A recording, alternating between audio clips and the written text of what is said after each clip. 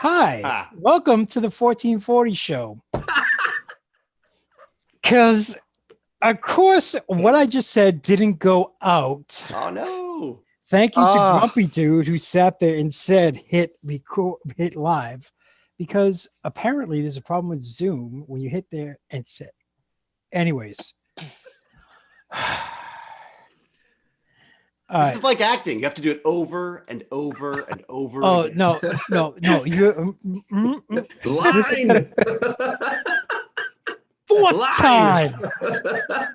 Anyways. Oh, man. Where's that cheat sheet? Put it up. But you know what, though? It's recorded, so I can just, prove that was it. And I apologize to our guests right now that I have to go through this again.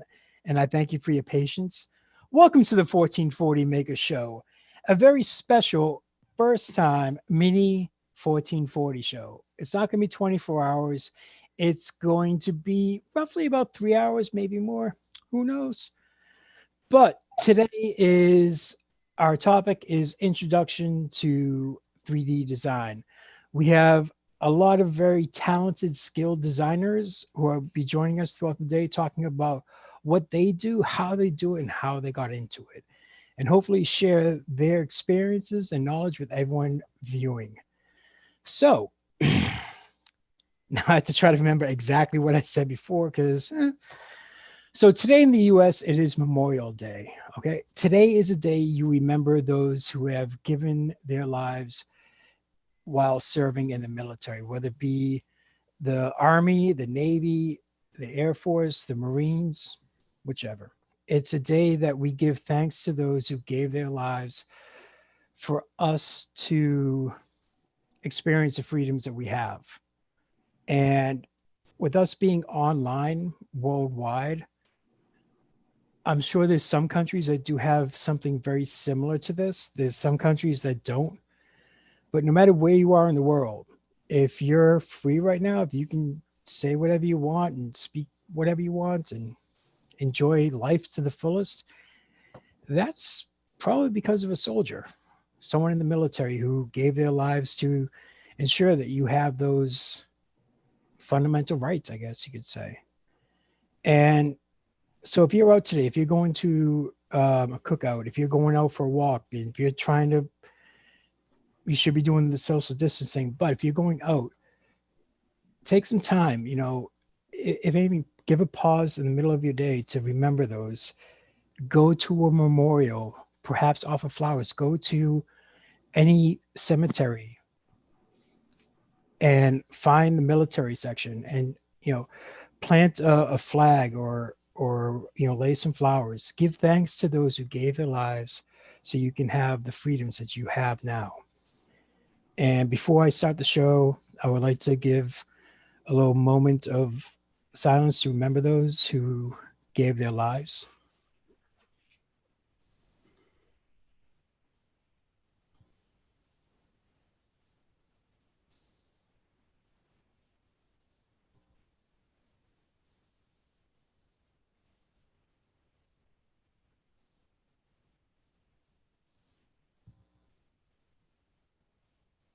Thank you. So, as I said, and now it is recording and everything else, we are going to start the show. And of course, with new style with the 1440, take two, but for everyone online, this is take one because it's always the best one. Yeah. This is our second 3 hours. Yes. First try. We've been on since 9 a.m. Oh, wait. Hold on. Because I got Uncle Jesse's waiting for you, man. I'm sorry. I was speaking. It takes a lot for me to think. I know. What's up, Clayton? Hold on. He has his microphone. You're muted. Go to audio. There we go. There we go. There we go. Welcome. There we go. There we go. The legend. What is going on, everybody? Hey, Now- sir. Good to see you all. Same. Now, for our guests that are on right now, what you see on the Zoom chat is different than what's on YouTube. The lineup is completely different.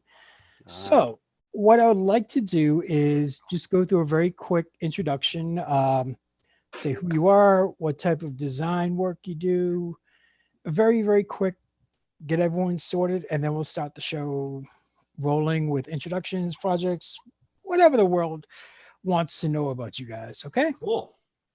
So I'm going to start it off. I'm going to ask Mr. Rickie Tanner. Go right ahead, sir.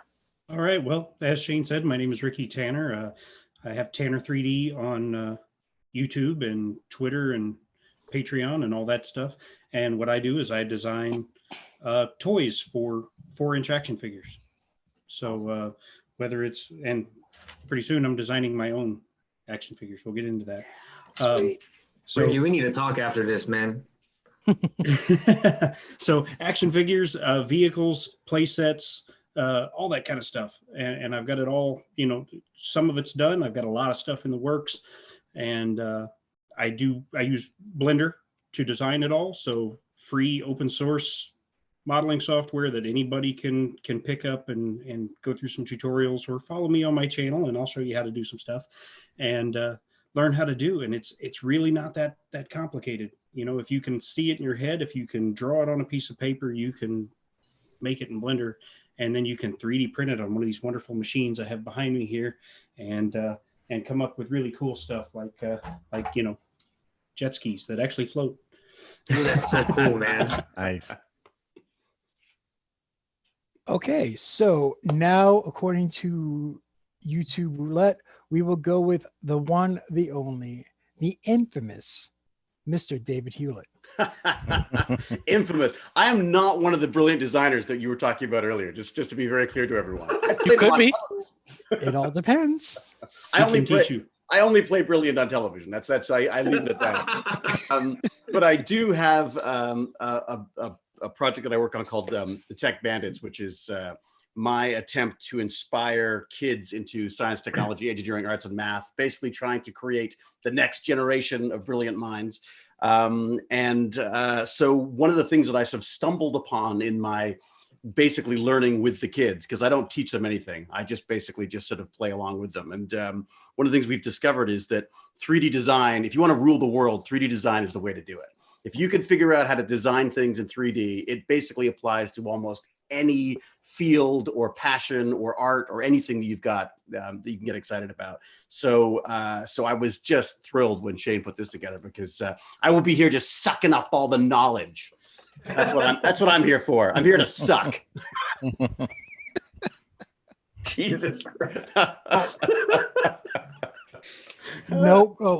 I just need to clear my head. What is the rating on this show? Is the 3 hours up? Really funny. Sorry, it's a cold. Hay fever. So with that, we will go to someone who looks like they're sleeping. Oh, there you are. Hello, Mr. Happy Extruder. How are you? Good. It's a pleasure to be here among all these great people, and I'm just a starting designer, but I've accomplished a few things in the short time that I've been learning. I started out with a 3D printer, and I started to see how I can tinker these things and mod them to do different things. And that led to me designing larger printers from ones I already own. Like there's one over there that used to be an Ender 4, and I turned into 1,000 millimeters. I did the same thing with a CR10. So you can print bigger, large busts, because I was aiming to do a lot of Marvel characters. And that led me to the community of 3D printing, and I went out to some of the events and met some of the awesome people.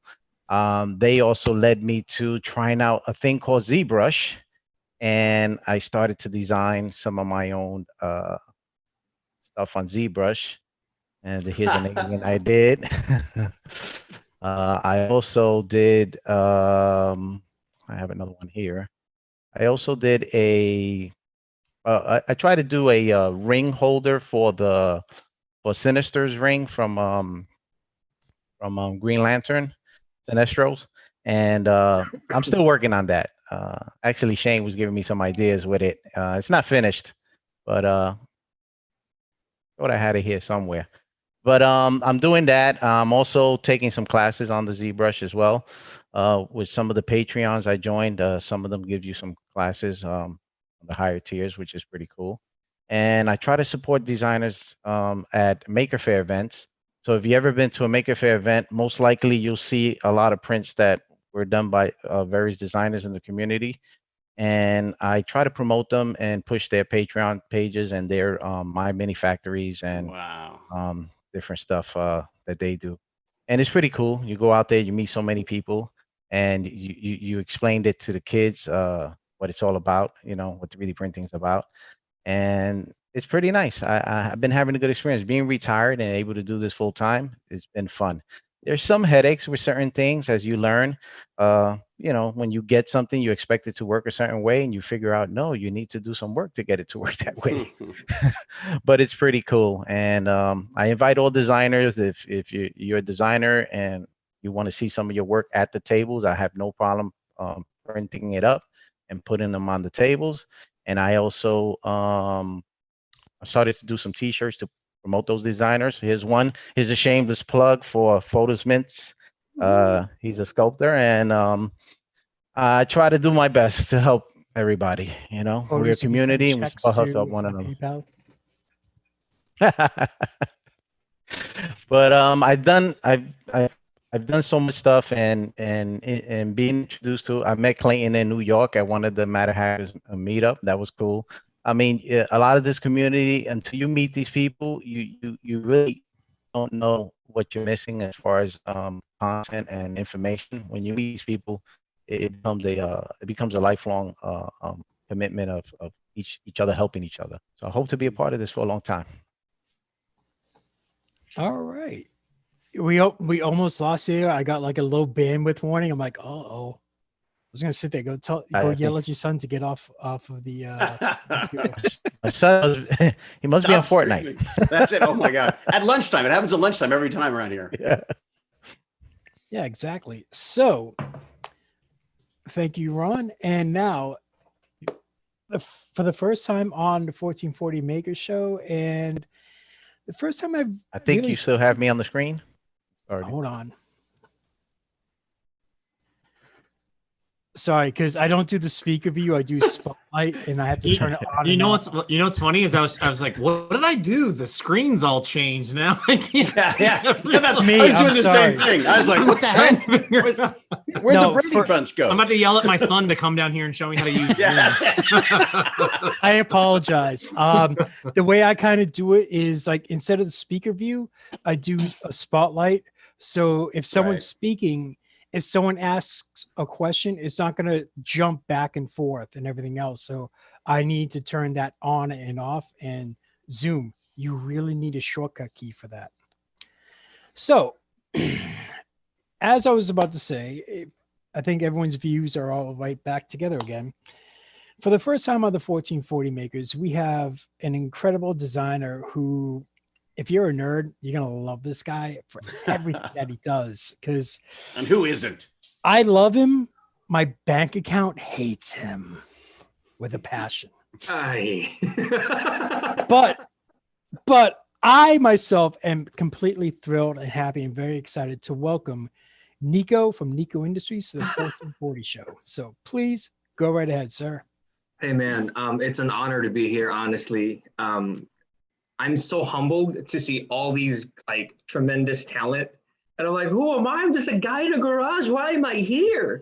And so again, I mean, truly humbling. So first of all, Shane, I want to say thank you for that beautiful memorial speech, man. As someone who's ex-military, it means a lot to us. So today, man, I just want to say, like Shane said, just take time. It's just a minute, man. I get it. Everybody's grilling. It's the first day of summer. But the reason we're not speaking German right now is because of them. You know what I mean? And just take 2 seconds, just a minute to say thank you to a service member. I mean, we stick out like a sore thumb, you know. Is anyone else ex-mil here aside from me? Shane, ex-mil, Happy Extruder, ex-mil. See, I could have picked you guys out. So it means a lot. So thank you, Shane, for that. So the way I got started in 3D printing was actually, I started in foam. So my kids loved dressing up when they were younger. They loved dressing up as Marvel's heroes. And they used, I would take them to the Disney store and they would buy these like really nice Disney outfits. And the thing about kids, man, call me a softie or whatnot, but there's only so many times we get to dress up with them when they're kids. Those times are limited. There's only so many hugs. There's only so many cuddles we have until it's all gone. And so I wanted to take all that time and maximize it. So when they dress up, I dressed up with them. And so that's what started. And so when my son had this really cool Iron Man, it was like padded, he was 4, he loved it. And so I was like, I'm gonna dress up with you, bud. So I made my first Iron Man suit out of foam. We went to a Comic-Con, man, it was great. And I was like, you know what? I fell in love with the craft. I fell in love with it, and I wanted to get better. And I was just scrolling through Instagram, and I saw this dude, he posted the shin part of this Iron Man, and my jaw dropped. I was like, what is that? I go, is that crafted out of foam? He said, no, man, it's 3D printed. I go, what printed? He goes, it's 3D printed. I go, that sucker's plastic? He goes, yeah. And that was just the birth of Nikko Industries. That was the birth. I didn't expect for it to blow up this big. I was just a dude in a garage trying to build an Iron Man suit, man. I was just sharing. And then going through it, I met this really, really cool guy named Uncle Jesssy via YouTube. And I made these calipers out of foam. And I was like, oh, so this is how you measure your head. This is how you, there it is. This is how you, scale, do all this stuff. And he was like, dude, I used to use a door for this. And so he was like, nah, man. And then that was the birth of a magnificent friendship. And there it is. Look at that. Just perfect measurements all the way around. Look at those guns.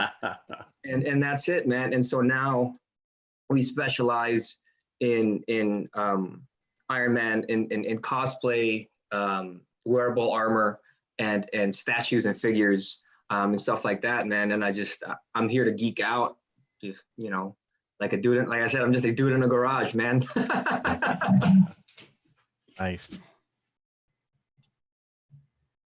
That's it, brother. Shane, can we hear him? We can't hear Shane. Shane, you're muted. Oh, Did he mute? Nope, Nope. nothing, brother. Now, there we go. Yeah, there you go. Hey. yeah, but see, muting, if you can't hear me, sometimes that's a blessing. So, I mean, it's just like, oh my, finally he was quiet. You can actually get to people who notice. I love that mug. Thanks, man. I know. I Me love that too. thing too. You're like, all right, ready to go. I'm like, man, How is it to drink out of though? Like I have this fantastic Wonder Woman one, but it just keeps dribbling down my front. It tastes half as good. Yeah. so, Half the taste Next- is gone. oops, sorry. Pour something in and immediately half goes away. Dude, I'm on like my 6th cup of coffee because I needed it. So now we have Fernando, Mr. DSK001, joining us. Sir, the floor is yours. From his clubhouse. Well, you're calling it a clubhouse. It's actually underneath my daughter's not a bunk bed, but a loft bed. Living in a small apartment in Manhattan has its limitations. And But when did this all start? I don't know. It'd probably go all the way back to high school, where most New York residents would know when people went to a certain high school because of the T-squares they would be carrying around in their backpacks. So an engineering class I took made us carry around these huge ass T-squares and doing line drawings of all these models that eventually then we learned CAD. And from there, I just been playing around with CAD software ever since. And then I would say after I met Joel Telling on the last New York Maker Fair was when I really started to put in the time to make a lot of models and put them up online so that others can print them and share them and enjoy. okay, cool. Thank you, sir. 1 second. Let me switch things around. Now, are the lights there all the time, or did you put them up just for this broadcast? No, the lights are there permanently. Oh, I'm impressed. That's good. Oh, wow. All right. I always feel like you're in like this secret hideaway location and everything else. You know, you hunker down. So doing so your- how your is it edits. in Manhattan in 3D printing? Because my wife and I used to live in Manhattan, and there's like, I would not have enough room for almost anything that I've printed, or I'd have to print and then like enjoy it for a little bit and then get rid of it to make room for other stuff I'm printing. Yeah, I've had a few moments like that. I don't print as much as I wish I could. Yeah. But yeah, space is limited. So there's things that are like tucked away in a corner that I don't get to see again, or they're hanging off a wall on one of my kids' bedrooms because there's nowhere else to put it. But you could do what I started doing, which is gluing stuff to the ceiling. So we've actually got this Boba Fett up there. Oh, there you Oh, Oh, nice. There's a penguin somewhere at the back as well, but I don't think you can see that. That's nice. Yeah. Hot glue gun. It's amazing. I have a helicarrier I need to find the space for. Oh, there you go. So I'm not the only one with like unfinished projects in a corner, right? Like hands up if Oh, yeah. Oh, I have- yeah. Why do you think I had the boxes. green screen here? It hides my shame. it's Boxes. so many. Oh my gosh. Yeah, there's always stuff. And I keep like, I'll find a part and go, oh, that's where that is. You know, because there's always like 10 different parts I've printed out. I have the Where's opposite end of where this it's I sword? find a don't random understand. part. I'll find a part and I go, what was I printing this Yeah. for? Oh, What was yeah. this Right. for? Huh. Where does that go? I've had to reprint a few parts, or I've found two of the same parts, and I'm like, that's not right. So, last but certainly not least, we have a very well-known member of the community who got his start within the Xbox community and has made the transition over from video games to 3D printing, Yeah. and who's taken this time during quarantine, lockdown, stay safe at home, whatever you want to call it, to really grow his social media presence, his YouTube content, and everything else. Ladies and gentlemen, the one, the only, Mr. Uncle Jesssy. Too kind of you, sir. Thank you. Yeah, no, I'm still heavily involved with Xbox and my Xbox, and currently playing a lot of Red Dead Redemption again. So That's a when good I'm not editing a video or 3D printing something, it's more than likely I'm playing some sort of a video game. And by the way, you'll hear my kids upstairs above me playing Mario Odyssey, jumping and probably yelling at each other here for whose turn it is. Can't hear him, man. Yeah. But yeah, no, I just do. I mean, I print just I find a lot of cool stuff and try to print it and share it as much as I can. Obviously, Nikko here, I've printed a good bit more stuff than I think I've even shown off on videos from Nikko. I just found a Black Panther Infinity Gauntlet as I was cleaning my workshop area here last night. I completely forgot about this project, and I was all psyched and all hyped up about this. And we were texting back and forth for like days, and I was like, "Oh, I'm gonna do this. I'm gonna do this. It's gonna be awesome." I was like, "I just found it." Lost. There's many lost projects here. But yeah, no, on the design end of things. Similar to Ron, Ron, about a year ago, was it, that we were both starting up on ZBrush, and then you took off with it. We're amazing with posting just amazing designs. And I was like, and I sort of set it off to the side, and now just recently started picking it up again and trying to do, I don't know, a half an hour to an hour. I would like to say every day. At this point, it's been like once a week. So my design skills are limited to mostly Tinkercad, and now starting to pick up ZBrush. I keep saying I'm going to try and attempt to learn Blender at some point. And actually, there's a really fun project that I've got in the works all around 3D design on your iPad. Because there's some really amazing apps for just different design elements and tools that are available on your iPad for pretty cheap or free, which is cool. Oh, that's great. Because a lot of the kids don't even have. I mean, their computers are being used for school.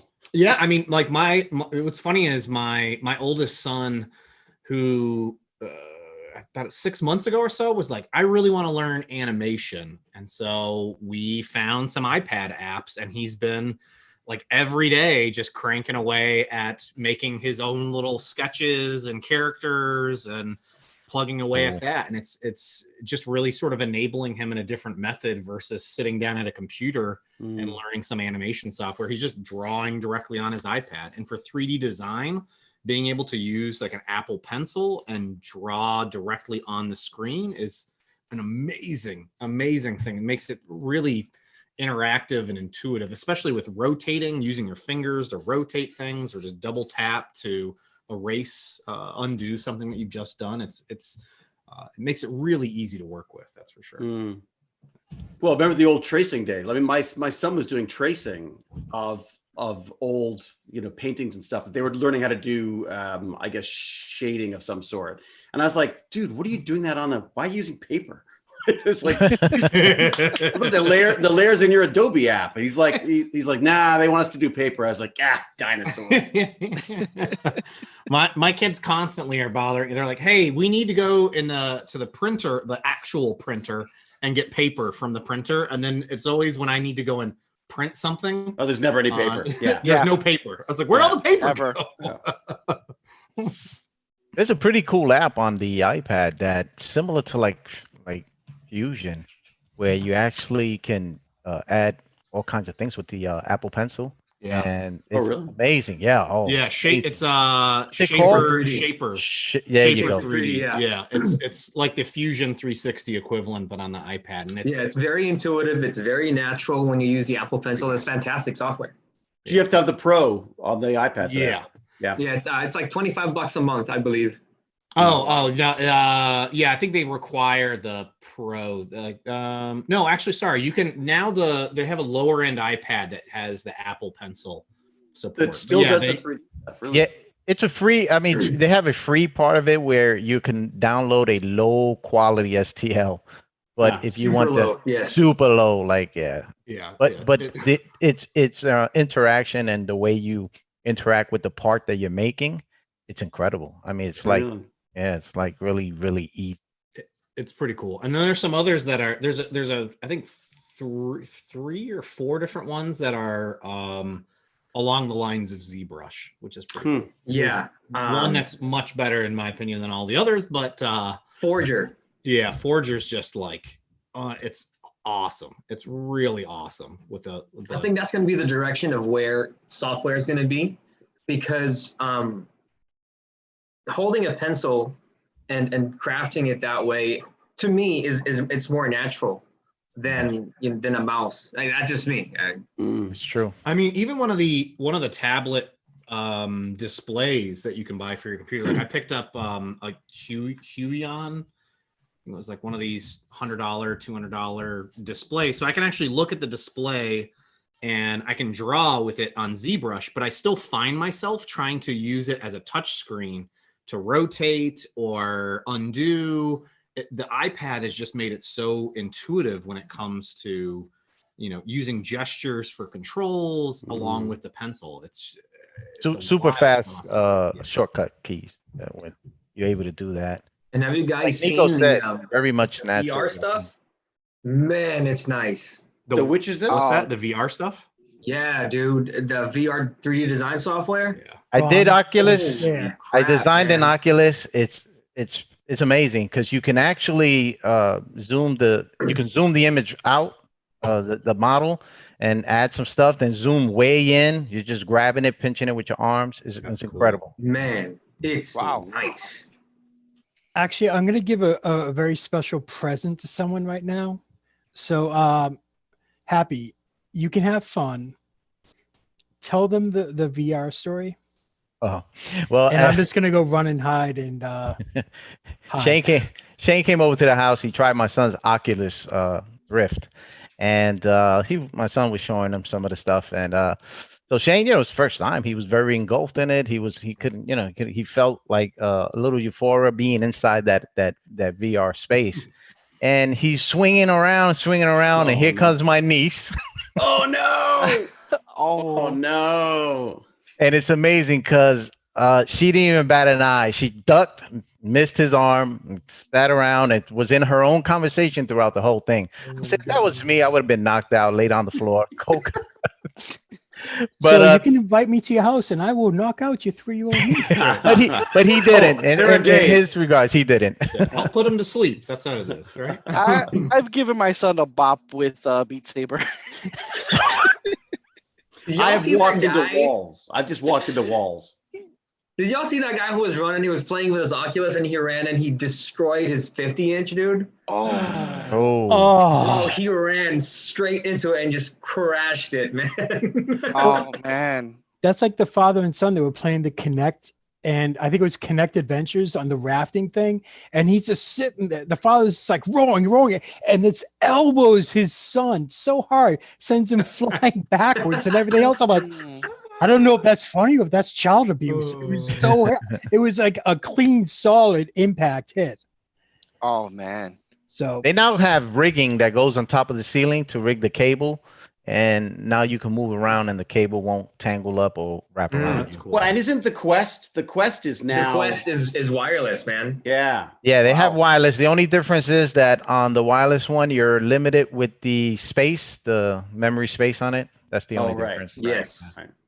Yeah, because I had this all rigged up for the Vive. I'm up in Canada. I want to say it French all the time. The Vive. But yeah, the number of times I walked into stuff and knocked things over until we got that sorted out. But yeah, I haven't played it for a while though. I found my problem is I have like the curse. I have like a nerd curse where I love video games. I love VR. I love all that stuff. I get motion sickness. My wife is the same. Yeah. I've tried everything. I'm popping gravel. I'm chewing on ginger. I'm like, Jane's like, well, my wife is just like, well, why don't you just stop? I'm like, I can't stop. I got to be able to do this. Yeah, I get motion sickness with first-person shooters too, man. I'm just like, Yeah. how do you guys do this? Yeah, I Sounds can't you do can that. build up a Minecraft. tolerance. I was like, nope. You can build up a tolerance, I find. And also, I don't do full screen anymore. I just do windowed. It's the only way I can do it. And I have to keep stopping. And the other thing I've discovered is temperature is a big part of it too. If it gets warm, it's much worse. So we have the door open. My son's always like, it's freezing. I was like, shut up, we're playing. It's like, Yeah, any of those FPS games that seem to think that we walk like this, yeah, Right. yeah. can't do it. And the victory dances people do at the end of like an Overwatch thing where they just start spinning around. I'm like, oh God, no, that's it. Hilarious. all right, how about this? We have Rickie Tanner, who Yes, sir. designs his own unique style of, I get, what would be a good name for it? Would it be like retro toys? Because your designs remind me of the old school. Well, not the old school, but like the G.I. Joe toys from like the 80s and 90s. They are designed for 1/18 scale or 4-inch action figures. So regardless of age of the figure, era, brand, like, you know, if you're into the little Marvel Universe 4-inch figures, or if you're into G.I. Joe figures, or you know, whatever you're into, the 4-inch figures, they're compatible with all of them. Now, how did you first get into it? What gave you the idea? Because as far as I know, I mean, there's not a lot of people who dove into that area. Well, you know, it's kind of a long story, really. I mean, it goes all the way back to childhood. If I had, you know, I would pick up vehicles and figures and stuff at garage sales that were missing stuff. You know, they were broken, they were missing pieces, and I would disassemble them and find ways to cut them up, glue them back together into my own creations. And you know, and then that led into, you know, as an adult and a toy collector, I would modify stuff that was incomplete with using styrene and gluing it and shaping it with files and painting it up and all that kind of stuff. Even have some stuff that I made out of dollar store foam board. And then, Hasbro kind of stopped making new G.I. Joe stuff there for quite a while. It looks like we may have some new stuff coming on the horizon since they do have a new movie coming. But, I was like, there's still a desire for more and new stuff, and so I thought there was a need there, and at least personally for me. And so when I found out that 3D printing had become affordable, it was no longer something that it was, $3,000, $4,000, $5,000 to get a used machine. You could now get brand new ones for, under $500. I was like, this is attainable. This is something I could do. And my education, I do have a degree in game design. And so I, was trained with 3D Studio Max initially, and which led me to now I'm on Blender because Blender doesn't cost a fortune. Blender is free. It's open source. Anybody can download it. Super powerful, man. Yeah, it's really intimidating when you first start out, but it's amazing what it can do. It's just glorious. Yeah, and it's extremely powerful. The problem most people have when they undertake trying to learn Blender, they try to learn too much, right? Because Blender can do so much. So my advice to anybody who's wanting to sit down with Blender, identify before you do it exactly what you want to do and learn just that one thing. Just that one aspect of Blender, because Blender can be used as a video editor and compositing, and it can be used sculpting. Cinema 4D, it can do. Yeah, it literally can do whatever you want it to do. And if you're a programmer and, you can model, or you can make your own add-ons for it and stuff, because it's you can add your own scripts to it. But yeah, identify your specific use, your specific need for Blender, and focus on just that, because it's really easy to jump down a rabbit hole of, well, this animation and, game design or, 3D printing, but it's capable of handling it all. But if you try to learn it all at the same time, overload, you're not going to learn any of it, because you're going to be so overwhelmed that you get nothing accomplished. And it's interesting. You spend more time, throw your hands up and go, this is too hard. So you spend more time learning than you do actually using it. Right. Yeah. And that's the thing I hear from most people is like, I tried Blender. Blender was too hard. You approached it from the wrong angle. You tried to approach it from, look, Blender does all this, I want to do all of it. You can't do that. It's nobody's brain works that way. maybe like the super uber geniuses or something that could just sit down and suck it all in at once. But identify why you want to use it and how you want to use it, and focus on just that. So my goal was creating my own toys. That's where I started with, and so it was just a matter of, I'm going to model this and I'm going to 3D print it. That's it. The things to remember with 3D printing is models have to be manifold.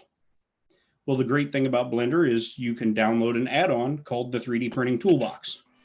The 3D printing toolbox, you add that add-on to Blender, and it's one click of a button. You can see if a part's manifold. And it'll tell you if you have non-manifold edges, and you click on the non-manifold edges button and it'll highlight all your non-manifold edges.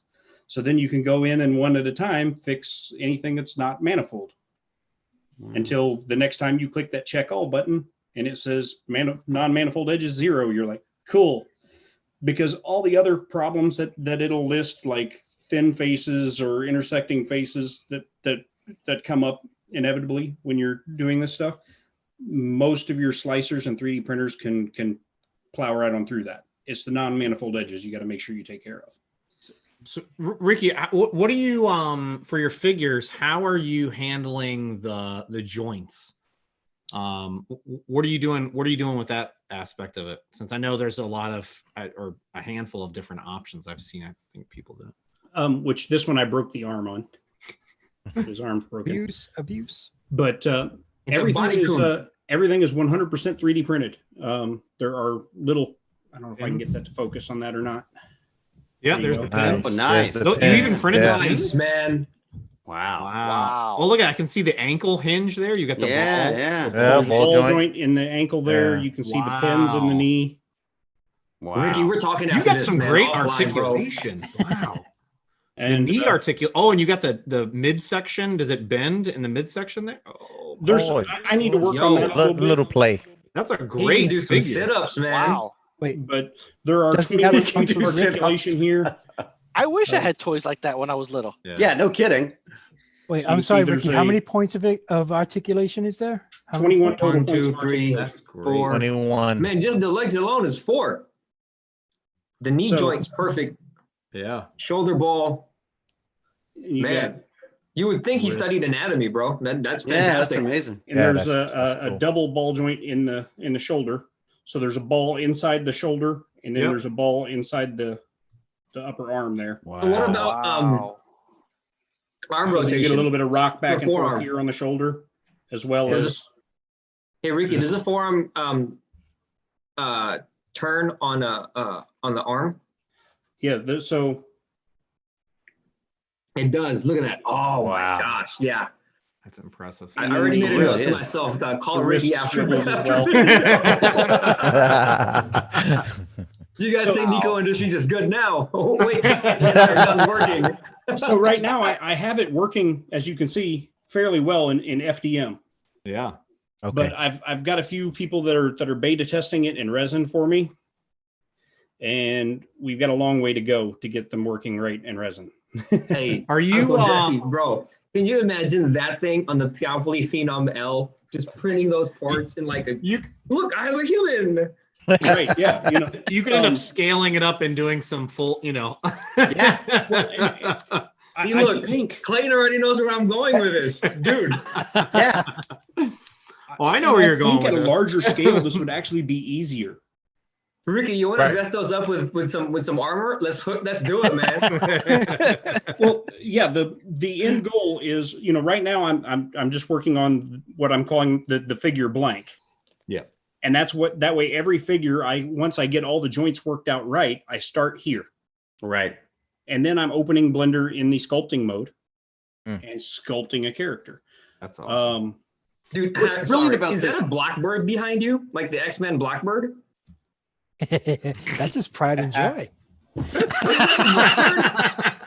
Did you see that smile there? Yeah. Here's It's a like you'd hold- never ask. hold my He sunglasses. was like, I'm ready for someone to ask this question. That is awesome. Nice. This is called the dagger. Oh, man. That is awesome. And it, Bro. Oh my God, that thing lifts up? yeah. It, that's one of the iterations of the design currently that is being worked on, because I need because of the shape of the canopy needs, I need to carve a little groove in here. So the Yeah, canopy so that slides it forward. To lift pops up. yeah. up. Wow. Wow. Look But at that. as you can see, it holds two figures. That's amazing. It's Dude. huge. It's like 800 millimeters long. It's 500 millimeters wide. So Happy this can thing print that took in one a go. lot of time and a lot of filament to print. You need like a couple of those model rocket engines in there as well. I don't know if it would actually fly or not. Man, get with a drone company. Just put some drone fans in there. Make that sucker fly, dude. Yeah, you think so? I was gonna Oh, say yeah. just coat Pretty the heavy. whole thing in 3D gloop and then just throw some of those rockets in there. I need to get filament sponsors, and I need to get a sponsorship from 3D Gloop, because all my stuff has to be like assembled. Yes. Reach out to Um, them. What is And glue? What is the glue? Speaking of design and how things can evolve from one thing. Well, one day I was sitting around going, I suck at designing aircraft. It's not my forte. So I sat down and I started playing. Well, I was looking around at some reference photos and whatnot, and I stopped on an Indy car. And I was like, an Indy car could be modified into looking like a jet or a spaceship, something like that. So if you look at the body lines, Ha. this section of the body Yep. Yeah, you up got to here, you can tell it started off as an Indy car. Yeah. Mhm. Mhm. And then I extended the nose and put wings on it, and now it's a plane. Man, I thought that was the Blackbird from X-Men, dude. I was like, I kept looking at it like, dude, is that what that is? Wouldn't take much to change it into it. No, it wouldn't. It wouldn't. It already has the general shape of it, man. Yeah. Just a few tweaks, man. My thoughts on modeling stuff that's other people's intellectual property is I try to avoid it. Right. Well, it's more fun to have your own anyways. Right. So that's my personal view on it is I'm like, somebody else already came up with that design. That's somebody else's. Right. So, but I can make something that will fulfill the same role, but came out of my head. This is the stuff with the kids that I find all the time is that my fear with 3D printing is that for so many of the kids, it's just about printing knickknacks that already exist. Whereas the push to try to get them to actually make their own thing, because that's a whole other step for them, right? Yeah. Right. Well, and a big part of that is if there's something you like, sit down and figure it out. Make something that fulfills the same job yourself. Yeah. Right. And when I started this project of making these things, I kind of sat down and I went, what if I was to take my own spin on a vehicle that does every job that G.I. Joe's vehicles had done? Mm. So one of my first vehicles. That is so dope. Is this one here. It's called the VSV, which stands for Variable Support Vehicle. Ha. The variable part of it is I design these things to be modular so you can print different parts and make it how you want to make it. So dude, miniatures just went to a whole new level. Yeah. If you don't want, which this one's not glued together because I do so I can show off. And it's broken up fantastically, man. It's super easy to assemble, super easy to put together. Mm. I can show off the modular nature of it. That's why I don't have it glued together. So, but ideally, once you would finish, you would glue everything so that it's solid. So say you don't want it to have the turret and you don't want it to have A hard top. solid roof. Well, and just You go pulling beach off the mode. roof panel and putting the lights back on the roll bar that the roof panel is attached to. Nice. There you go. There you go. So if that's the way you want it, you would just print these parts out, glue it together that way. But if you want it to have a solid roof, now there's a roof panel. And you just, instead of mounting the lights to the roll bar, you mount the lights to the back of the roof panel, you mount the roof panel on the roll bar. I love that because you've got a platform basically to work from. So you can create a toy and then you could, once you've got the toy, you do whatever the hell you want with it. Like you could just, and that was my goal with it all, was that all of my vehicles will have a modular feature to them so that you can pick and choose your own parts. Wow. And I'll talk about it here in a minute. The Rep Ranger was commissioned to be designed by Pooch. Yeah. From Repcord. He commissioned me to design a vehicle to showcase his battle pack filament. Yeah. And so I'll go get it here in a second. And I thought from the beginning, it's like, I want a vehicle that's easy to print, can be printed on just about any printer. So any 200 by 200 build plate printer can print it. Most of the parts, save for 2 parts, snap together. So there's only 2 parts that require glue. And then it's got a bunch of different modular features so that you can put it together how you want to put it together. Let me set this down. I'll go grab the Rep Ranger. I'll start with the really cool. I think it's really cool about this is because it's all in Blender. You could use this in many different things as well, right? Like you could animate these things. Right. If you wanted to turn this into a game model to use in a video game, it wouldn't be hard to do. If you wanted to use it in animation for a little short film or something, it wouldn't be hard to do because you've already got the base model made in Blender.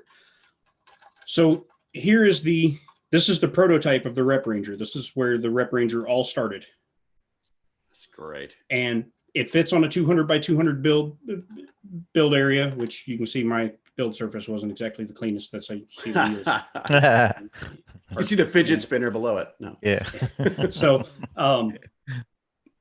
but you print the frame. The frame, like I said, I tried to make this as easy as possible. The frame has the seats and the center console built into it. So you're just printing this frame out, and then you print out the lower body section, and they've got snap connectors in them. So there's a little ball that sticks up off the frame here, and then a little snap connector on the bottom side of the lower body, and you press them together and they snap. The front grille is all, and rear section here is all part of this lower frame. You print it out, you print out the lower body, you snap it together, you print out the front and rear upper body sections. They also have the snap connectors on them. They snap together. The wheels do spin. Nice. And they're all designed. Drop of glue in between the tires and the wheels.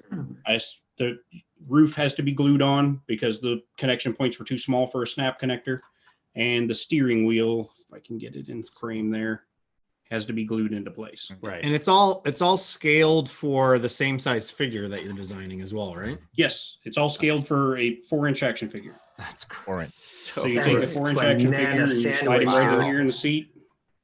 That's great. Man. And there you go. And then as far as the modular nature of stuff, the weapons are modular in this, for instance. See the little hex-shaped holes all over stuff. That is You design weapons. and I are talking after this, Ricky. Hex-shaped We're talking pegs, a lot after and you this. just Oh boy. line them up with the hex-shaped holes, and they snap right in. And now you've got Gatling guns on the hood. You don't want the Gatling guns on the hood. You want to put them on the back. Well, there are hex-shaped holes back here. Wow. Man. So you just peg them in back here. So never buy toys again because Basically is what he's saying. Yeah. And now your Gatling guns are mounted on the back. Yeah. There You know, is, I was just imagining like Elsa fully articulated on like a jet just shooting. Oh man. there is a turret with which you can, there's a gun or a missile rack or numerous different things, and it mounts to the hex peg on the back here. You just plug it in, plug it in right there, and now you got a missile launcher on the back. Wow. And then mount like a what do you call that? Like a laser pointer in there. Yeah. Everything's better with a laser. It's true. Of course. Bro, Some servos. Keep it going. So put a rail gun on there. It's a wrap, dude. one of the You could so when the first disassemble my kid's 1440 Maker Minions stream fart came gun, up, put the fart sound in. Oh yeah, there you go. the first 1440 Maker stream came up, which was for the to raise money for the brush fire relief in Australia.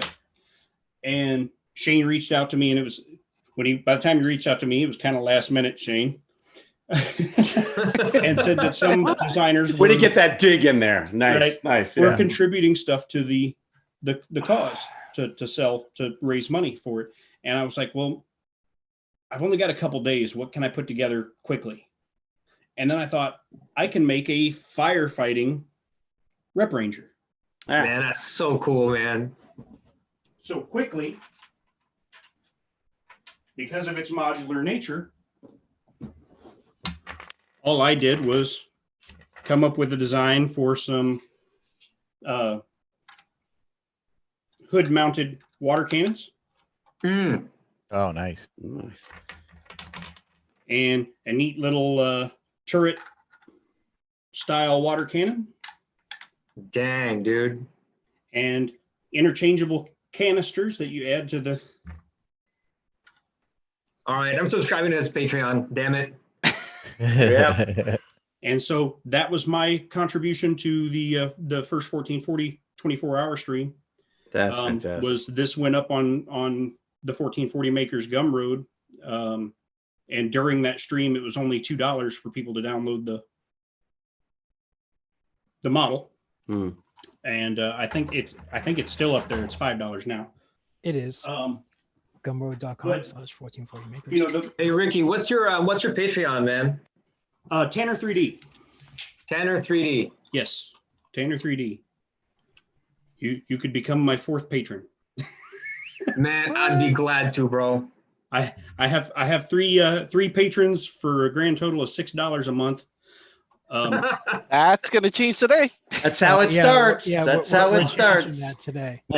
All of the money that comes in on that, I turn into other stuff for this. I don't use that money for anything else. I use that to buy add-ons for Blender. I use it to buy filament, things like that. Yo, if anybody who's watching this stream right now, you guys, I'm on Tanner 3D for Patreon. If you guys follow me, man, go do yourself a favor. Not me. Do yourself a favor and become a patron of this guy. Man, Thanks, Rickie, man. that's fantastic, dude. It's absolutely amazing. Phenomenal job, bro. All of my patrons get early access to everything that I design. I will put my designs up for my patrons on the Discord I have for them before I've even printed or tested it myself. So you can jump in and be the first to print it if you want. Huh. The modular nature of things, we have different roof panels available. So if you like more of a T-style roof. Is that the Murica version? Yes, I have many different MMU palette printable designs for it as well. This one is perfect for today, being Memorial Day. Murica. That's right. Which this one also incorporates something that I had to go back and redesign the Rep Ranger for a little bit. Have you printed those tires in TPU? No, these are just PLA. I'd like to try TPU, but I have not done so yet. Dude, that in TPU would be fantastic. Roy Holly on Twitter, and sometimes he pops into the streams, has done some TPU tires and stuff, and it's worked quite well. But the original Rep Ranger, the axles were built straight onto the frame, and so you were kind of stuck with them being at that height. So I went back and I changed the frame to use snap fit, the same type of snap fit connector that is in the lower body and the upper body. Wow. So you can snap on axles. Oh, that's amazing. So now it has snap-on axles, and you can do different tire sizes. And I mean, I can make a lift kit to put bigger tires on it easily enough. It would just be change a toy lift kit. I like it. Yeah.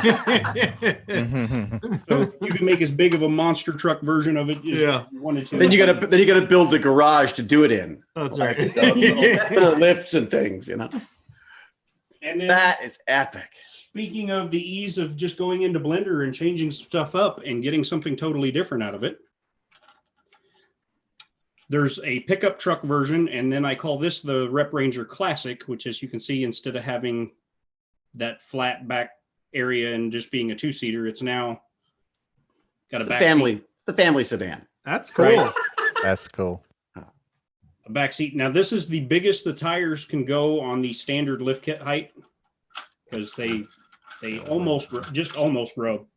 That's perfect for the beach. Stuff glued together on this right now. The reason being is there are other options for the top that I haven't tested yet. We're gonna need a bigger table. I need a bigger room too. Can we share screen share on this? Where's the screen share? You should see on the Yeah, bottom. I started in here. I've now spread the entire basement is now mine. Host, So I'm looking host to buy disabled my next participant house. screen sharing. It has to be a 3-car garage. Like, I can't get any less, because a 2-car garage will just, I'm full. Just my rack of my machines is like, oh my gosh, I have to. And then the Phenom L is it's huge. It weighs almost as much as me. Huh. I need to get, at some point, I need to get my first resin printer. I'm dying to play with that too. Yeah. Yo, look at that thing. Yo, that thing is huge. Ooh. Look at Uncle Jesse's screen. That is thing's awesome. ginormous. Like, what did you just make, dude? Oh wow! What's in Is there? that resin? Yeah. Yes. It's a base. This was it's a base for an upcoming statue that I'm showing off. Nice. Dude, okay, I gotta say, I'm so jealous that you're working with Rafa. I am so jealous, man. That dude is a god among men. Rafa, if you're watching, yo, you're inhuman. He's wild, man. He's Have you seen his Nova? Yeah. What? Crazy. The dude just cranks out stuff at like this. It's Unbelievable, dude. insane. But I need to jump into resin printing at some point so that I don't have to ask other people to test stuff for me. Yeah. So that I can start Well, testing this good myself. news is they're continuing to drop in price. I mean, you can get them now about $200 or so for. Yeah. Yeah. Blue Mars for the win, dude. I was looking at the one I was seriously considering recently was the Frozen Sonic Mini. It's awesome. That's great. And that was that's because of the print speed of it, as well as I was like, I could quickly prototype a figure. Yeah, no. What I love how, because you've limited what you're working on, you know exactly the kind of scale you need. It's actually brilliant. Whereas we're all like, I don't know, maybe we're gonna print something big this time. Definitely like picked Like, a how many scale. parts do I have to break this up on? Yeah, exactly. In order to Yeah. print One this. of the things that I could see getting into, I would love to see what would happen trying to print like this in resin. To see if it's still the snap connectors still worked, if the scale was still viable. I wonder Entirely in resin. So if I had a big resin printer, I would be trying a. So I think printer. resin. So I feel that resin printers are best used for the ones that have that just microscopic, just the little details for them. Right. Well, So for that the Rep Ranger, evil man, thoughts that I I have- think your best bet is still FDM. Yeah. The evil thoughts that I have is if I do that, I would go into the model on Blender and I would model in like the gauge clusters where you would actually see the little marks on gauges Wow. and all that kind of stuff. I mean, Well, or you could end up making those individual printable that you're only printing that smaller component in resin and then snapping on or Right. gluing it on, something along Yeah. those lines. Yeah. and would Like work. seats, the change steering model wheels. to accept like windshield wiper Oh, yeah. arms and stuff like that, and use a Like you resin can see printer it to print says Rain-X on there. side view mirrors, little things like that. Yeah, that's cool. So at some point, I'll get there, but which I gotta point out this beast real quick, because this is actually, and you can get this on Thingiverse or on Prusa printers. Is it The standard 3D? files are up and available for everybody. Really cool. I've never finished printing the top of the tank because basically the part I was concerned about was this. Wow. And it's moving This freely. is Smooth. 100% 3D printed. There is no That like, needs motors, dude. Yeah, That no needs kidding. Motors and a remote control. Servo. see, I don't know how to do any of that stuff yet. Oh, I say, Well, yeah, you but- can go to your local hobby store and pick up a kit, and it'll Yeah. have a speed controller, the servos, and Yeah, we've got an RC shop here in Clarksville, and I went in and talked to them, and they were like, it'd be like $160, and I'm like, I don't want to spend $160 on something that I don't know what I'm doing. or like Arduino even. I have these like beautiful little- Well, you And can then take you the know what path that else? I did. You should mount a remote control turret that fires Nerf guns. There you go. got like these little things. Okay. oh, there you go. So that's just a little control unit. It has a little tiny Arduino on it, and it controls another Arduino that's on the car, and you can just drive it around. I can't remember what the kit was called. Adept. Yeah. They're great. So yeah, anybody interested in challenging themselves to put together something, Uncle Jesse, that's you. this is on Thingiverse and on Prusa Printers. I can't print anything that my kids will want to play with. Anything I print is just for me. It's just these are daddy's toys. Right. I have a jet ski, Oh man, Nice. that's cool. and it floats. I remember when I finished it, before I did the float test on it, I put up a poll on Twitter and I said, what do you think it's going to do? Do you think it's going to float, sink, roll over on its side? And most people said roll over on its side. So I loaded it up. I put 3 action figures on it. I set it in my sink full of water, and it floated perfectly. Nice. Beautiful. So man. I have a little pump. I have a little electric pump that you could put on that, And now That it's moving. and then it's moving. That would be really cool, So and actually wait- simpler in a way than the RC car. Yeah. Any It is. any submarine models, Tanner? Yeah, you know. Yeah, you'd have to put some sort of control fin or something on it. Yeah, Mhm. but basically steer. that's all you need, right? The servo could control where the pump is pointing, and that would be basically. Oh, your there own you go. little- Yeah. Yeah. So yeah, there's there's that. The other vehicle that Pooch Oh, commissioned me to yeah. make, Oh, nice. Bro. Oh, that's a really rep cool. chopper. That's got a nice That's nice. Airwolf vibe to it. Yeah. I haven't heard that name. In a Oh my long God. You know, the funny thing about Airwolf, I was in a church. There was a church like book sale, and I found the Airwolf Annual 1979 or whatever it was. I was like, we've got to buy this. My wife's like, why? I'm like, I don't know. It's like, it's Airwolf. And funny enough, my most popular model on Thingiverse, The dumpster? a dumpster. Hey, that's the thing, man. You'll never know what people will gravitate to. I have This some is models my where I most was like, popular oh, people model are on gonna love Thingiverse this. is a 1/18 scale dumpster. Really? I mean, And I dumpster use diving, that's the a whole movement. So screws and That's nuts true. and bolts on my desk. You know, you should have like you could build a kit that turns one of the cars into a whole dumpster thing. You know, whole dumpster lifting truck as well. Yeah.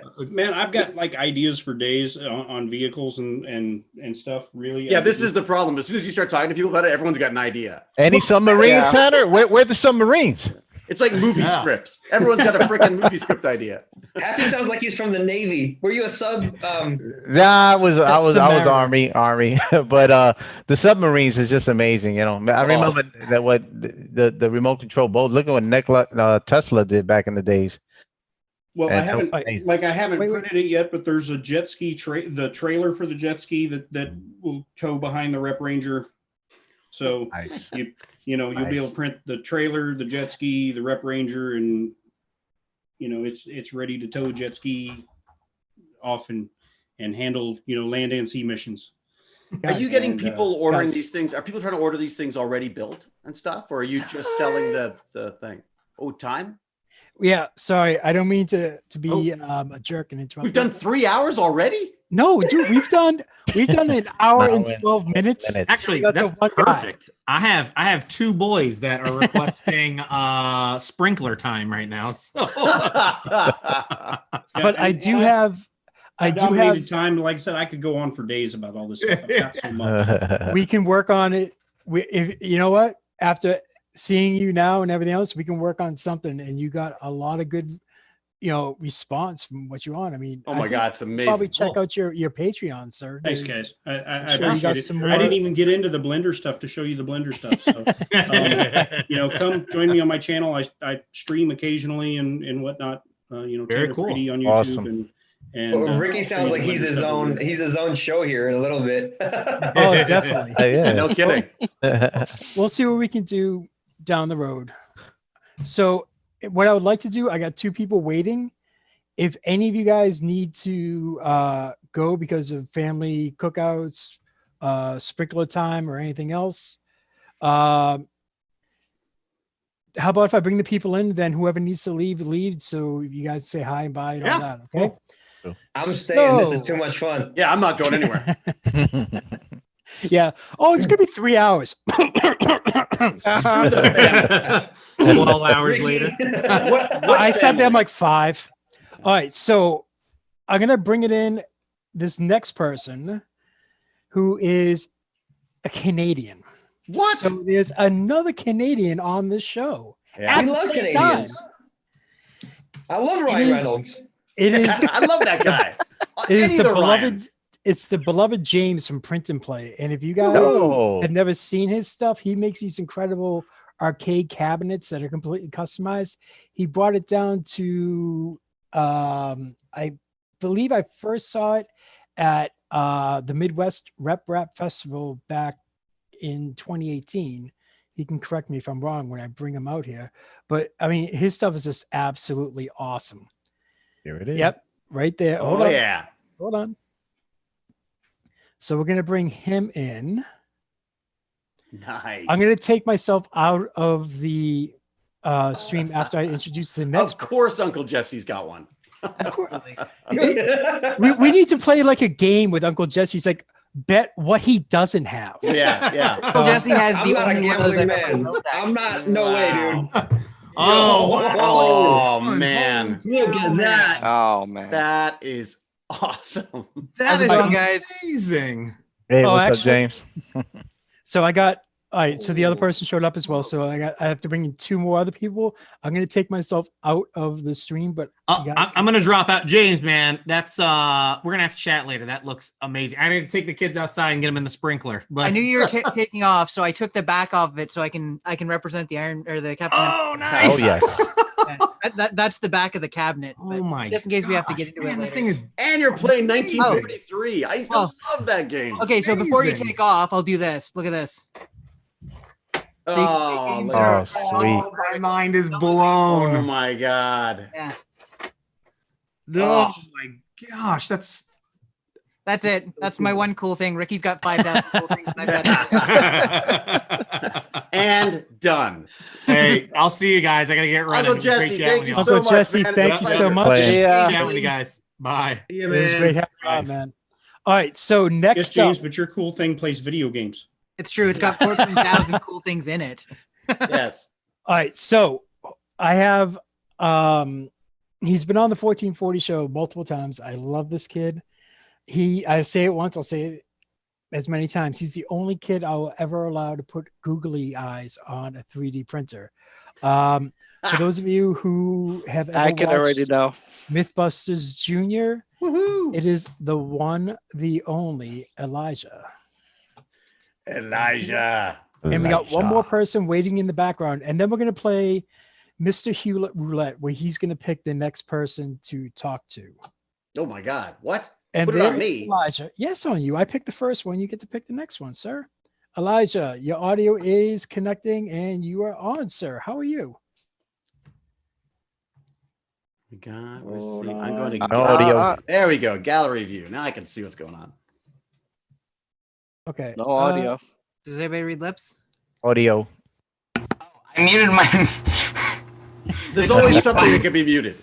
I physically muted my microphone. There's a mute button on here. See, it wasn't me. Okay. I didn't mess up the buttons. Blue Yeti right there. All right. Anyway. So Yeah, blame Shane. Just blame Shane. I got one more person to bring on who's been patiently waiting. I'm gonna step He- out so you can squeeze somebody in there. And yeah, it's been great.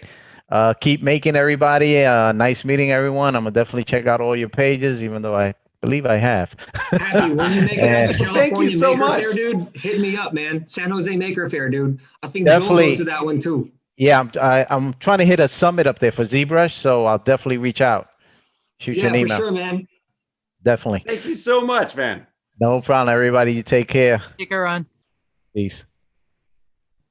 Okay, so now we have Mr. David Shorey. If any guys seen his work on social media, he does a lot of amazing things where he really worked with the idea of printing on fabric to make dragon scale armor. He's done work in robotics and a lot of other things. It would be impossible for me to sit there. It's like I can't classify him into one thing or two things. He does multiple things. So He he's works joined- at all scales. Oh, he does an amazing job. You see what I did there? Bumps. All right, so Mr. Shorey is coming in. And he's upside down. I love it. How to make a statement. I can't classify him into one thing or two things. Yes, Uh-oh. you're on right now, sir. There we go. There you go. There you go.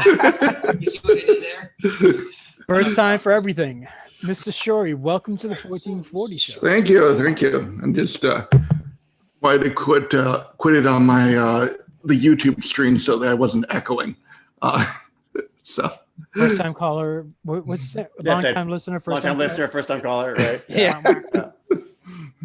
All right. So thank you to our three new guests. And I would like to take this time to personally thank Uncle Jesse and Happy Extruder for taking the time out of their holiday weekend to join us. And on with the show. So now, since I picked the first one, I think it's only fair that Mr. Hewlett picks the next person. Oh man, no pressure on me. Well, I missed Elijah the last time I was on, so I'd love to hear what he's up to and what is behind him, because I want that room. Oh boy. I get this a lot. Like this little rep printer thing. You got it all. Hold on, Elijah. Let me put you on full screen so everyone can see everything. Wait, Okay. sorry, Nico. This is actually my K8200. It's like a kit printer, but the instructions are really vague and like not good. It's basically like a printer you put together from very basic parts. You have to solder the wires. You have to. Nothing's pre-built except for the nice. Wait, guys, give me 1 second. Elijah, there's a dead duck hanging from your ceiling. I was about to address that. The famous duck. Give me a second. With the noose around its neck. That's just man. That was pretty morbid, bro. This is a duck I got from the set of Mythbusters. Makes noise. I don't know.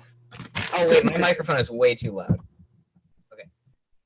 But it was distracting. All you see was the feet. That was it. Like, oh wow. Yeah, no, this is a pretty cool duck I got. And behind me over there is a Prusa. There's the Prusa. Currently has a broken heated bed that I'm gonna replace. I have the replacement part. But because of that, I haven't really been able to print things. I could print it on my Flash Forge, but I don't feel like it. So I've mainly just been using cardboard mock-ups of things I want to do. Oh, nice. Such as this.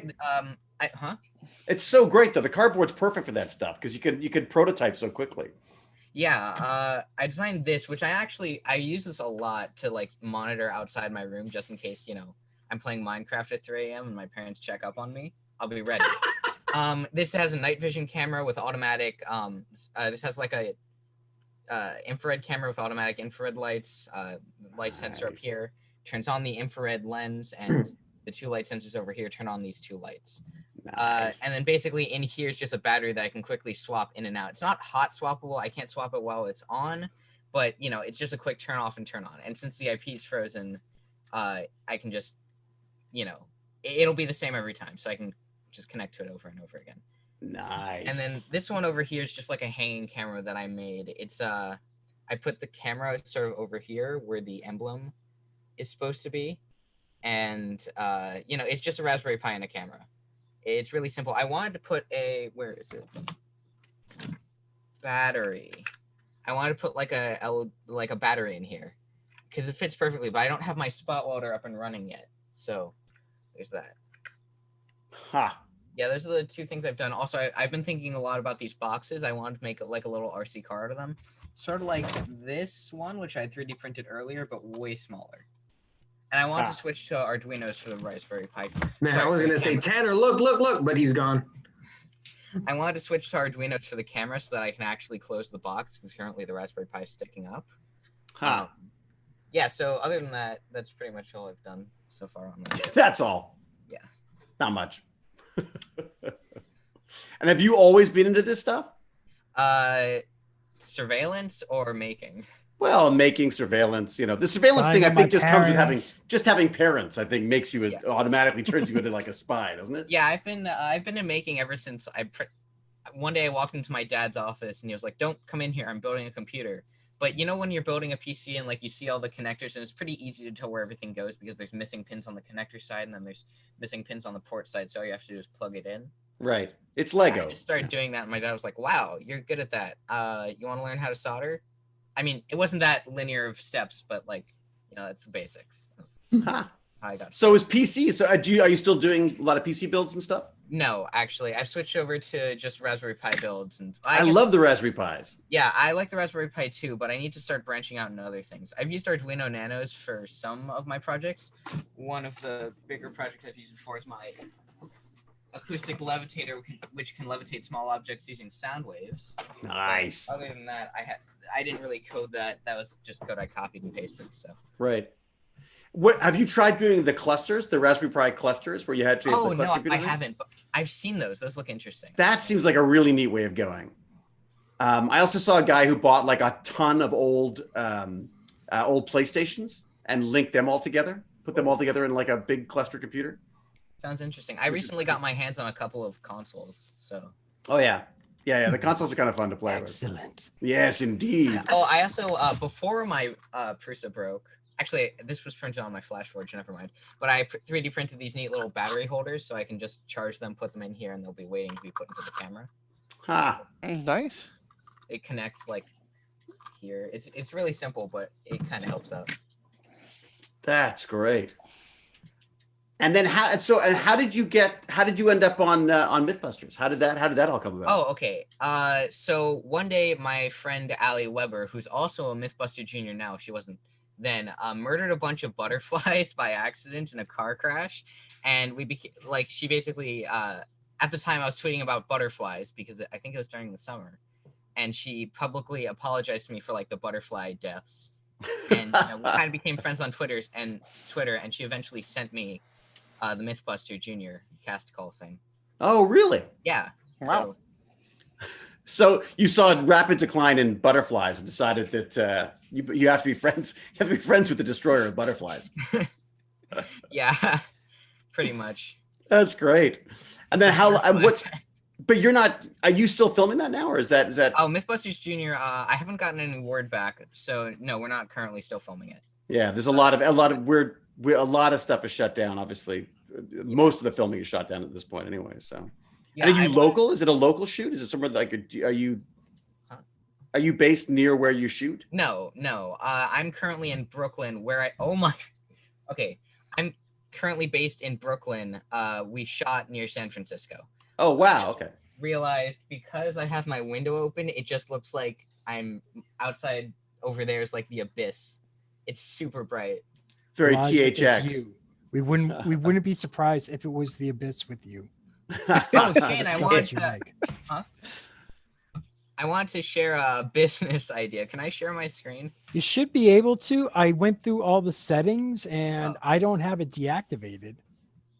I can't share my screen right now. Hold on. Try now for me. Okay. Oh, okay. I can share my screen. So I'm going to share. That was a weird this. setting. Okay, here. Can you see? Yes. Okay, so this is it has actually made filament. Ooh. I haven't come up with a good acronym yet, but I'm sure someone will figure out how to pronounce it. So here's the idea. This is Shane, right? This little red thing represents Shane. That's how it's gonna work. He'll sort of like sell and take profits from people, let's call them down the line kind of. So these are like the underlings. Yeah. So these people will sell down and also pick up more people. The more people they pick up, the more money they make. Does that make sense? I think it's called a Ponzi scheme. Yeah. No. They're kind of illegal. I think it's called. Isn't it called Amway? It's multi-layer marketing. Okay, and so on and so on. You get the point? Very pyramid-like. Very pyramid-like. Now I'm no geometrist. I'm no math person, but that looks more like a triangle to me. Okay. Anyways, that was my idea for a filament line that you could make. That isn't. I'll get right on that after I lick my wounds from getting roasted by a 15-year-old. So I'd like to thank Elijah for joining us today, and this is the last time on the 1440 show. Weirdly, Elijah was muted for the rest of the time. All right.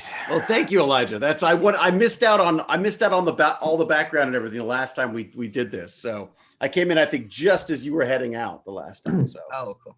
I wanted to say hello, and I've been very impressed with the stuff you've been doing. I got to say, I've been watching it. So thank you. Okay, so my turn, I guess. Now with Fernando and Nikko, how are you guys on your own time schedules here? I'm good, brother. Good. I'm actually super interested because Fernando has just been sitting there under this loft bed, just quiet, with this beam of light going through his head, and I'm like, what does this guy make? And I'm really interested in what Fernando makes, man. Well, I think that's an excellent segue. So, Fernando. Well done. The world, Fernando. Right. Well, tell us what you do. I do models in Fusion 360, designed for 3D printing. I do props, I do guns, vehicles, little models. Some of my latest work includes some Batmobiles. Oh, nice. Nice, dude. And this one. Oh, wait, Yo, that was one that has animated series one? Yes, it was. Yeah. But that one has a big brother. Oh, yeah. But for Rickie, you may want to take inspiration. I took the original Open RC and used it as a base. Oh, wow. So it is an RC and it does have lights. Dude, fully articulating? Yeah, the wheels turn, everything moves. Bro. Wow. That's very cool. So that is one of my favorite ones. I'm planning to do that same thing to the 1989 version. Right. Yeah. Because of course. Because why not? Yeah. And I just pulled this off the bed that I designed yesterday. Oh, nice. Yo, is it a Kirby Venom? Piranha Kirby from Smash Piranha Brothers Kirby. when he eats a piranha plant. Right. Nice. So yeah, I just uploaded that yesterday for my patrons. Nice, man. Very cool. And is that so? You're designing prints all the time. That's your thing. That's your. It's not my main job, but yeah, I try to do at least 2 models a month, if not more. Really? But Wow. sometimes it's more, sometimes it's a little less. Nice. And what software are you using? What sort of stuff? What is it? Just for Fusion 360 or? At the moment, it's just Fusion 360. And you could do everything. You do all of that, no problems in Fusion 360. Everything I've done so far has been in Fusion. Really? I know I want to do some Blender because I want to add textures to add more details to my models, but I think I would still be modeling mostly in Fusion. Huh. I've dabbled in all of them now, but and would love to find, like, I love the idea that, you know, you could do it every step of the stuff in Blender, but Fusion 360 is just such a great piece of software to play with. Yes, I agree. Yeah. It's very powerful. Yeah. That it is. Man, that's I didn't dope, realize man. That Batman is so cool. Thanks. Yeah, and I didn't realize you could do quite such sort of like truly sculpted stuff like that. I mean, I've not seen, most of the stuff I see coming out of that is very sort of traditional CAD type thing. Yeah, so if you're, I guess you think maybe a little out the box, you could do some more rounded stuff or complex curves, but to really get a more organic things, you have to fool around with the form tool, and I'm just starting to dabble in that. That's how I was wondering if you were using the form tool or if you were using basically 3D surfaces and then welding them together. So I've started using the form tool now. Like Kirby has quite a few pieces that were in the form tool, but the original animated series Batmobile is all just CAD. Well done, man. Nice. Yes. Thanks. Well done. And how, when you guys go to learn this stuff, I mean, I know a lot of it is obviously just like trial and error and playing and stuff, but is there any other specific resources you go to for this stuff? Like if you're learning, if you're going to start out in Fusion 360, do you start in Tinkercad and then move to Fusion 360, or do you just go straight to Fusion 360? What do you think? I went from SolidWorks to Fusion 360, so it was actually a little bit easier in that regards, but so. Interesting. And again, just learning it by rote, just figuring out how to do it yourself type thing. Go. I was just going to say the way that I found it was a lot of the original tutorials were very mechanical, and I did find one. Oops. Oh, frozen. That is a good freeze. It's not a bad one. That's It's not amazing. a bad freeze, man.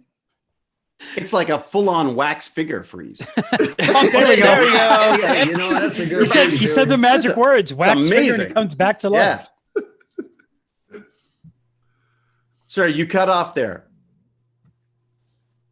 So I was just going to say, find ones that are tutorials are much more sculptural in nature, even though you're using a CAD program, because that's what like we end up tending to do is much more sculptural stuff with a program that's not meant for sculpture.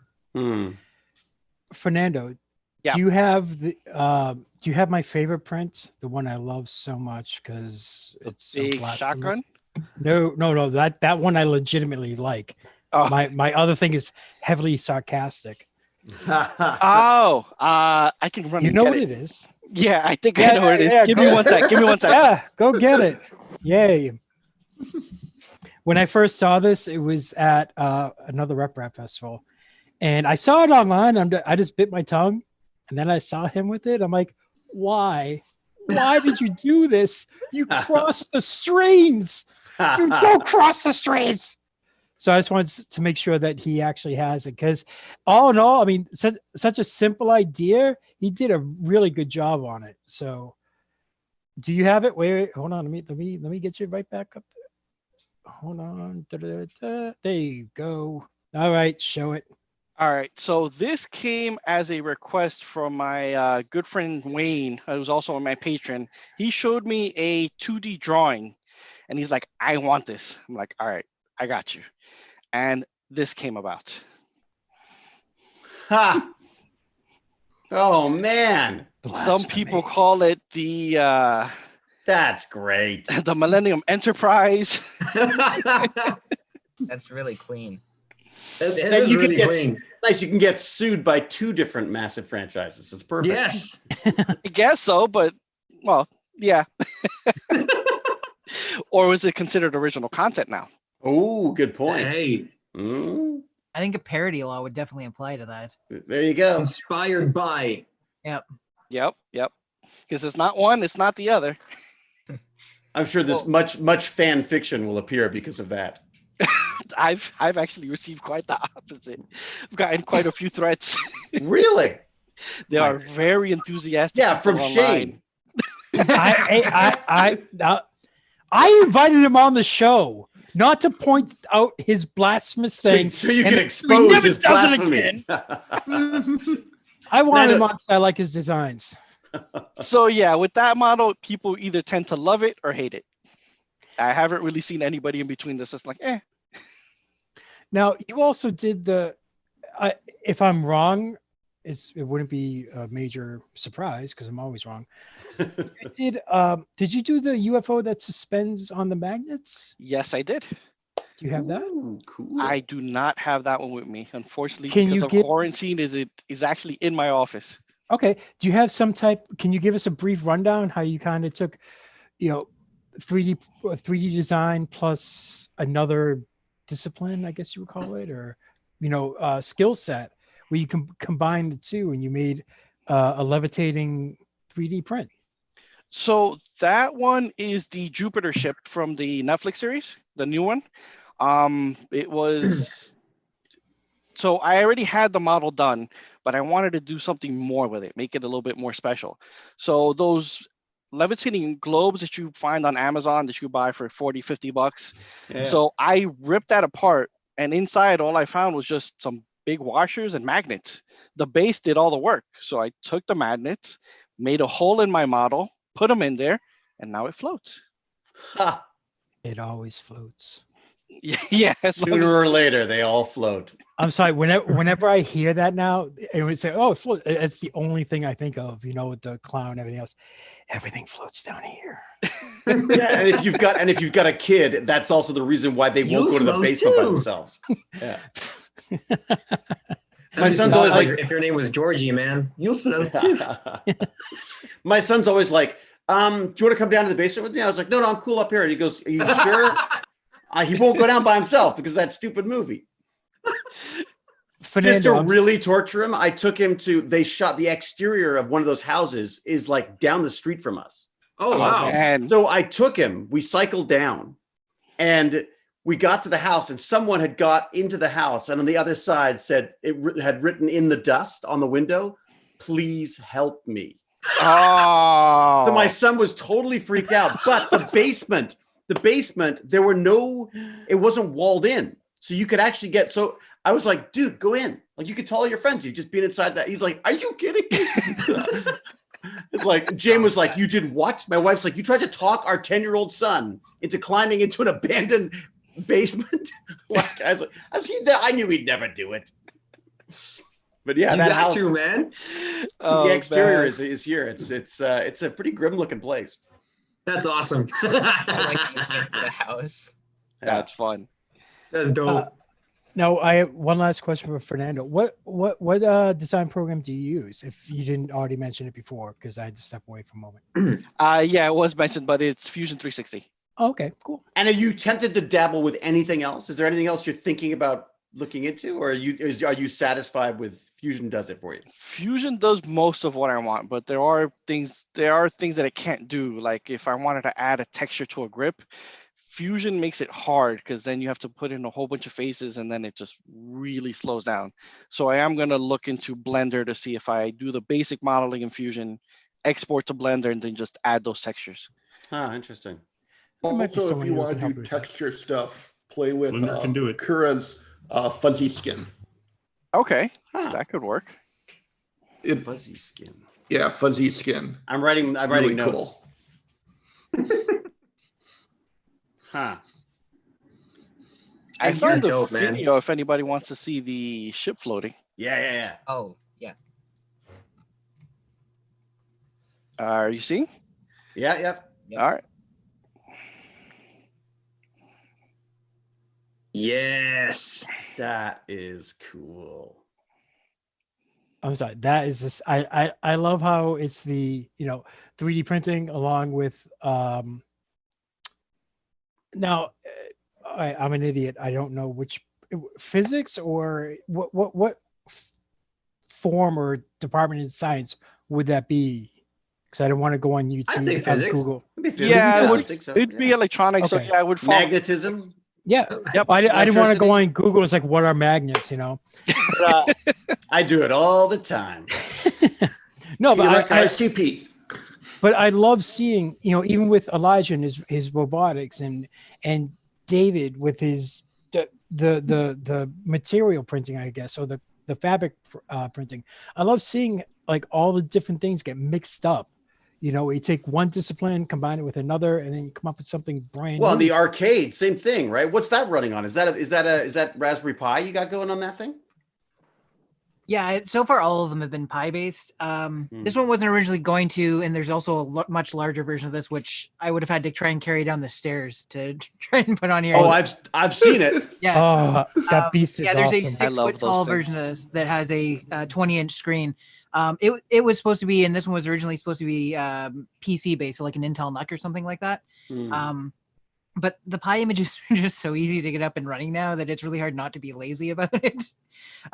It does everything I want. And I mean, the ironic part is I build all these cabinets and then I end up just playing 1943 anyways. So I was addicted to that game. Yeah. Is it all exactly the same? Like it's actually the right controls and everything? Like it. Well, I mean, so yeah, like these are actual, the buttons are actual arcade buttons. The joystick's an actual arcade joystick. Then other than that, it's, basically a Pi with an audio amplifier. It's a proper 4x3 screen that I picked off of AliExpress. I've got some other stuff that I'm playing with now though, because there's actually versions of MAME where the marquee that goes on top can actually be included. So if you buy like ultra widescreen screen, you mount it in this sort of fashion, it cuts the bottom part to 4x3, you put a bezel on it, and then the marquee changes depending on which game you're playing. Oh, nice. Oh, that would be that's sweet. smart. So it's just an extra little bit of polish on it, but it would defeat me having to come up with custom marquee designs that don't really illustrate the entire thing going forward.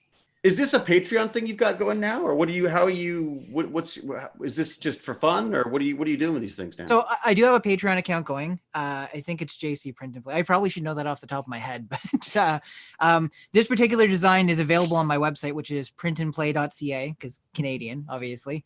And then I've released other designs, like the very first one, the little baby one I did here. This one's available on Thingiverse for free, and it's just the Print and Play arcade cabinet. Well, that's Uncle Jesse's got that one.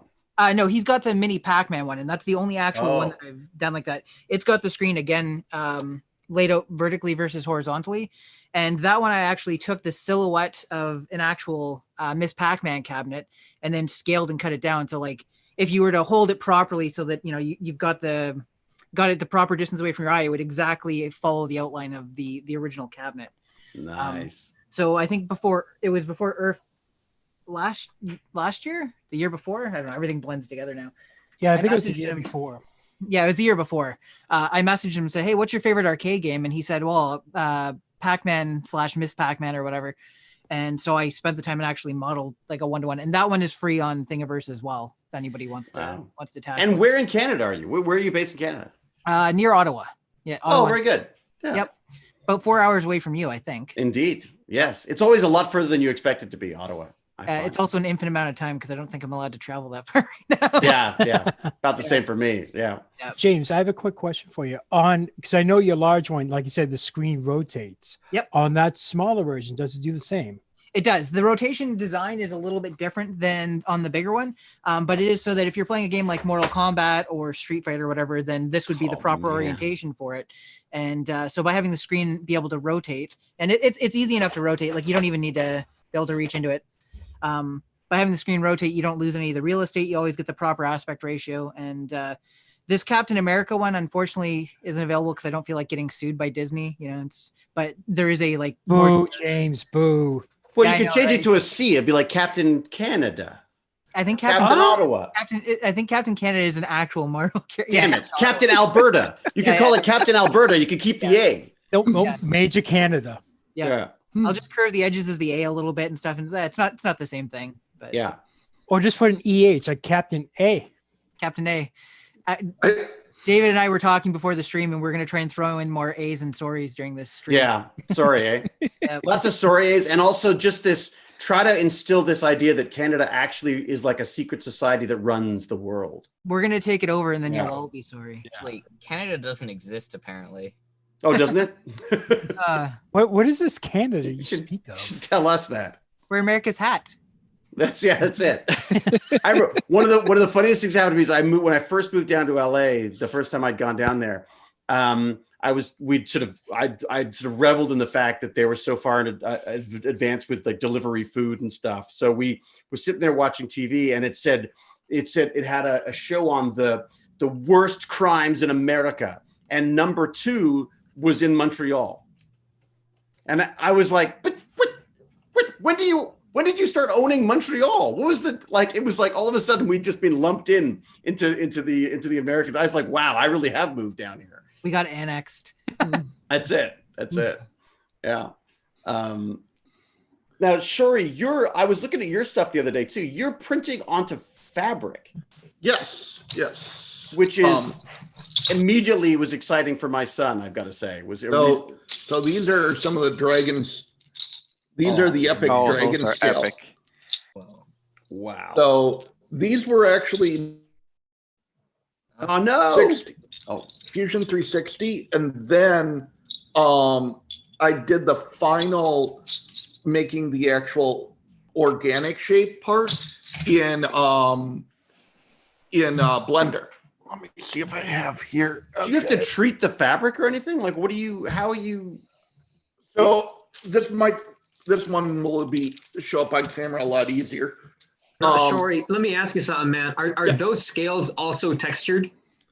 No, but I have the layer lines actually give it a texture to it. So as you can kind of see, wow, that is gorgeous. So this is actually printed on screen door mesh. This is one of the easiest ones to print on.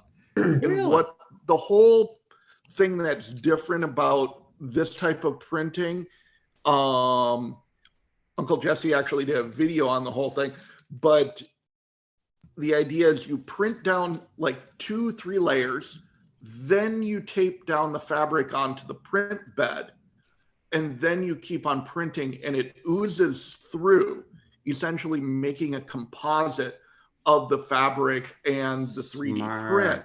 That way in most cases, if it actually bonds through, it will rip the fabric before it delaminates. So I have these ones that have like the little blue pieces here, and then you can see on the back. So that is amazing. So, oh my God, for cosplay, this is like revolutionary. Yeah. Yes. So I've been able to do that, encapsulate mirrors into it.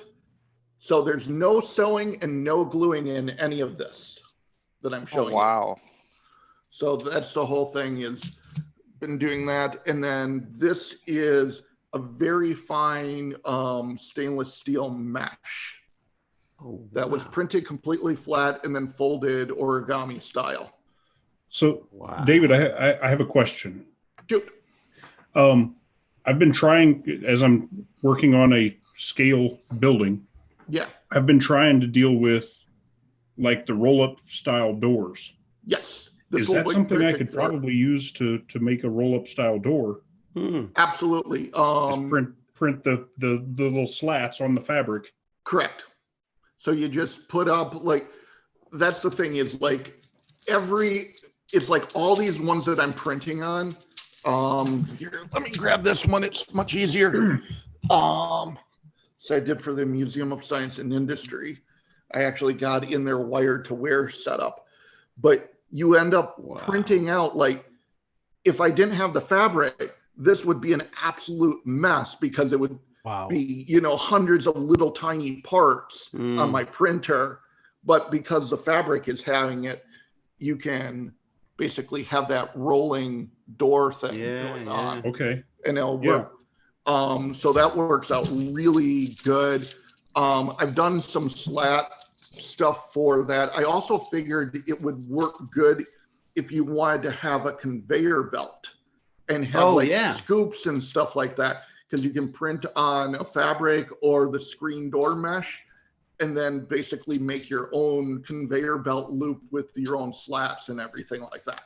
I believe that there's a ton of stuff that just has not With a tank track? Can you get away with a tank track with that? Yeah, as long as you have a way of attaching the final thing together, you should be able to do that. I would suggest with that one, playing with different types of fabric. Like there's some stuff like tulle and whatever is very, can rip really easily.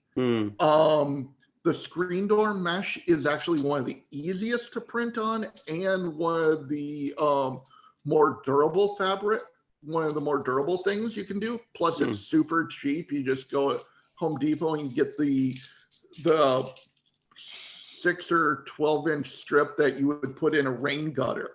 Right. And use that for printing on. Well, I'm guessing it heats up. The material must heat up as well in that situation. It's probably good for bonding the PLA to it or whatever. Yeah, the one was like this.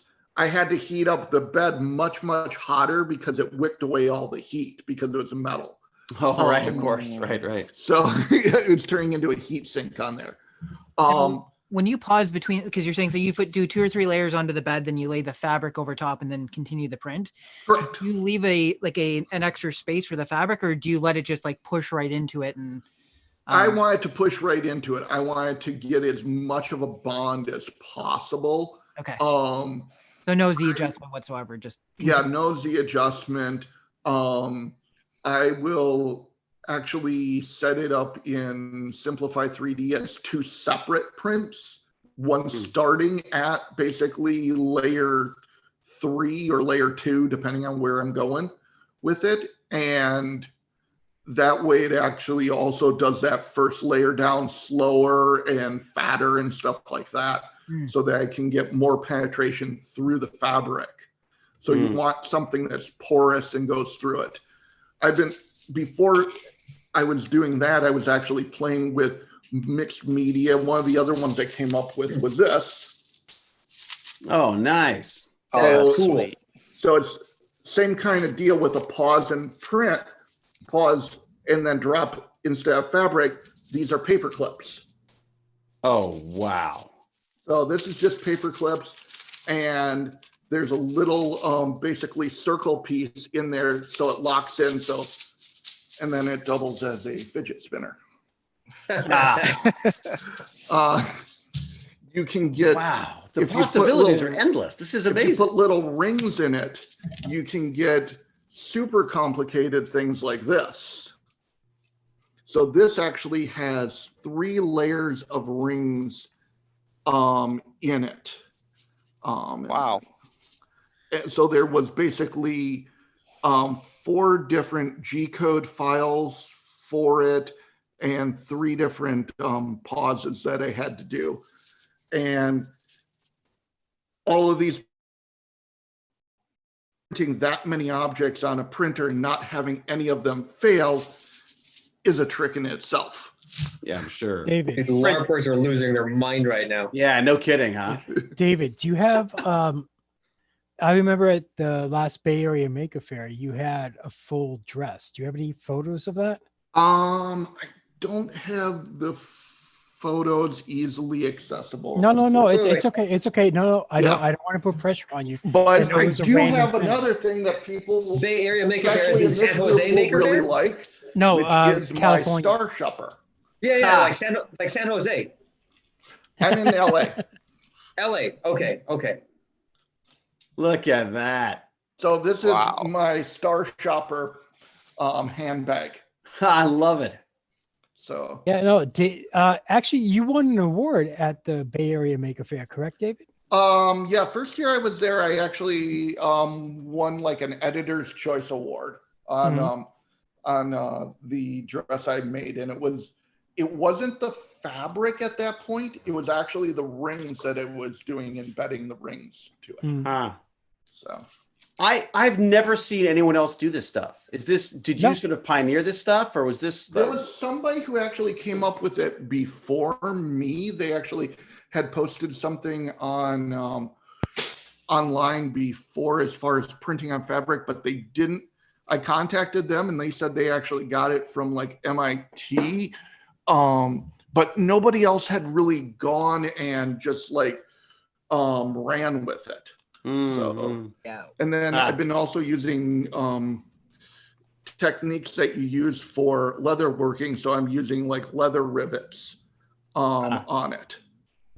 One of my friends, actually Sophie Wong, who's the safety advisor for, Yeah, I know Sophie, but yeah, go on. she was using the mesh plus 3D printing on top of it technique. Yeah. I saw it in the virtual Maker Faire that happened, I think, yesterday or the day before yesterday. Yeah. Whatever day that was. Yeah, it's so great that I see that, man, because I actually was going to start a second side gig, if you will. I 3D printed a handbag, a purse, like just straight up TPU from the bottom up. And I made a few, one for my mom, my girlfriend, and my sisters. And honey, do you have the purse that I made you? Do you have the purse I made you? Be very careful how you. So she has it. She's gonna come out here in a bit. And man, Shori coming out with it, I was like, oh my god, I'm not the only one. Very cool. Very Is cool. this like secondary? Do you plan on like selling these to people who don't have 3D printers, or? I did. So here it is. This was actually it was inspired by Star Wars. If you look at Lord Address, my Lord Address mask, the helmet, this is the same pattern on his on his mask. So this is actually a Star Wars purse, and it's got the pockets inside. It's got some side loops for a chain to attach. And I made one for my mom, my girlfriend, and my sisters, and they're like, "You need to sell this," and I was like, "Sure." But I just never got around to it because it took up too much of my time. But yeah, what material? In terms of sorry, I thought it was Hewlett. Elijah, I'm sorry, man.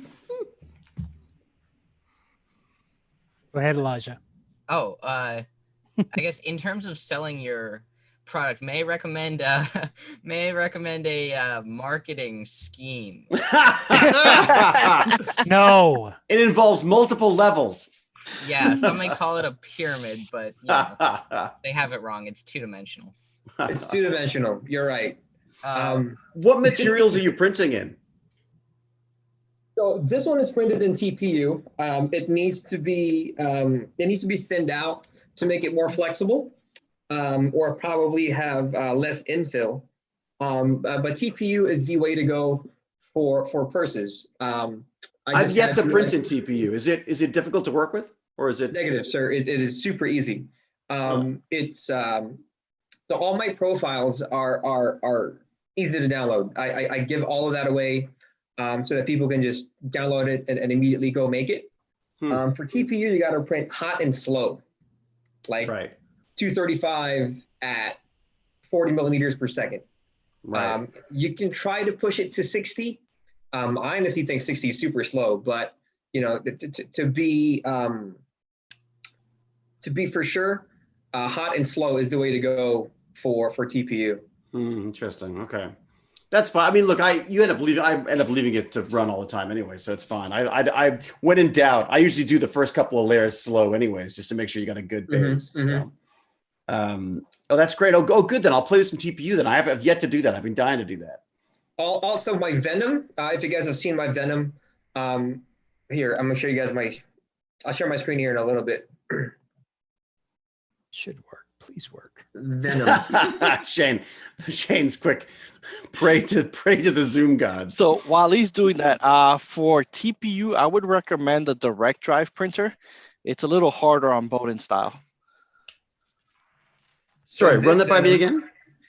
For the TPU printing, I would recommend doing it with a direct drive printer. On Bowden, it's a bit harder. Okay.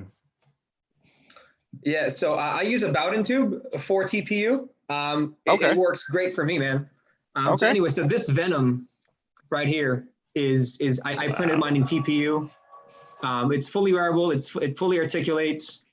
So yeah, man, that's beautiful. Cool. That's what I've done usually. Anything organic, I use TPU. Batman, anything Batman, I'm definitely printing a TPU just because of the movement. It moves easier. Right. So if you guys are going to make fully wearable armor, I highly suggest TPU because it's far more comfortable than PLA just digging into you, and it's much stronger. And and then for the fabric stuff, then would you be printing that in TPU as well, or? So the fabric stuff, I've actually done most of the stuff in PLA. I've done, PETG, ABS.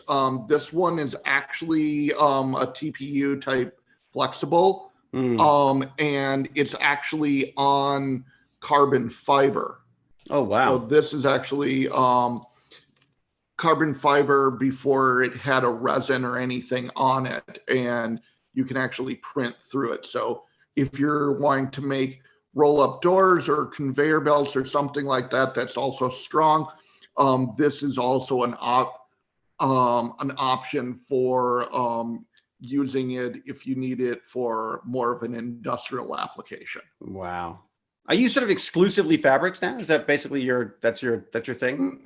No, I've actually been doing a bunch of different things. Like this is a shoe design that I've been working on. And this is using Fusion 360's generative design in order to make it. And you reduce the material, yeah. Yeah, and then my latest one is over here. If I can get this going. Is that a Hot Wheels set? I can't. So this is a marble run. Nice. Marble run that I have. I don't know if you can see if I'm full. 1 second. I'm not full screen yet. So there. I got you. So there we go. No, it's me. And you can just keep printing. Yeah. So you can just keep printing and doing that. So that was one of the other things that I was working on. I just finished that today. That's great. But yeah, this was the design for that. That's extraordinary. Yeah. So, and then I did some cleaning up actually in Fusion, and then I think maybe even in Mesh Mixer. How supportive is it? I mean, does it? That one is not very supportive at all right now. Right. I'm looking on trying to figure out if I can make one that that will be supportive enough in like polycarbonate, but I also have places I could go to actually get that printed out in metal. So, so if somebody has the budget and loves it, you can go, okay, here you go. Here's the price of printing it out in titanium. What would it cost to get it done in metal? Would you say?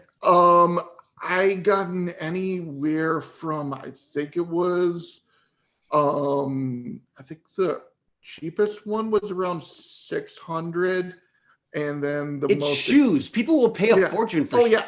Oh yeah. And I think it was like $3,000 for the titanium. Wow. I think Wow. there's a metal 3D printer for 10 grand, if I'm not mistaken. Yeah. But you know, if you start doing them in running shoes, you've got to like that. Yeah. You know that now. Then you're set. All right, guys. I really hate to interrupt, but I have the EU side of things coming in, and I would really like to introduce those guys. But then I would really like to showcase what Nikko does, because right now he's been on with us since the start, and just with everything going on, it's so hard to like guys, stop. I need you to talk, to get everyone in. Okay. So I'm going to bring in the EU guys, and then it's going to go right to Nikko so he can share what he does, because you guys are going to love his stuff. All right. Dude, no worries. Honestly, I'm more like Hewlett. I'm sitting here just sucking everything up, man. I was gonna say, I'm mesmerized by this stuff. he's such an active part of it already. It's amazing. Oh yeah, no. Well, I'm David, like, wait don't till- listen to me. I'm just a dude in a garage. I'm no one. You guys are the Oh brilliant no. minds here. All right, so let's see. Eeny, meeny, money. All right, so I'm gonna bring in our next guest, and I will sit there and say I completely screwed up the description as far as what she's into and everything else. I'm an idiot. It's all my fault.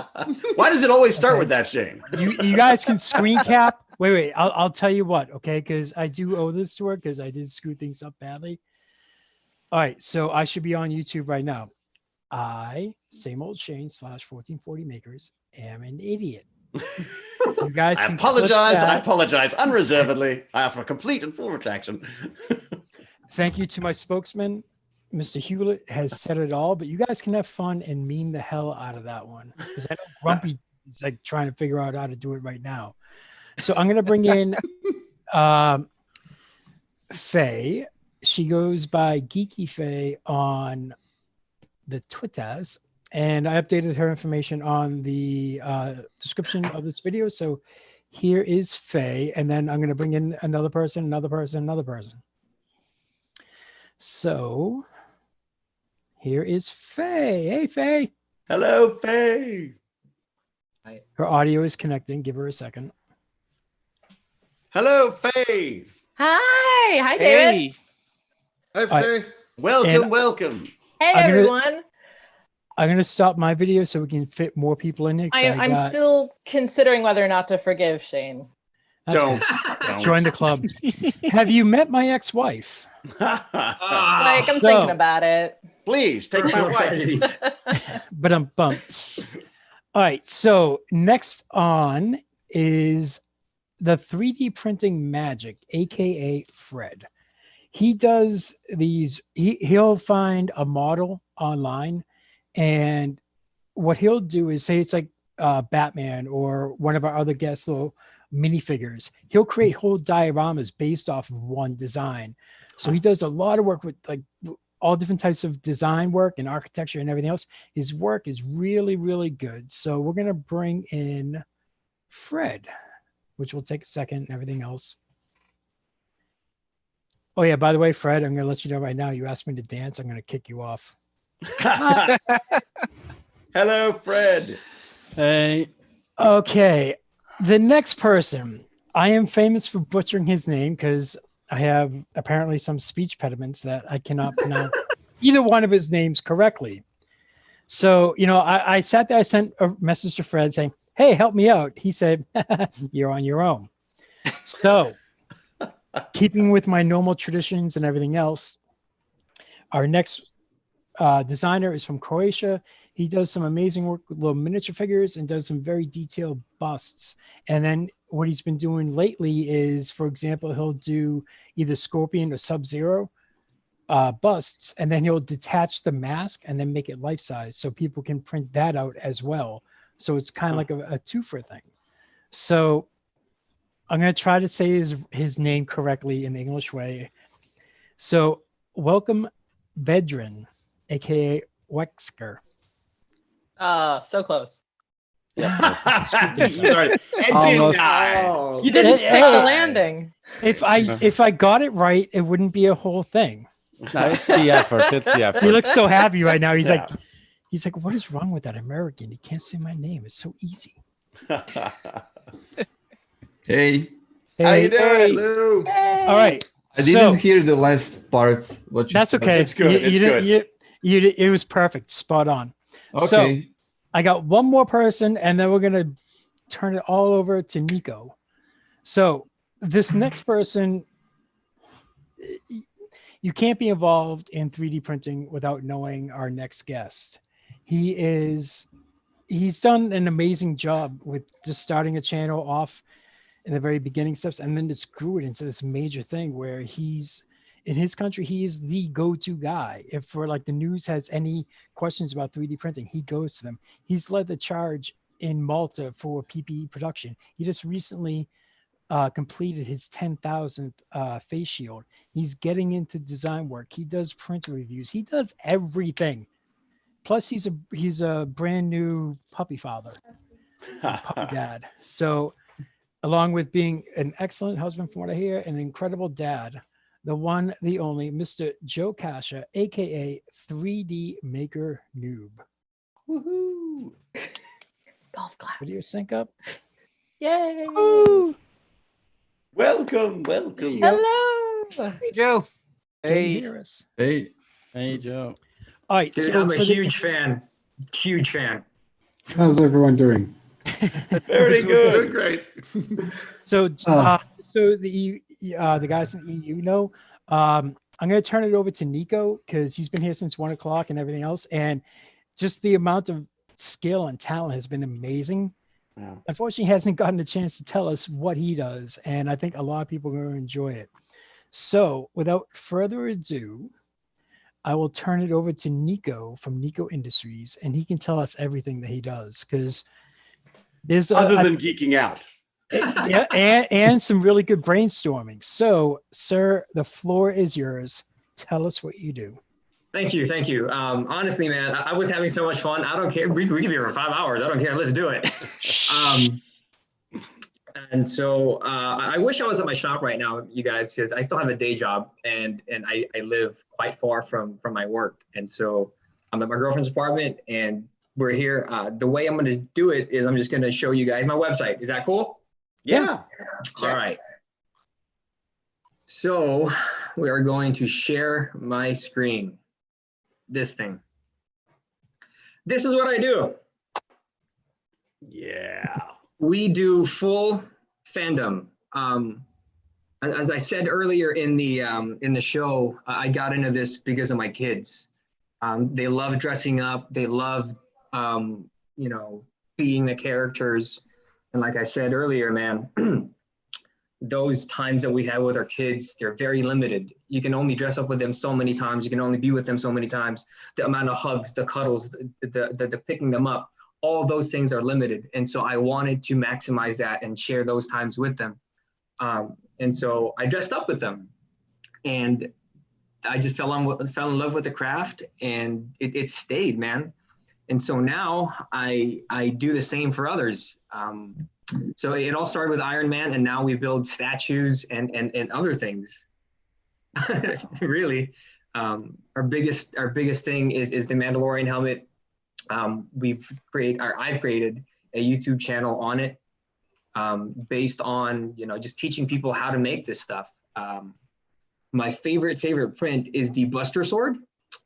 You can make a full Buster Sword that you can 3D print, put it on, and then find a full-size Buster. God, I wish I was at the shop right now. Man, we have to do another one of these, Shane. We got to do another one of these, so I can show the actual I'm in stuff. whenever. So yeah, that's it, you guys. It's really nothing special.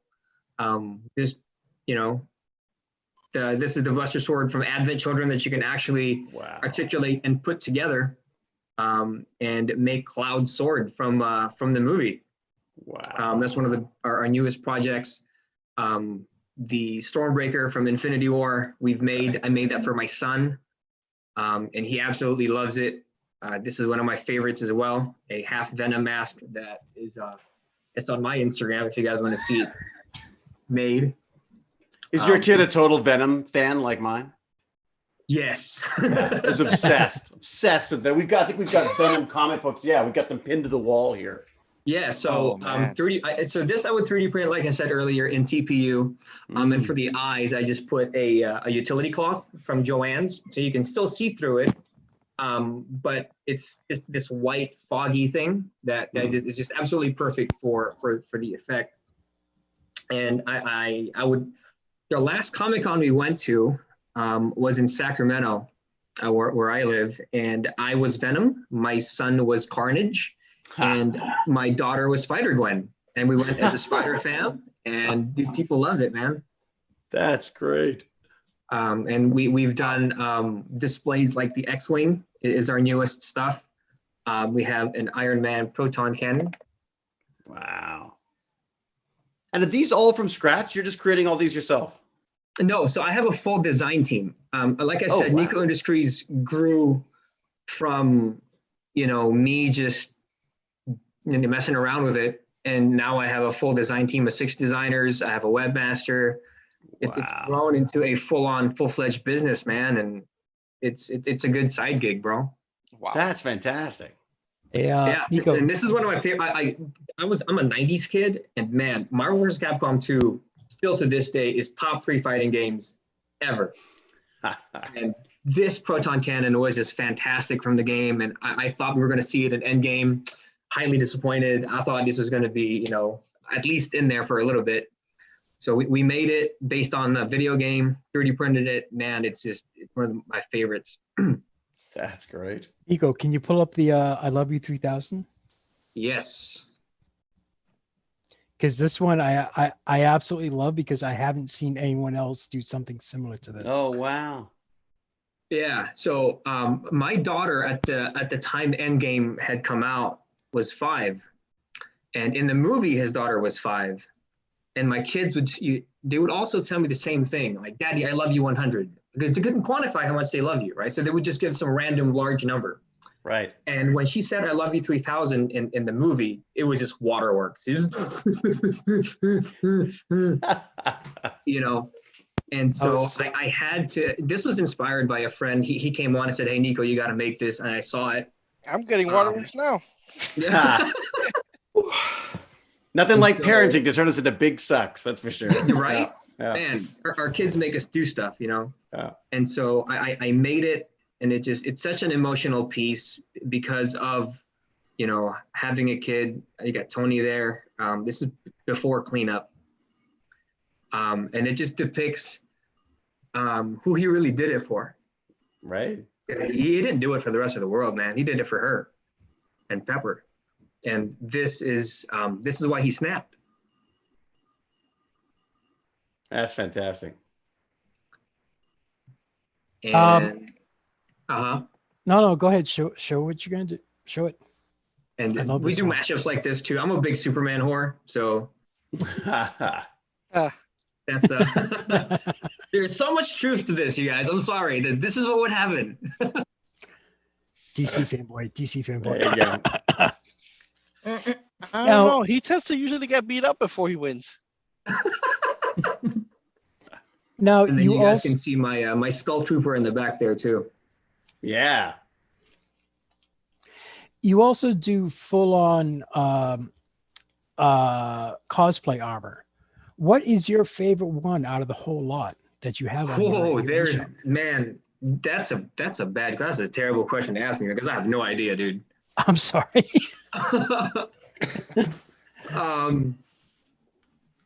We have a full Hulkbuster, the original, that you can build life size and wear. Oh my God. I'm actually in the process of building him right now. He also comes in an R2D2 head. Nice. So we've done that, and the head is replaceable. So you can put R2D2's head with that paint scheme, or you can have the original Hulkbuster on there. Now, how often do you wear these outfits yourself? Whenever there's a con. So often, these aren't just being made Yeah. and sold I to haven't- other people. I haven't built a full set of armor in a while because I concentrated on the business, man. I had so much fun building the business. I had so much fun creating it and monetizing it. And then now I'm just now coming back into, all right, I got to go back to my roots.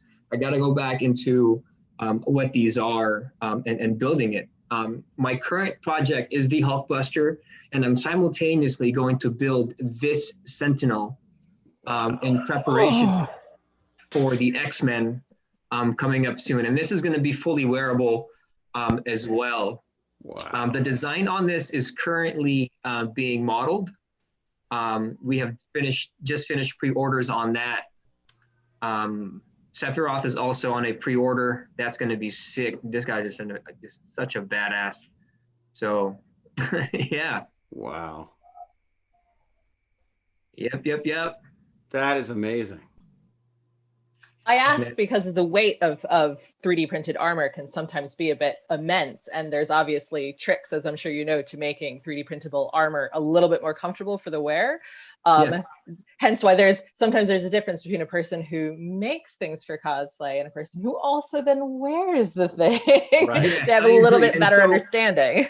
Yes. And that's why in one of my videos, I talk about it. PLA is very brittle and it's very hard. Like when you're wearing it, especially as Iron Man, right?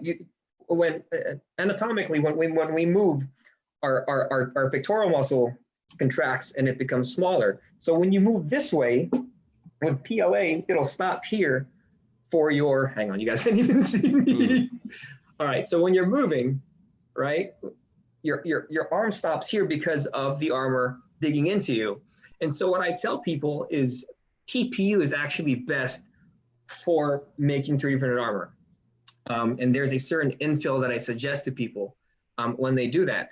Now, people are like, well, when you make it, you add up all these spools of filament. They're like, oh, dude, it's 30 pounds of armor.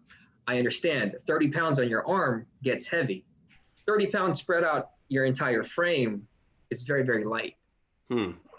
Right? And so don't be afraid of 3D printing your armor because of the weight and all that, because it's throughout your entire body and it's spread out is a lot lighter.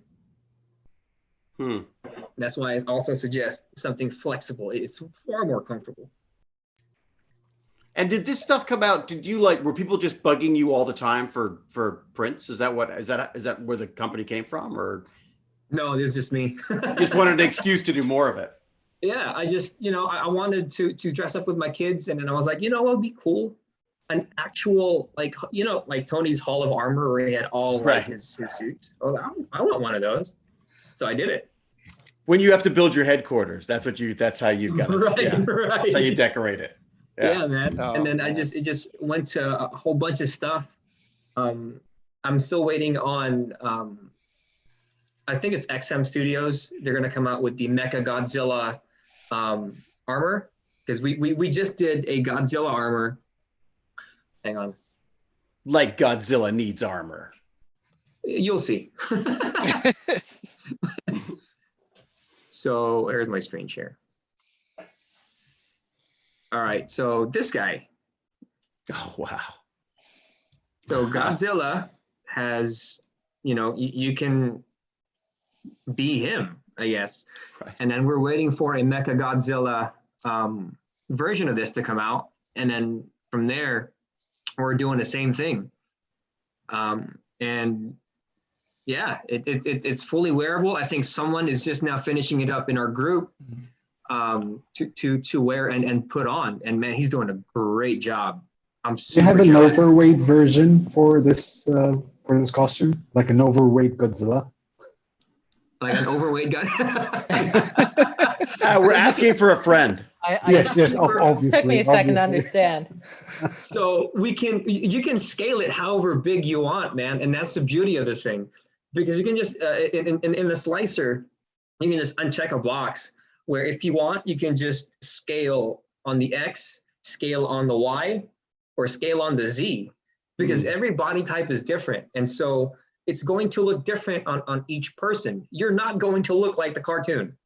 All right. You're not going to look like the person, on TV. You're not going to look like the person, on TV. You have to make these to fit you. So what you're saying is that Shane will be able to wear this in 1440 stream next time. Shane can wear this in 1440.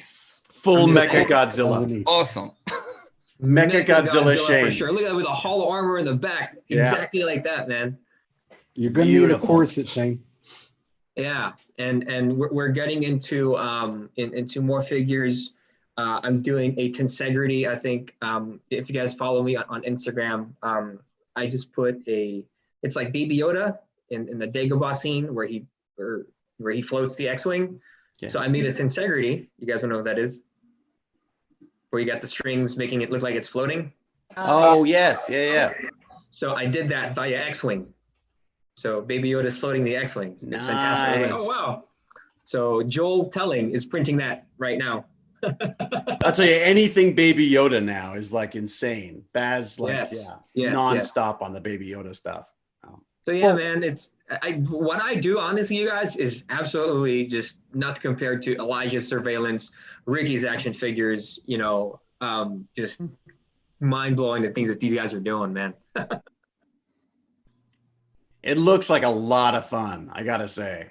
It is a lot of fun. It's super addictive. I started with one machine, and within a month, I was like, I need a second. And then now I have 8, a 9th coming. Seriously? Now he's like, I need 12. Oh, wow.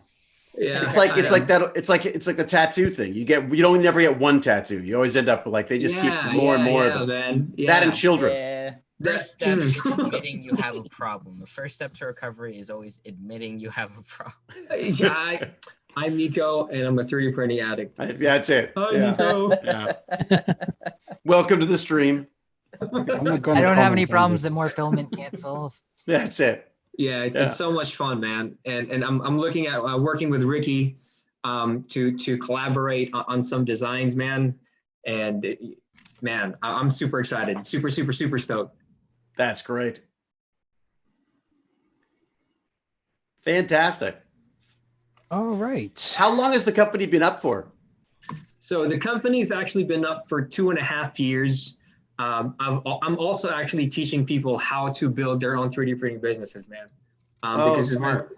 This business it's changed my life, honestly, man. For my family, and as we all know, just from the brilliant minds that are in the stream, the application for this is absolutely endless. I forgot who said it, but you just got to take 2 industries and put them together, and you'll have something there. Just take fishing, for example. You can make fishing lures, like custom fishing grips.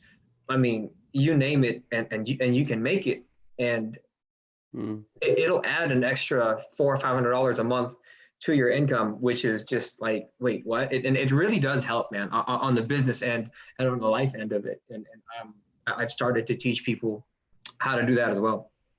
Oh, that's interesting. It's like in the gold rush, you're selling the pickaxes. Yeah. So the people who got rich in the gold rush aren't the ones who got the gold. They're the ones selling the shovels. Ones selling the pickaxe. Yeah. Well, that's great. Yeah, man. Thank you.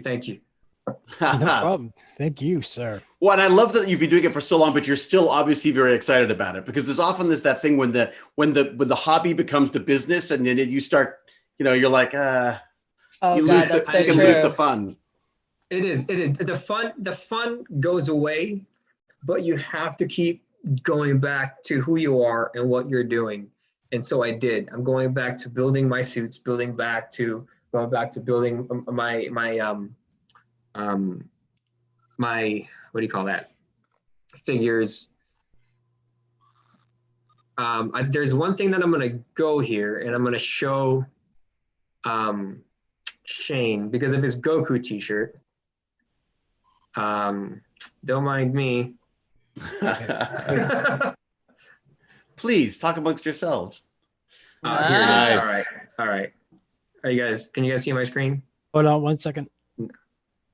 All right, now you're on, so you can do the screen sharing and everything. All right, there we go. So there's a Goku figure that we did, or that I did. Oh, nice. Damn. I like the light bulb too. That's great. Yeah. So that's actually just a test of the figure. I would say test successful, sir. Thank you. Unless the fingers start melting, and then you're. So that thing was printed in resin, and I can't wait to just be able to add more stuff. I got Vegeta coming here pretty soon. We're gonna do Insegrities with that. We're Krillin with his Destructo disc, Goku with the Spirit Bomb, stuff like that, man. I'm just really excited. Well, we did. My Hero Academia was the big one for Baz this year. So for Halloween, I had all the foam out, making those giant grenade hands and stuff. Oh, that's so lovely. Oh, it was the best. But except that, as I say, it's like people are like, "Oh, that's so great! You're building with your son." I was like, "Yeah." My son comes down and goes, "Is it done yet?" All right, later. Yeah, it's not for him at all, is it? It's got nothing to do with him. Yeah, man. So it's just so much fun. And here's the Oh, I love the Spider-Man coming out of the Venom thing. This one, yeah. So I work with Boss Logic. I don't know if you guys know him. He's huge on Instagram. You guys can see a lot of Z banding going on. But yeah, man. So someone actually made it and shared it with me. Here's a cleaner print of it. Wow. And so, man, it's so much fun doing all this stuff. And yeah, the business part does make it look like a job, but it's too much fun, man. It's too much fun. Do you enjoy the business aspect of it as well? I mean, do you like running a business? Is that something you enjoy? Yeah, I run this on 4 hours a week, man. So yeah. Yeah, I've been really blessed to have a fantastic design team. They have been, the lifeblood of this thing. They are just magnificent people. My webmaster is really, really good too. And it's just a community, man. They're just so supportive. I think our Facebook group at 3D Printed Armor, the group is just, I think it's the best group on Facebook. They're just so helpful, super nice guys, man. Very, very little drama, if any. And it's a fantastic place to be. Geeky Faye's like, oh, no drama. I like that. Yeah, I know, I'm impressed. I'm so speechless. No drama, Facebook? Where is this magical place? Hey, literally I don't anywhere play on the that. internet. I don't play that. When someone starts drama, you're gone. I'm out. Get out. I don't play that. Zero tolerance for that. You guys like John Wick? Oh yeah. Nice. So don't get excommunicado, man. Oh wow. Oh, I like the tiny hinge. Very nice. Yes, it fully hinges. I sold that on Etsy. Closed my Etsy store down just because there's my Buster sword. Oh man. Nice, very nice. I love the idea of that, except that there would not a screen or a wall would survive that in our house. I'd just be like, it's bad enough I get lightsabers in here, and it's like, oh, forget it. Yeah, and if your son is if your kids are Venom fans, oh yeah. I mean, the detail on a resin printer is just phenomenal, man. And so that's why we do it. We do stuff like resin. this. Why? Like, why is oh my God, that's great. Why is the resin so much better? Is it because you're dealing with laser precision instead of? You get a much smaller layer height with resin printing than you do with FDM. It's just considerably more precise. Yeah, what Faye said. Much higher level of detail, like an order of magnitude better. Is Which there is a shame for those who don't have it. Not only that, but the X and Y resolution as well. Yeah. Yes, I agree. Just the screen. It's a 4K or 2K screen, just shining some lights on the liquid. So you get like the same resolution on an iPhone, probably. The new thing is that your print, but it's very messy. The neat thing with resin printing too is it doesn't matter whether you're printing something tiny or the entire size of your bed, because it does the entire layer in one shot. It's like 8 seconds per layer, regardless. It's so fast. So you can print 50 of something if they all fit on it at the same time as printing one of them. And wow. Right, exactly. And is there much cleanup for resin? I mean, is there? Yes, cleanup is a son of a gun, man. Messy. Cleanup sucks. Really? That's back to resin. That's the major difference between the two, is because with an FDM printer, you literally can print pop the print off the bed and go. You can be done. You can literally end the process there. Whereas with resin, once the print finishes, the fun has just begun. Yeah. Really? Oh, So what's here's the required? I'm sorry. So you take the print, clean it up with, depending on IPA or whatever other product. Some people use Mr. Green or Mr. Flash and other liquids. Once that's done, take off the supports, and then you have to cure it. Usually some people do it with the sunlight, some use UV chambers, and basically that's it. So that's just the cleaning is around 5-6 minutes in a liquid with either a cleaner, those ultrasonic cleaners. Yes. Right. And then you get, if it's on the sunlight, it'll probably take the day. But if it's with UV, it'll probably take a couple of minutes. And that just bakes it in. hour. That just sets it. Yeah, it just cures the rest of the resin. Yeah. But It tends it's to be very messier. messy. Yeah, it's messier. You have to wear gloves when you're handling it to do it safely. Yeah, there's a lot of disposable goods involved. Oh, really? And what about Yeah, it's gotten better. Gloves, But paper towels, alcohol. Oh yeah, there's a lot of hidden costs, I think, with resin printing that you don't get quite the same way with FDM. Agreed. Yes. and it's And what gotten about the better, but- fumes? Are the fumes bad?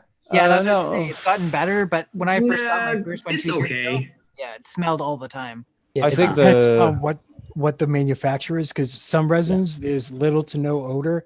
Other ones can knock you on the floor. They're so strong. Right. Yeah, so I was very use a scared. Seriatech Gray. The Seriatech Fast Gray is the one that I use. Hardly any fumes, cleans up well, prints fantastic, man. So it's what Uncle Jesssy recommended. And I tried it and I was like, well, found one that works. I don't need to find anything else, you know. Right. So This one is of the other the things Black Panther that he was talking about earlier that we did a mashup of. Right. That what if Wakanda was the one who made the gauntlet? Nice. Right? It would look like that. That's great. That's nice. And then, sorry guys, we can like Rickie said, we can talk about this sucker for days. This war machine from Endgame was actually built by a friend of mine, and here it is. Dang. Wow. He's in Australia. He's built fully built it. He's been on like Fujifilm. I mean, Australia featured this guy a bunch of times, man. Wow. And he started with Anduin. Oh, that's lovely. That's beautiful. Full Anduin. And he won Supernova for that piece. And I'm just super proud of all our makers, man. They're just fantastic guys, fantastic people. Wow. Halo Railgun. Yes. And these guys are the ones who started it. That's that'll do it. That's my life, man. They're the reasons why this all is here. Oh, here's Hulkbuster. Nice. It started. That's beautiful. Yeah, man. Just sharing it all. Loving life. You guys are. I'm super humbled to be part of this fantastic group, man. This is massively inspiring to somebody like me, who's just starting going solo kind of for the first time now. To see you 2 years in, doing all this, still enjoying it, very important, and being successful is massively inspiring. It's wonderful to see. Thank you. Thank you. And lastly, you guys, here's that Baby Yoda tents that I made. I tested the tents with just string, and it works. That's fantastic. It fully floats. We redesigned it to make this part right here, the support. It is now a vine, so that it's a vine that's from Dagobah. So now it's a vine, and it doesn't look like it's just a random support there. You can print it in brown, and then print it, put it to the X-wing, and that's fantastic. That's fantastic. Very nice. That's nice. And a great moment from the series as well. So yes, Yeah. Yes, but now Baby Yoda's doing it. Yeah, exactly. Huh. It's man. amazing because the quality of the stuff that's being made in the cosplay world now it does more than just rival the stuff that's happening on set. It's surpassing it in a lot of ways because most of the stuff that they're building for film sets, they don't need to be as robust, as strong, as as practical as a lot of this stuff is. They're making it for a fraction of the cost as well. I remember 15 years ago when I had friends in the 501st who were spending $5,000 on putting together their costumes because that was how much it cost to put together a film quality costume. Now you can do it for a couple $100. Yeah. I mean, it depends on how much you're paying someone else, but like if you're doing it yourself, a couple $100, and you could have something like you said, film quality or better, which is incredible. Things have changed so much. And not only that, you can get things that are not on film, like Ultimate Mjolnir. This never made it to film, right? And you can make it. Cloud's fusion source from Advent Children. A lot less limitations, right? I mean, it's just the level. Dakin, Wolverine. I didn't know Wolverine had a son. He had a son. Great. So he has bone claws. Dakin has. I mean, it's crazy the kind of things you can make. You can mash things up. We made this Godzilla versus Gypsy Avenger from Pacific Rim. Love that one. Yeah, that's great. I love how you got the scale with the buildings and you had. Yes. Oh yeah. I hammered my designer on that one. I said, hey, properly. Godzilla's much bigger. Yeah, man. I put lights under the smoke for Iron Man, jumping off. This was my old workshop. All those boxes are all filament.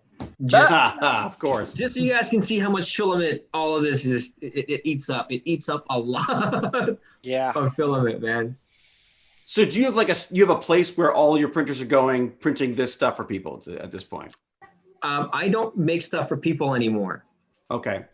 I make it all for myself because people are just they're picky, man. And I don't want people, I can't. And so here's a file, make it for yourself. And if you mess up, it's not on me. Yeah, that's good. This one, I like to take things to the next level. Oh, cool. Oh, very cool. Now, is that physical smoke or a visual effect? No, that's physical smoke. Cool. So as it was printing, I put one of those gender reveal bombs.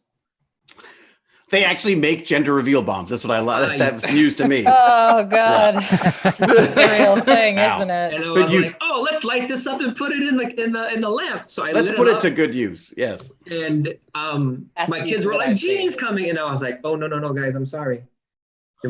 Yeah. That is great. You upset your children so much. At this point, my kids know. My kids know are like, it's fucking bad. Yeah. Deadpool with hard eyes, one of my favorites, absolute favorites. Oh, nice. Oh man.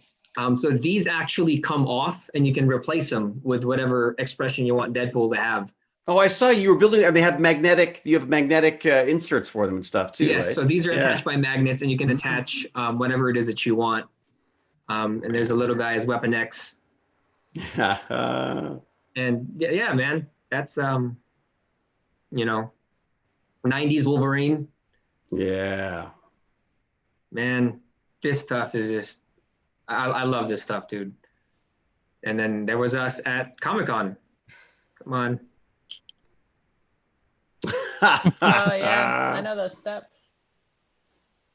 And this is just going back to where I was when I first started. Man. Boy. Incredible. Yeah, that definitely escalated a little. It did. We went from, little stuff like this to, just craziness, man. That's great. That's amazing. That is awesome. And then this was effects. Right. Yeah, lightning not Nice. included. Lightning not included, you know. Just, Ha. He must have been popular with his friends. yeah. Yeah. And that wasn't the fact. Yeah, give it some time. Then they'll be like, take it down. It's cringy. It's cringy.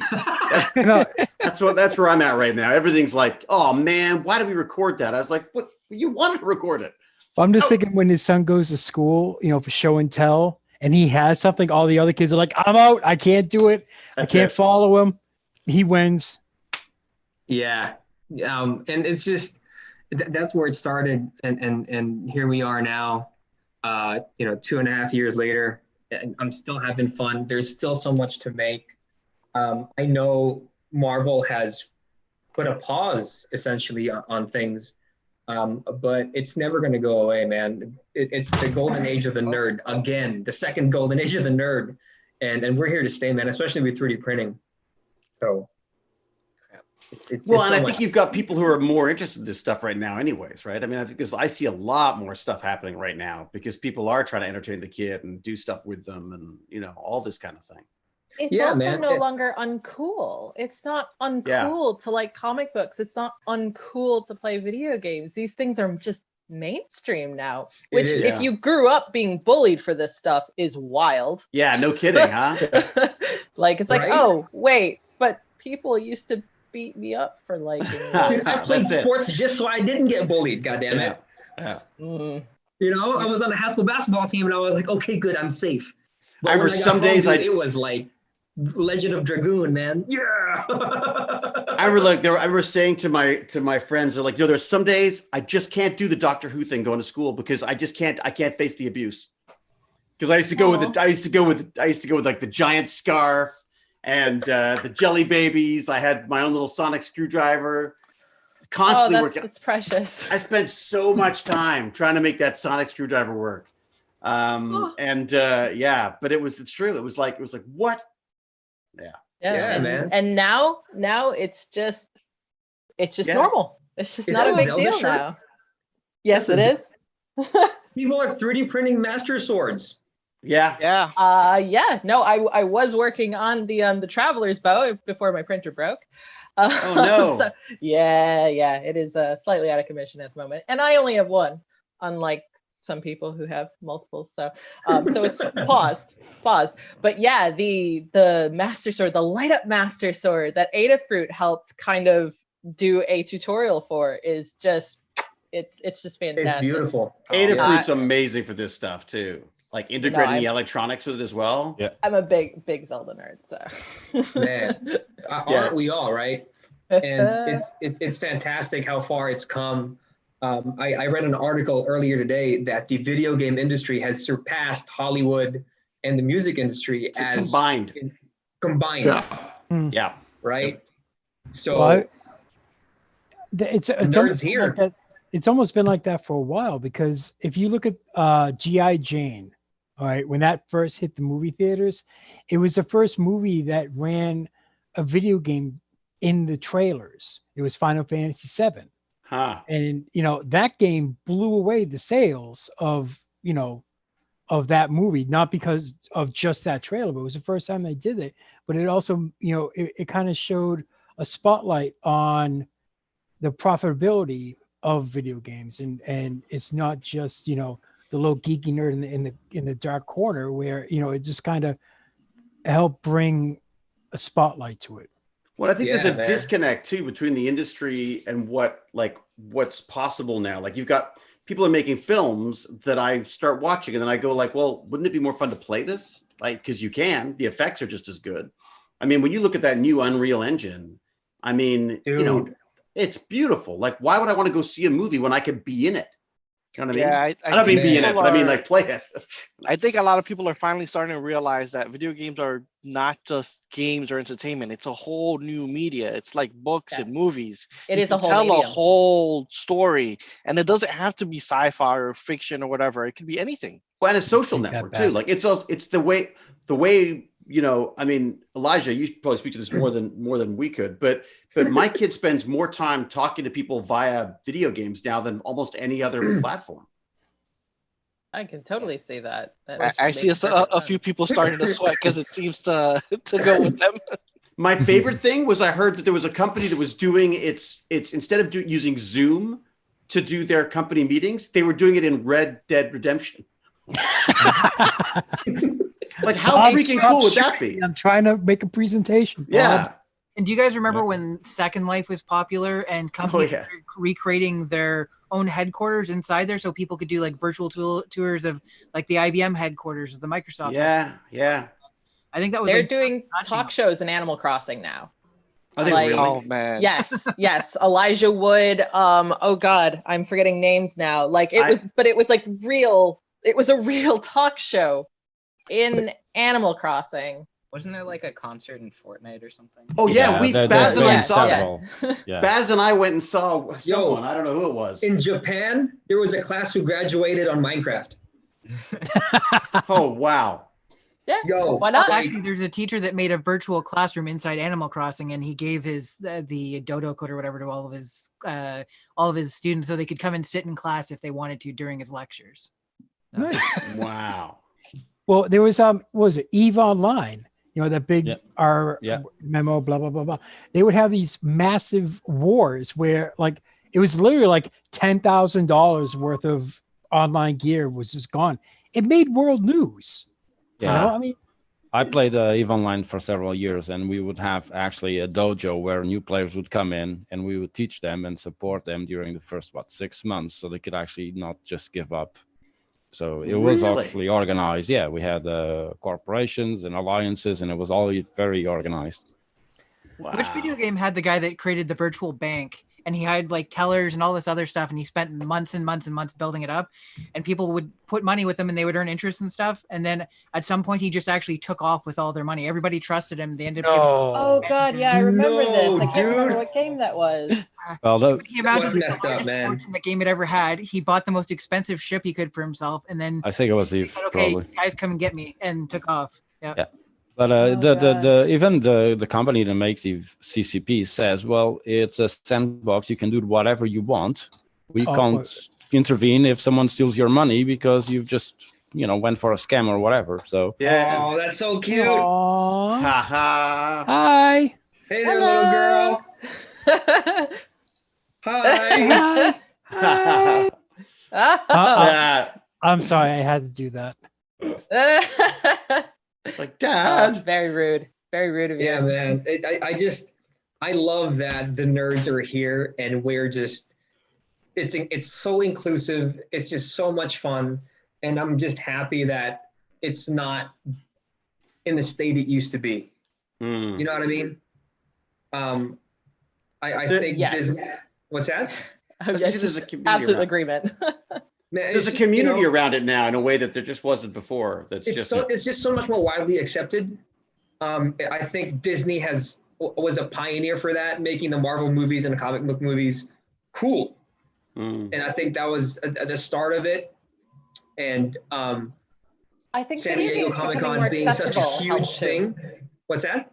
I think video games becoming more accessible helped a lot too, because at some point it went from something that you had to have a high-end computer or a very expensive console to play to something you could do on your phone. That everyone had a phone, so it suddenly went from something quite exclusive to something everyone could do. Yeah, like Jennifer Lopez is like, I attacked your city, like shit like that, Especially like game streaming where they'll play it on a really powerful computer and just stream it. Stuff like there's certain Nintendo Switch games that do that because the Nintendo Switch doesn't quite fit the hardware of some stuff. But the unfortunate downside to things like that is you have to be connected to Wi-Fi for it to work, even in single-player games, because it's streaming. Right. Well, that worked so well for Sim 4. Yeah, it did wonders for them. And I don't know about you guys, but I'm excited for Phantasy Star Online 2 to come out in the next 2 days. Like, y'all about to see Nikko disappear. I'm waiting for Hightail. That's what I want to see. Hightail, what they do with that. Coming from Japan, yo, see ya. Phantasy Star was legit the first video game I ever played as a kid. Not online, like Phantasy Star 2. Wow. For the Sega Genesis. Yes, I'm dating so myself. Old. I remember when we had Pong on the TV and we were happy. Yeah. Yeah, I still have all behind me, all my consoles hooked up to one TV. I've got a CRT that you can just barely make out there. That is a thing of beauty. Yep. James. Oh man. My wall. So my James, son you plays Mario with me and he goes, "Daddy, this is so hard." I go, "Are you fucking kidding? Are you kidding me?" Go pick up Mega Man. Dude, are you nuts? Like, bro, you can't have Mario be hard. Like, you have to memorize where things are on this map, to get to it. And needless to say, I was a little bit disappointed, but their games now they're different, man. They're just so different. Yeah. It's wild because I picked up Phantasy Star 2 to replay as an adult, and I was absolutely gobsmacked at how difficult it was. Like, I'd forgotten how hard it was because I've been playing video games steadily my whole life, and so I've just kind of gently adapted to the curve. And so going back and playing a game from 1989 or whatever it came out again was like, oh, I've gone soft. Yeah. It's the controller's fault. The controllers aren't as good anymore because they're so old and worn out. Yes, When I definitely that. When I built my emulator, my Raspberry Pi, retro game emulator, and Altoids box, I went back to playing the original Legend of Zelda on the NES, on an emulated version of the NES. And I feel like video games back then had a hard time with scaling up how hard things should be, because you go from dungeons 1 through 5 and it's just kind of like whatever, and then you hit dungeon 6 and it's impossible, and then just finding the last dungeon, I had to look up, like, you have to burn like a tree or blow up a rock. I forgot. Admittedly, By 5, game they're design like, has improved a lot because a lot of games didn't know how to communicate what you were supposed to do, and that was I think the biggest issue. Now game studios have people dedicated to game design, like also, just communicating the idea. Like they started the culture. PlayStation 5 game, God something, the one that they put out in the trailer. God of War. No. I forgot what it was, but like God Blade or something like that. Man, Devil's Blade.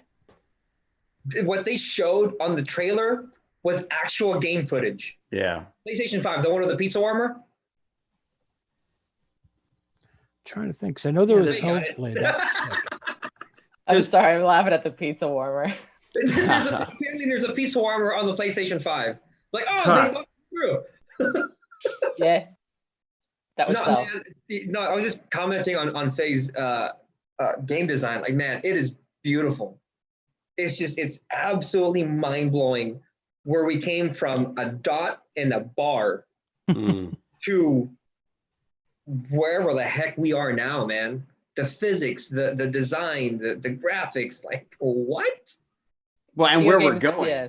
I mean, where are we going to go now? Because it's just like exponential, right? I mean, it's the tools are building the tools now. So it's we're starting to tap out, I think, a little bit. We're hitting I think the top of the curve in regards to like where we can go.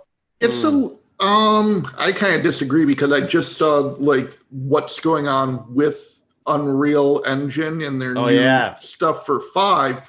And the thing that I'm seeing now is that engine now being able to be used for film and television. That's what they did with The Mandalorian, is they actually had real-time virtual sets running through the game engine.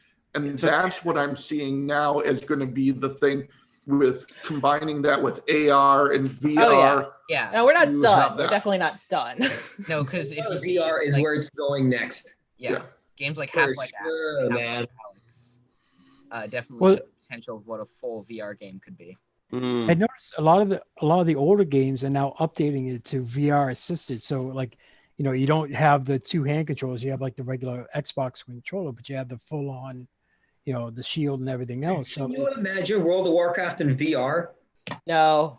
I'm like David. I can't do VR motion sickness. That's it. I'm hoping that the tech will fix it. I'm hoping the tech will fix that. But what's neat about this stuff is that it's because when you start seeing the technologies combining, when they're using the game engines to create films, I think that bodes really well for the games as well, because it means that all of a sudden you really are going to be able to go see the movie and then walk through the sets and have your battles in exactly the same environments as you were just watching in a film. Well, you have Rooster Teeth Studio. They used Halo on the first Xbox. And it was just a small little web show, and it just blew up like crazy. They used that game engine to do the whole animation for it and everything else. They had a lot of good writers on it, and just now it's just full on. Microsoft basically just hires them to do it now.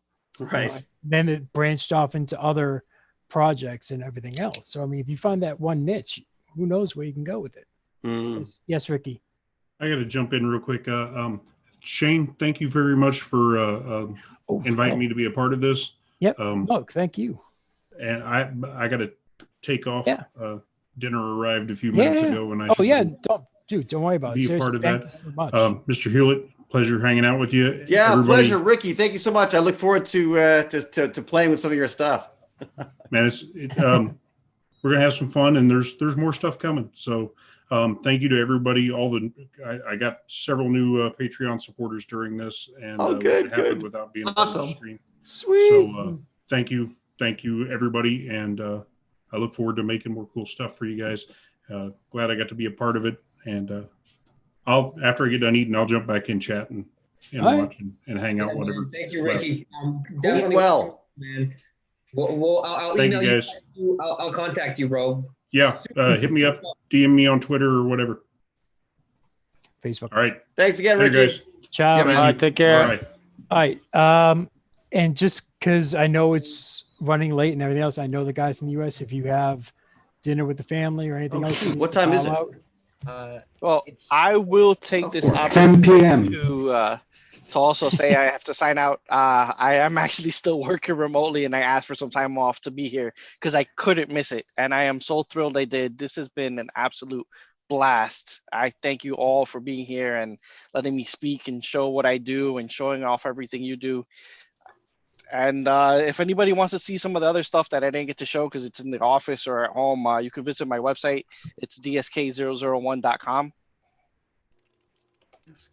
Definitely, man. I like that I can hear the typing. Oh well, because I'm putting it up in the YouTube chat, so everyone else has it as well. I wasn't pointing fingers. I just was saying I could hear typing. I didn't know you I'm had so a old-fashioned. website. I'm writing it down.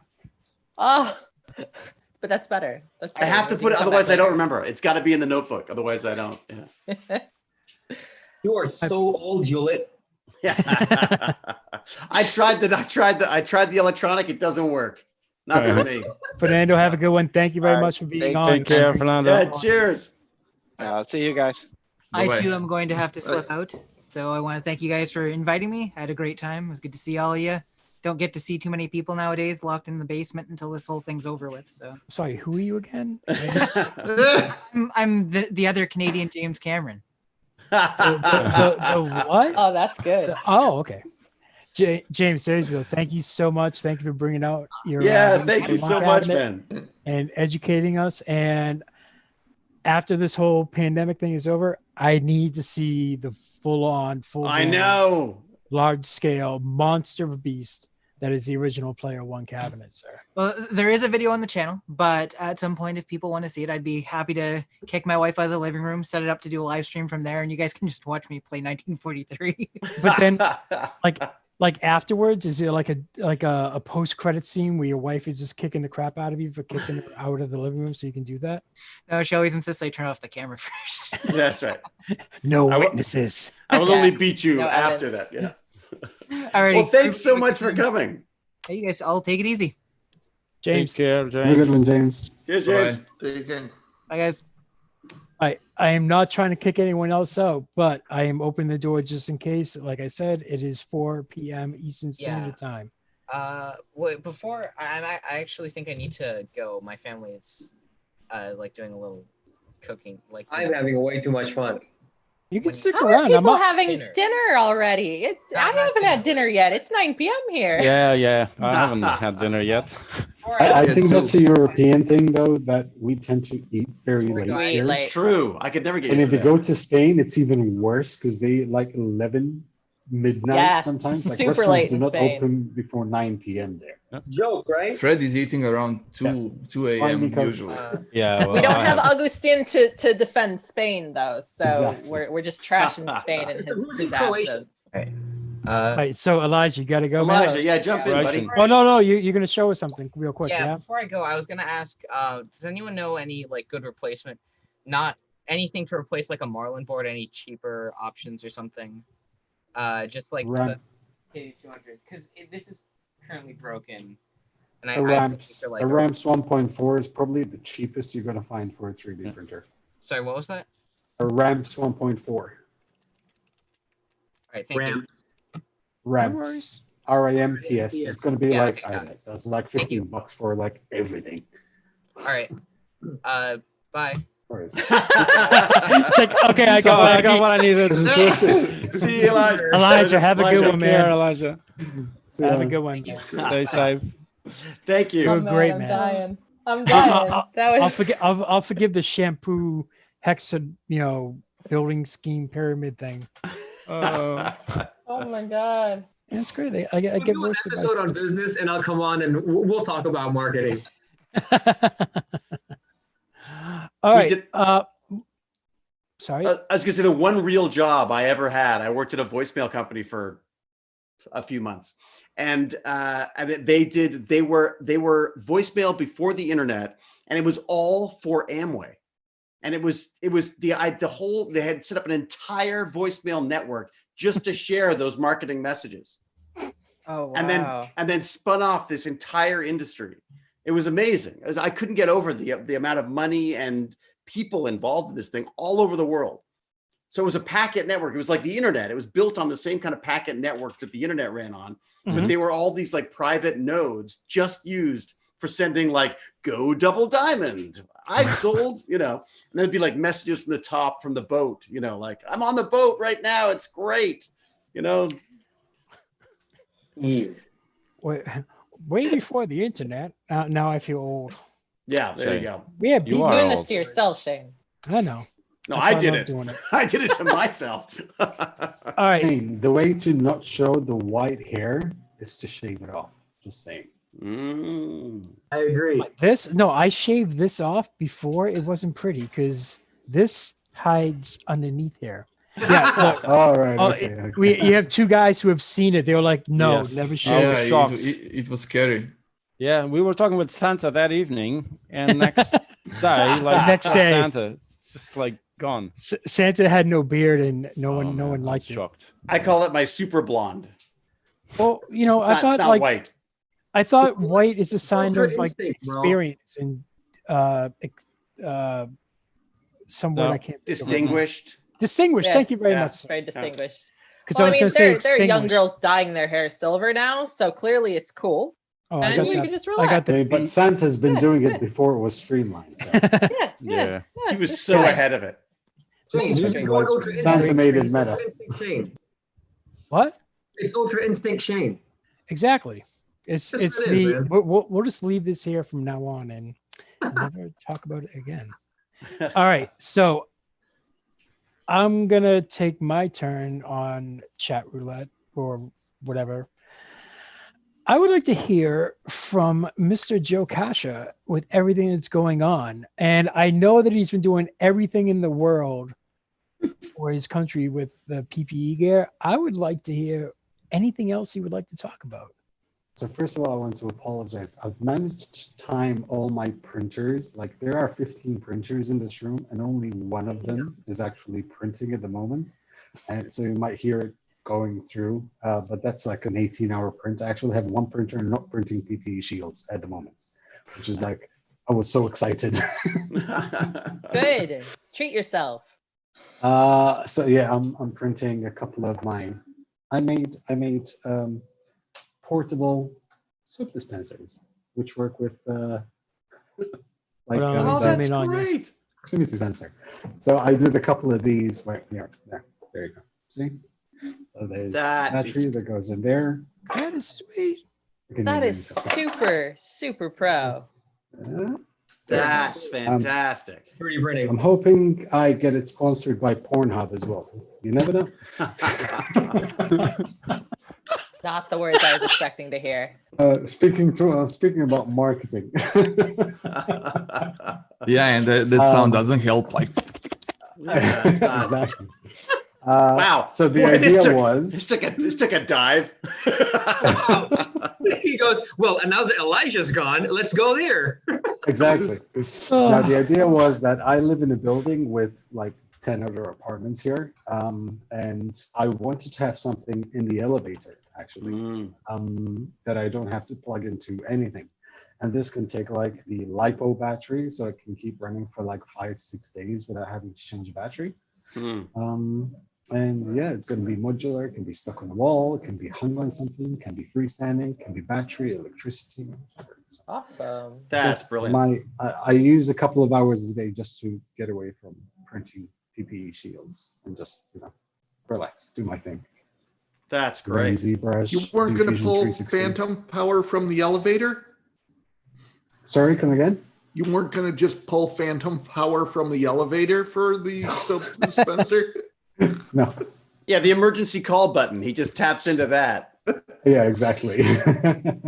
No, the reason being is that at night I'll probably just remove that and just bring it indoors because I don't trust anyone. They'll probably steal it. Are people using it? I mean, have you seen people using it in the building? They do actually. They use it quite a lot because now I have one next to the door outside and one inside the elevator. I have one inside. So, yeah, and I'm printing 2 more because I have to record an episode, of course. Oh my gosh, I'm gonna have to print one because my friend lives. He calls them the Grim Gray Towers. It's just around the corner here, and he's just living in a large apartment building. It's 2 giant apartment buildings side by each, and of course now he's terrified to leave the house because he's got so many things to touch. It was just this idea I had. I mean, it's not like it's there's a need for it, but it was it was fun. It was just a challenge for me to do in Fusion 360. It doesn't use Arduino, and the reason why I wanted to make sure I do not use Arduino is because whenever I do an episode with Arduino stuff in it, people always call me out for doing the wrong code, even though it works. So no Arduino. So what does it run on then? What's running it? It has a peristaltic pump. It has a buck converter. It has an infrared sensor, which is a breakout board for Arduinos. And it has a relay switch. That's basically it. Oh, wow. So you have the buck converter, which converts 12 volts to 5 volts for the IR sensor and the relay. And the 12 volts goes straight to the peristaltic pump. And I wanted like a decent pump because if it's gel, it could be very thick. I didn't want submersible pump because not all bottles. Like I wanted something that you can fit all kinds of bottles in. So right. So that's great. I'm happy with that. And it looks like it can dispense coffee as well. Yeah, actually, it's funny because someone mentioned like this should dispense perfect shots of alcohol. Yeah. So you can either wipe your hands with it or drink it. And now I have another idea because today we installed an AC, which is like Wi-Fi accessible. So I told my wife, I'm going to get that. So this is the perfect time for me to get an Amazon Echo because I'm going to tell like Alexa, switch on the TV, Alexa, switch on the AC, and then Alexa, make me a gin and tonic. That's it. And that's what you have a kid for. Happen. The last time I saw something like that, it was in the Jetsons. Oh, wow. Incredible work, man. I just love the idea that you could put Alcool in it and then you'd have your choice of either washing your hands or drinking it. So you'd have either way. Exactly. No, I mean, I love, there's nothing that satisfies me more than showing people that 3D printing is not just for toys. It can be practical, like the cosplay, like all these things, the lamps. I love lamps. People who watch my episodes know that I love lamps and I do a ton of those. And I really enjoy showcasing like how practical 3D printing is. like every room in the house has something 3D printed in it, which is there like for a purpose. No, it's amazing because it's one of the things that I was so surprised at when I sort of first came into the community to some extent, was how sort of evangelical everyone is about it. It's all about, we're at the stage now where everyone's got to sort of like prove that it's not just not little tchotchkes. It's like there's a reason behind this. And strangely and alarmingly, unfortunately, I suppose, but COVID's done that. Like, talk about mainstream, all of a sudden everyone knows exactly what's going on. You know, people who I hadn't spoken to were like saying, hey, can you print me a couple of them? I'm like, yeah, sure, fine. On the edge, whereas now it seems to be more, you know. Oh yeah, absolutely. I mean, COVID was the sort of like, it was the tipping point for 3D printing. Like now the whole world knows about 3D printing and what it's capable of. And teleconferences. Exactly. There you go. So yeah, I mean, I printed like over 10,000 shields myself. I know there's another company in Malta who was printed like 15,000, and that includes the whole community. So yeah, like it was a lot of printing. Like I'm going through like six kilos of filament a day. Yeah. And is it that desperate for the stuff though? Is the PPE that really? It is. And the reason being is that they don't always recycle them, so they're constantly using them, and there's just no supply here. And since like we're a small island, it's not like you can drive over to the next country, find a supplier there, and just drive back. Like we're a small island, airports are closed, shipping ports are closed, so you know we have to. You're in Croatia? No, I'm in Malta. Malta, okay. Yes. Yeah, Croatia's not an island. One of my favorite. I'm over there. Croatia is dumb. I hated geography. One of my favorite directors on Stargate was actually from Malta. I think he's moved back to Malta. Mario Azaparte, and he was Azaparte. Yes. That's a fantastic guy. He used to swear and scream, and God, I worked with him on numerous things, and the last thing I worked with him on was Stargate, and he said he was moving back to Malta then. Amazing. It's a gorgeous place. Yeah, just fucking shoot. You know? Yeah. Mario, do you have any notes for us? Yes, more blood. Sounds very Maltese. Yeah, he's wonderful, wonderful guy. Yeah. And then you'd get on the phone. He would go, so he'd be screaming at somebody, oh, this is taking too long. Blah, blah, blah. And then yes, my darling, how are you? Yeah, he'd be on the phone with his daughter. We have a joke in Malta, like, how do you stop a Maltese from talking? And that is tie his hands behind his back. That's so true. Very, like, we use our hands quite a lot to speak. We're very, like, it's like Italians, you know? Like. He also said chief a lot. He was big on chief. Hey, chief. Hey, Chief, how you doing, Chief? Yep. Chief, you are the worst actor I've ever seen.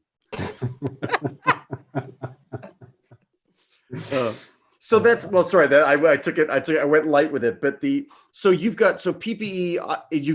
There's enough of a demand that you're printing that much in the way of face shields the entire time. What about masks? We have a lot of other parts of different communities printing like homemade masks. And we've had like China donated like 500,000 masks. So masks are fine. PPE, there is quite a big shortage of those. So while we cannot do all kinds of PPE, at least we can do face shields, we can do some ear savers, you know, here and there. But that's about it. I mean, in my case, I've just been commissioned by a company here who sponsored 2,600 face shields last week. So I have I've printed about 700 during the past 2.5 days. Wow. So hopefully another 2,000, and I'm hoping I can take a break because I honestly have enough. I'm just tired now. You look exhausted. I honestly am. I sleep very little. And the thing is, it's not that it's bothering me at all. And even though I'm printing 2.5 months now, printing the same thing over and over again, I'll go into bed, it'll be like 1 o'clock in the morning, and I know that I have prints running, and then I'll Like, let me wait 15 more minutes, because if I wait 15 more minutes, then I'm sure like 2 or 3 more printers would have finished, so I can just set those again, and I'll have more ready in the morning. And then it's 3 o'clock, and then it's 4 o'clock, and then I just say, okay, it's time to sit. It's so funny because I printed a few, I mean, literally just a few for a local hospital. And then I think, I guess they must have had other bigger companies move in because they stopped asking for the 3D printed stuff. But that was exactly it. That was my thing, was you'd be like 3 o'clock in the morning, you'd go like, well, yeah, I could probably get, how many more runs could I get in before? Because every second feels like a wasted time, like you're wasting time. Exactly. Oh, the thing is, if I timed them properly, I can probably produce around 35 to 40 an hour usually. Wow. So I can fit in quite a lot in it. How many printers do you have going? At the moment, about 17. Wow. The only reason why I don't have more is because I wouldn't be able to keep up. Right. Like, I literally, my wife and daughter went to see her parents, and I was here alone for 2 days, and I thought like, okay, it's like 100% focus on printing shields. And it was like 12:30, and I said, okay, I'm hungry now. Like, I need to order some food from Bolt. As I was walking from the door to my desk where my mobile is, print was finished. So I took the print off, and I just set up another print. In the meantime, another printer finished, so I took that off. 4 hours and goes it's by. 2:30, and I'm like, I need to, like, it's 2 hours later, I still haven't ordered food. But as I'm going, so I also suffer from ADD or ADHD, whichever you want to call it. So at the end of the night, I ordered food. I think it was like 8:30, something like that. That's when you end up going back to the fridge to find stuff that you had, that you wouldn't eat before. I feel like you need somebody sending you like a regular text message being like, have you eaten? Yes. Have you drank And it's enough funny water because today? I actually have an app to remind me that I have to drink water, because I'll forget. Like, if I'm here alone, everything is just disappears around. If I know that like my wife and daughter are somewhere, they're happy, they're fine, they're not here, like, I'm done. Like, I'll forget the world. What if you can dispense spaghetti on your machine? Actually, I was thinking of making a machine that could make me some spaghetti. That's it. Yeah, a pasta extruder, that would work. There's got to be some kind of a pasta extruder. Hook that up, bro. I mean, you just need a fridge there. Just put a fridge there and some stove, and you'll be okay. So I'm sticking to Red Bull because I want one of their mini fridges, because like at the moment, I think they could probably, just extract Red Bull out of my bloodstream. Because that's what's been keeping me up all this time. But yeah, I want a mini fridge in here, just put some snacks, put some drinks in it, and I'm done. That's it, man. That was my cue to rehydrate. And I'm going to take this time to go ahead and say goodbye to everybody as well. I am super humbled to be here, you guys. Thank you so much for having me. This was so much fun. Shane, I would love to do this again. Hewlett, I would love to do this again. Any day, man. Name the day. Shop behind me and not just some white wall. Well, thank you so much, man. That was fantastic. Your energy is fantastic. Thank you so much, you guys. It's very humbling to be around just the most brilliant minds that I've ever been across with, man. I'm just a dude in a garage, just trying to have some fun, and you guys are just phenomenal people. So thank you for having me, you guys. I appreciate it. No problem, man. Thank you so much. Stay safe, man. Thank you, Nikko. Me too. Have a good one, man. Thank you so much. Yeah, man. Bye-bye. He's amazing. He just so loves it. Like, oh yeah. It's like contagious. That's the dream, huh? That's it. Well, I guess the idea of having your own business doing this stuff has got to be, I mean, I'm always trying to figure out how to make this pay for itself, all this geeky stuff. I started 3 years ago. I mean, I had a really good job. I was the head of payments and fraud operations for one of the largest online gaming companies in the world. Oh, wow. And funnily enough, they are the ones that commissioned me to actually print the 2,600 face shields. Oh, cool. What's the company? It's Betson. It's an online gaming company. So they do online betting, casino, Oh, wow. and all that. And I love that job. I had it for like 8.5 years, but I started this channel. I saw the potential in it, and I'm the kind of person that I know that if I don't have any other option, I will make it work. You know, so I took a leap of faith. I jumped right in, and unfortunately, was at the same time I was buying this apartment. My bank wasn't very happy with that, so they made me go back to work. Oh, really? Oh, yeah. They told me, you either find a job or we won't give you the home loan. Really? So I had to go back to work for about 6 months. But then I just decided that's it. Like now I do consultancies. I do my episodes, of course. I do paint models. So yeah, it works. It's tough. You end up working much more. Like I work between 14 to 18 hours a day now. Right. But I love it. I wouldn't have it any other way. Yeah. No, that's fantastic. I mean, that doesn't feel like work if you love it, right? Yeah, exactly. And I mean, it does get tiring once in a while, and you just want to take a day off. But I can. Like, I ask the boss, and the boss says fine. So, Joy Joe, is self-employment. you had that, you were dealing with the Arduino stuff, and you were talking about how you had people saying you were doing the coding wrong. And I wanted to put this out to the group. Arduino is probably the thing that people gravitate to first when they first get into electronics.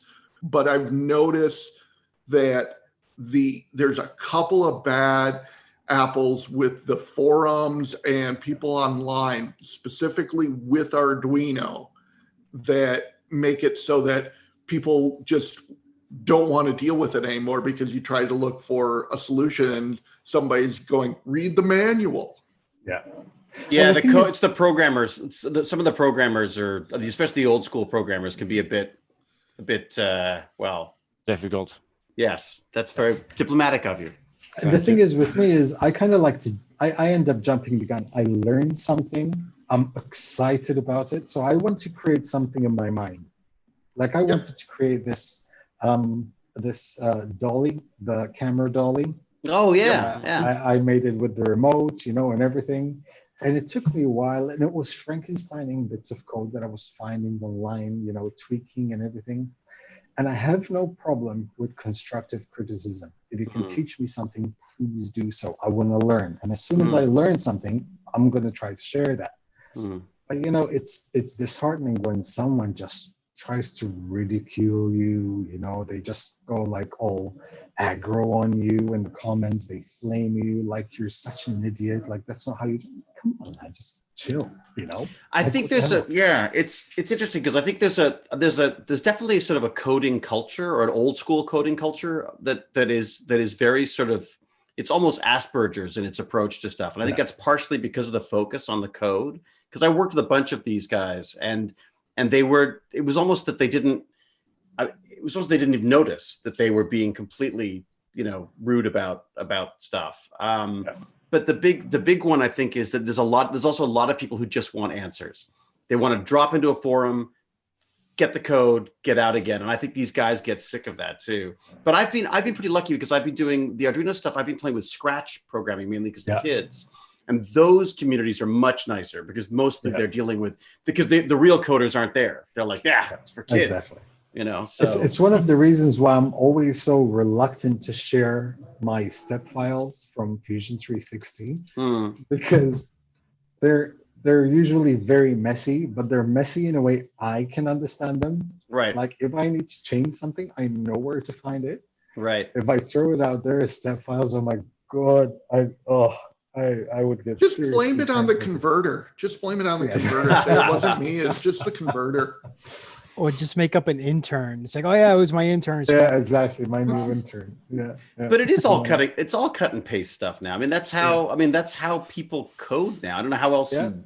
Like, what's the point of reinventing the wheel every time you do it? It's. But they're very precious about their codes. Even Yeah. new languages, they are always complaining. But they all go online and research and find answers to the things they don't know. Yeah. But I guess in doing Arduino. I was actually doing it this week, and I was trying to put some LEDs to kind of flash for a project. I haven't coded in like 7 or 8 years, and the code is awful. But really, does it make any difference? Does it do what I want? Is it functional? If it does what you want it to do, then yeah. And that's the thing. I don't mind sharing the code once I've actually finished the project, but I'll just make sure I'll just say written by an idiot for people that are learning. That's it. And if you don't like it, well, just don't look at it. Yeah. When I want to travel, it doesn't make a difference what kind of plane you travel in. You're going to get where you're going to get. As long as you get there, it doesn't matter. Yeah. Well, and also there's nothing I used to find it very frustrating, but also amazing how you would write like a piece of code and you'd put it out there, and a good programmer will take it and reduce it to like one line. And you're like, oh my God, like, of course, that's just trying to find those algorithms that will do what you want in a nice way. But at the same time, it's like, my brain doesn't work like that. Mine's like, do this, do that, it's bouncing all over the place. It's the idea is as long as it's functioning and as long as you're playing with the stuff, I think there is no right way to code. No, I think a lot of people that are more into these and in a professional way look at it from, being a robust code and being well written and readable and having less issues and causing less memory issues. Really, do we care about that? No, we either want to do it in cosplay and, the gel dispenser or a diorama or whatever it is. It doesn't need to be beautiful. And most of the times, nobody else is going to read it. So, well, there's a snobbery too, isn't there? Exactly. Yeah, and it comes to the point, like, even when I want to do something like for the door, I wanted to do these, not door stoppers. I did these, it's like a figure 8. With one hole, it's printed into Q, you slide one into the door handle, and if the door slams open, it just bounces back out.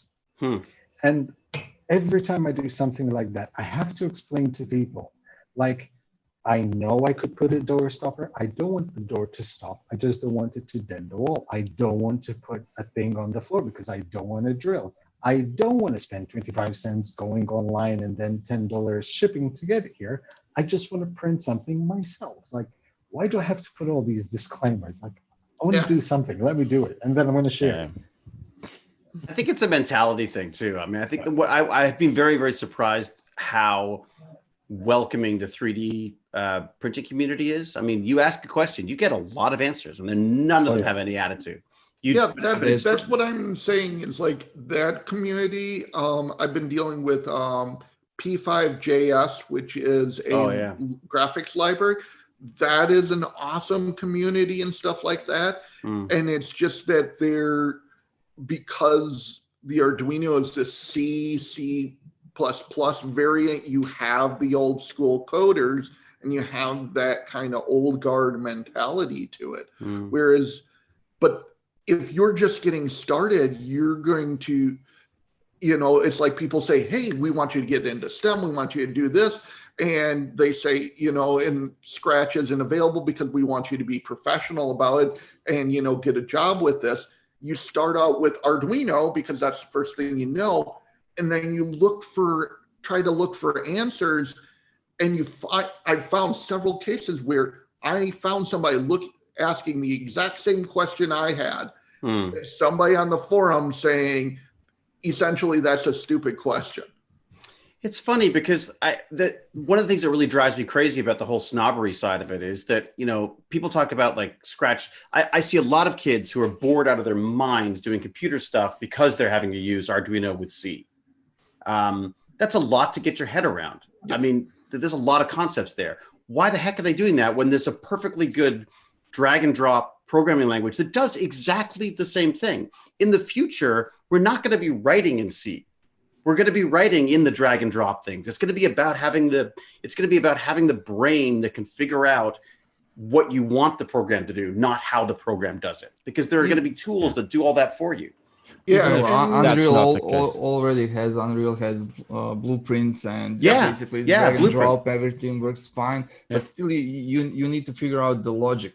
Logic is always the problem for people who don't know how to code, how to make games. Like I tried to make few games. I made few projects like I was doing a VR game, and I just didn't have the logic that most of the shooters have, because basically when you hit the trigger, you have a ray going from point A to point B and comes back and gives the signal. My logic was, I'm gonna try to shoot a projectile, then someone is gonna take that projectile and hit the guy, something like that. And when you just ask questions, you get answer where you feel more stupid, and you ask question and say, okay, I'm really stupid about this. Just explain me like I have 5 years. Like I'm a kid, but I'm forgetting that the kids these days are way too smart. So I get the answer that I again don't know how to use, and it's always like that. But 3D printing community is really great because people are nice compared to, I don't know, the aquarium community I have. Those are the worst people. So which one? Creation aquarium things, when you want to ask about some kind of fish, you will just get weird answers, and they will mention your family and stuff for no reason. So you shouldn't do that. Yeah, they are really mean. So we need like a 3D printing programming community. So that just for like basically programming for 3D printing. So I guess we need to have groups of like separate divisions, so people know where to go for something like that. Like Fred had all of these questions. He tried to do something. He kind of failed. He was depressed entire day. We had to shoot him in Counter-Strike just to make him feel better. Yeah, but then there are some people on the Discord that were kind of just went on to a voice channel, kind of shared videos. Some of them shared code. Like I ended up figuring out my soldering was so bad that the connectors weren't good enough, and that's helpful. But that is actually the same spirit you get from the rest of the 3D printing community. In the last months you were teaching me ZBrush, Wekster? Yeah. So this kind of the month before we did the same thing to Noob. Yes, exactly. Live. So and I think that's regarding the programming. My experience, and I've actually taught a lot of people how to write code in Flash in the old days.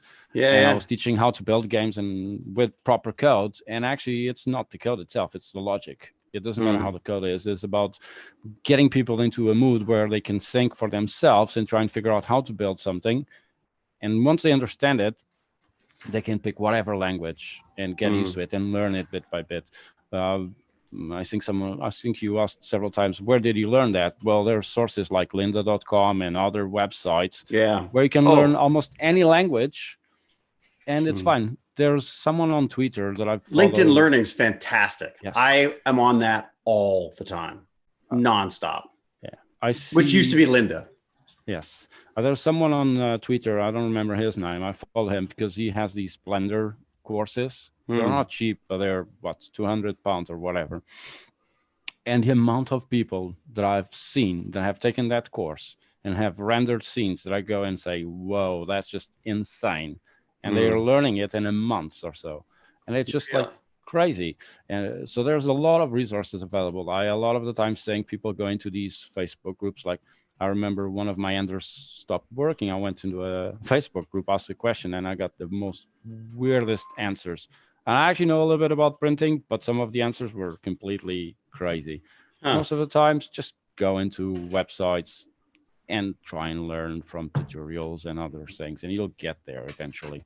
And then I found the Twitch community is really great too. The streaming Twitch community, I've been very, very impressed. I mean, you get the trolls as usual, but I've been amazed at how many people have jumped in and helped on that stuff. Yeah, including Shane.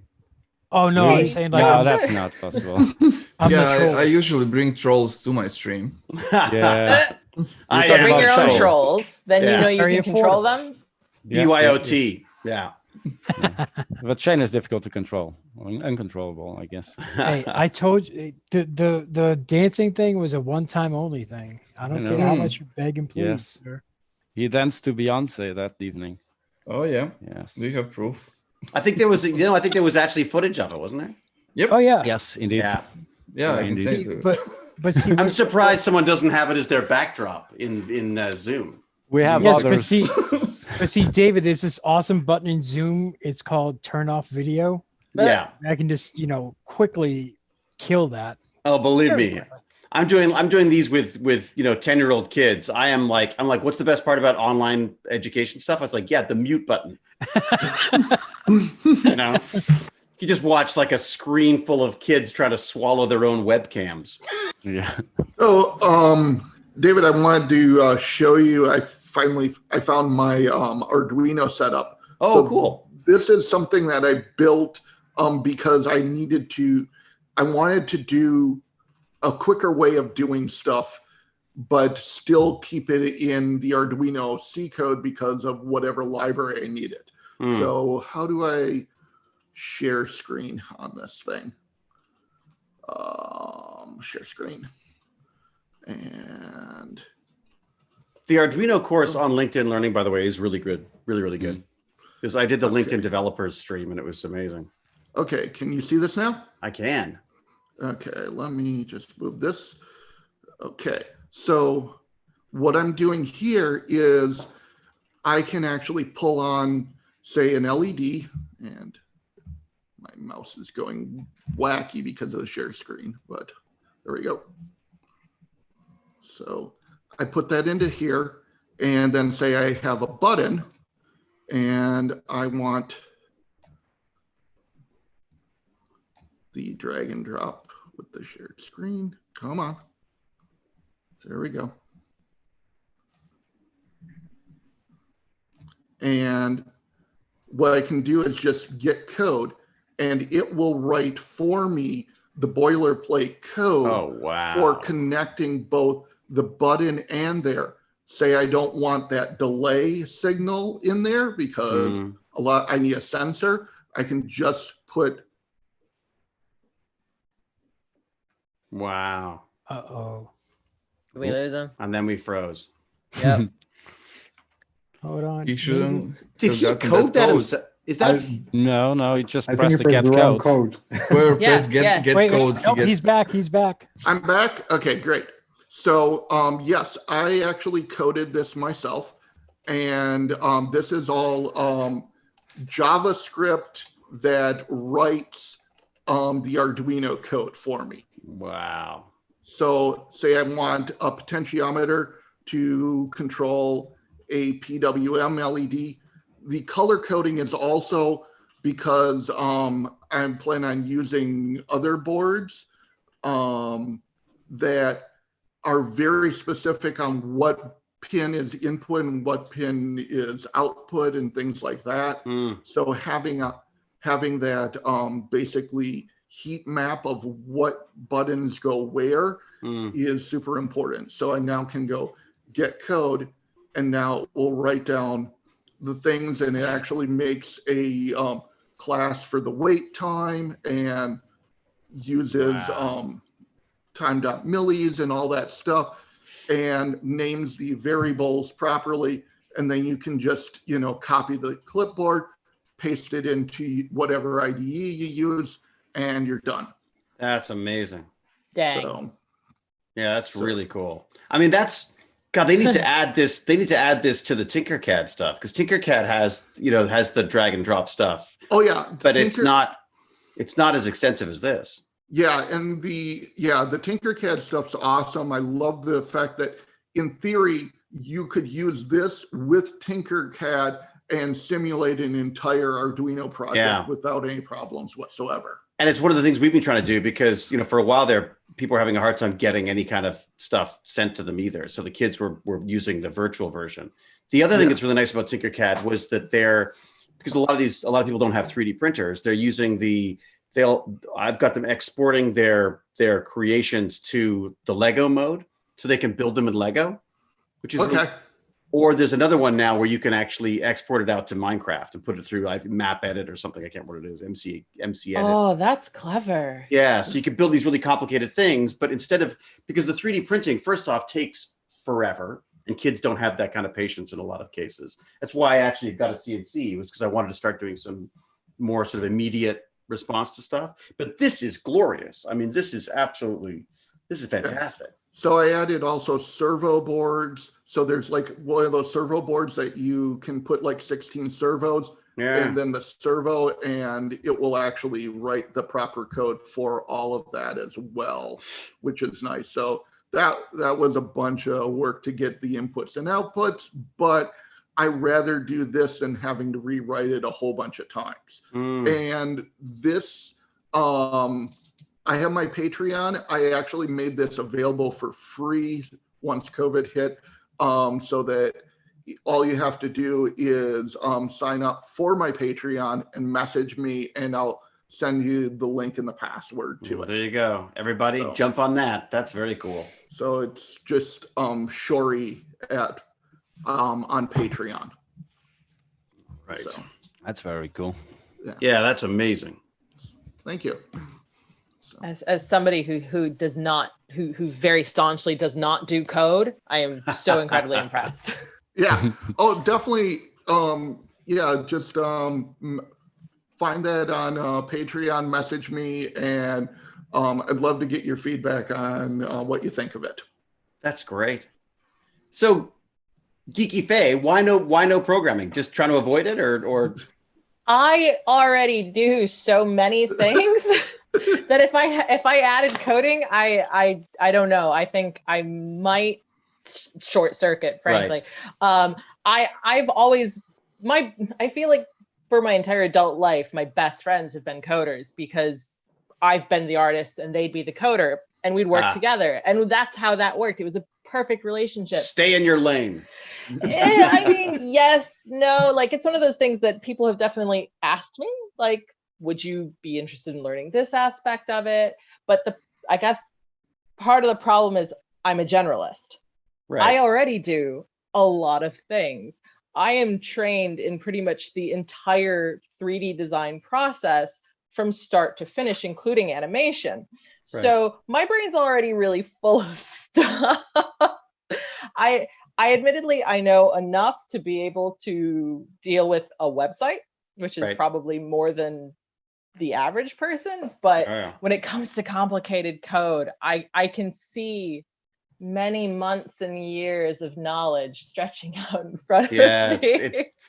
It's well, I guess part of the skills in getting stuff done is figuring out what you're not going to do too. And that's definitely something I struggle with a lot. Yeah, no, admittedly, prioritizing time is a difficult thing. And it's definitely something I still struggle with because I'm constantly finding new things that I want to try. This is admittedly my blessing and my curse, is that I want to do a little bit of everything, which is why I'm kind of doing my own thing now, so that I can do a little bit of everything. What is your own thing? What are you doing now? Well, I am basically in just starting out, kind of creating my own sort of channel and place to exist on the internet. My background is film and video games, and I did that for over a decade. And it was ups and downs, and I learned a lot. But one of the things I definitely discovered about myself is that I enjoy too many different things. I want to do a bunch of different things, including cosplay. Admittedly, another thing I've been doing for most of my life, but not to the level that I want to really do. Right. Fine art is very much my background, but I went away from that for a really long time in doing things like video games. You kind of start out in a place of, right, I'm doing everything with my hands, I'm learning all the fundamentals of art, but then suddenly that gets put aside in favor of computers. Right. And so I want more of that. I want to get back to that. But most of all, I want to find the places where digital and analog meet, because I discovered 3D printing about 2 years ago, and it was basically magic. It is the magic machine. Yeah. And the possibilities feel endless. I still very much feel like a beginner when it comes to 3D printing, as I'm constantly realizing there's stuff that I just don't know anything about. Yeah. There's always something breaking on the printer that I don't necessarily know how to fix until I ask the 3D printing community and they come to my rescue. Right. But I want to find these places where you have a technology facilitating things in a way that's not possible with a physical thing, but meeting that with an actual physical result and hand-on skills, which is why I love David Shore's work, because he is doing amazing stuff with 3D printing and fabric, and is a huge inspiration to me. I'm not going to be a fangirl too much, but like I'm very much like I've been kind of quietly studying his work, because I have costumes in mind that I want to create that very much will integrate 3D printing into something I can physically wear. And that for 3D printing on fabric, that's where it's at. That's the future. I'm sorry, I'm gonna say it. It is the future. So that's kind of where I'm at. But I'm still like, I don't even have my YouTube channel officially up yet. I'm like, you're kind of like meeting me in the beginning stages, where I'm still kind of rebuilding a new portfolio, because unfortunately everything I've kind of done prior, it's either protected by NDA and I can't show it, or it's not really what I want to do now. I feel a little bit like a kid again. Like I'm not a kid, but like it feels a little bit like starting from scratch. So it's a little scary. It's a little scary. I just wanted to say, some people may have seen this, but most people haven't. I have a few friends and I posted ones that I've done, but it is entirely possible to 3D print on fabric using a resin printer, not just an FDM printer. Wow. So you can basically zip tie or rubber band, print a couple of layers and rubber band it upside down on the thing and keep on printing. With it and have it. I feel like this is going to spawn new types of 3D printers specifically for fabric. Like I feel like there's a place somewhere here where we're going to need to be able to figure out how to when to put in the fabric. And there's so many little things where it's like what I want in a 3D printer is so foreign from everybody's manufacturer. Yeah, it's not the average thing. Yeah, it's like, oh, well, I want glass bed with LED lights so that it shows through so I can line my fabric properly, and I want a clamp down loom, and I want a Cartesian printer that the bed doesn't move at all in X, Y, or Z. Like a router. Right. Yeah. Actually, that's interesting. I'm telling you, this sounds like Prusa, like, 10 years ago, or whatever, or however long it was for Prusa, like where he didn't have the printer he wanted. So you gotta start somewhere, don't you? Yeah. Which admittedly, I think I'm giving myself advice here. Well, the other thing start somewhere. I mean, the other thing about getting started on that kind of stuff is that, I mean, like I said to my son, I'm like, I've made like a living out of making an idiot of myself. So I have no problem with going out onto YouTube or to Twitch and saying like, I don't know what's going on. Like and people. I got that bit covered. People are so great about that. YouTube was just amazing. The amount of people who would just say like, yeah, try this, try that, do this, like it's, that's actually been another community that I've just found incredibly sort of supportive. Once you find your little tribe and it works, they're there for you. I'm seeing that. It's honestly been quite magical to kind of find the 3D printing community, even though 3D printing is just one aspect of what I do and what I want to do.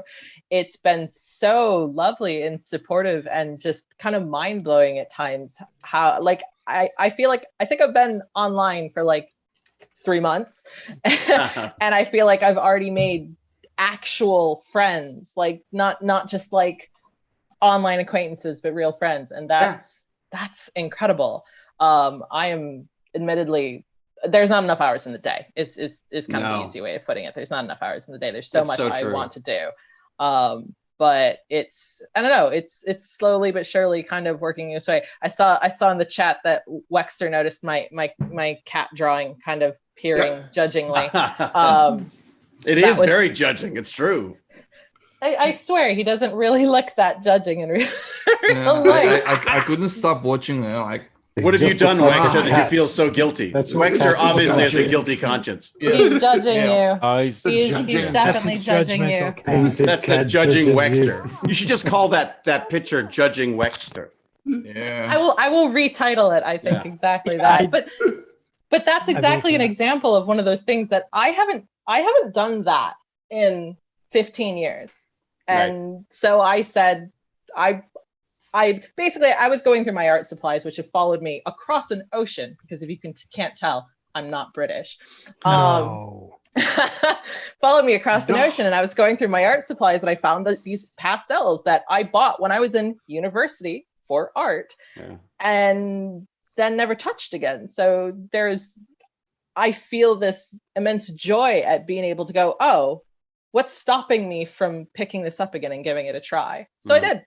And I made a cat. I made my cat. That's my cat. I literally just bought some oil paintings, oil paints about 2 days ago. There is this photo of the Staffy, because I do oil on canvas. And there's this photo of the Staffy in like lots of really bright, vibrant colors. And I have a Staffy as well. And I'm the kind of person, I love doing replica paintings. I've been doing those since I was 16. I haven't done them for like 10, 12 years now. But if I see a painting that I like, I want it. And I want this painting so badly. And there's only one company online that sells it. And apparently it's a scam. So I'm just going to paint it myself. And I just spent some money buying oil paints, brushes, palette knives, everything. It was just, once again, as you said, not enough hours in the day. Just isn't. Really, really not. But also, I mean, there is and there isn't. There's not enough hours in the day, but also if you just keep going, eventually you get there. I feel like I'm kind of an example of one of those people that when I was a kid, I got the proper inspiration to pursue art. Like I decided I've been drawing since I was quite young. God, I can't even remember anymore. But like I was able to kind of go, hey, this is a thing I can do. Why don't I do it? In fact, I actually had to fight against adults who were telling me not to, which is something I spoke about at my my university graduation ceremony, where I basically was like, yeah, so you said that I couldn't do it. And I'm graduating today. So I guess I could do it. But that's admittedly one of the things that I think is maybe the biggest barrier to entry for young people who want to get into design, is this idea that you can't make a living doing it. That you can't, it's not a good idea, it's not a good future for you. You should be, the exact words said to me, you should be a doctor, you should be a lawyer, and it's like, but don't tell kids that. Geez, that's terrible. Well, but a lot of it's because people don't know there's other things out there. I mean, that was one of the things that I work with a charity here called Let's Talk Science, which is all about, again, science education and inspiration. And one of the things that they push for is job descriptions. They want to hear about people doing jobs that aren't traditionally, because people grow up and that's all they know they can be. They can they're either a football star, or they're a doctor, or they're a lawyer, or they're a nurse, I mean, it's like there's very specific things that people. It's a very short list of jobs. It's a really short list, yeah. And the reality is, how do you know what you love if you? I mean, the fact that people can suddenly discover that there's people who get paid to just study insects. Oh my God, I love insects. There's just this jobs I didn't know existed. And also the other thing is that jobs don't exist yet that are going to be the ones that are where these kids are going. My daughter is striving to become a dog walker. There you go. Perfect. I mean, okay. I guess that's one of the things that kind of scares me the most, is a lot of the things that is being taught to kids now, and all of the way that the schools are run is for jobs that we have now. That won't exist. Exactly. And it's not training them for a lot of the things that they can potentially see in the future. And even they don't train them like Faye was saying, design. Well, just thinking about famous designers, Johnny Ives in Apple, or Philip Starks and tons of others. There are people don't know them because they're not a common name. And as such, I said, well, you have to look at who's successful in being a lawyer or being a football player. And I think that's where a lot of the kids tend to never get involved into STEM. Yeah, well, it's terrible. Always the same jobs. Like doctors, first of all, you really need to be great and learn a lot of stuff to be that kind of person. And a personality. And you don't even get proper award. Well, I mean, for your work, a lot of people, a lot of doctors just go crazy with all the stuff. Like incredibly thankless. When my kid was born, she was born like 2 months before the schedule, and we spend all that time in the hospital with bunch of similar cases. I mean, when you see those people dealing with heavy stuff all the time, you admire those people, but I wouldn't want that for my kids. Sorry, that's a hard job. I mean, I wouldn't want for my kid to be an actor also. No, I forbid it. Because that job can, I mean, you know that that job is great because people people know you. It's opening some doors, but a lot of time you just wait for your time. I was saying that was my big thing about the lockdown. I was like, welcome to the world of being an actor.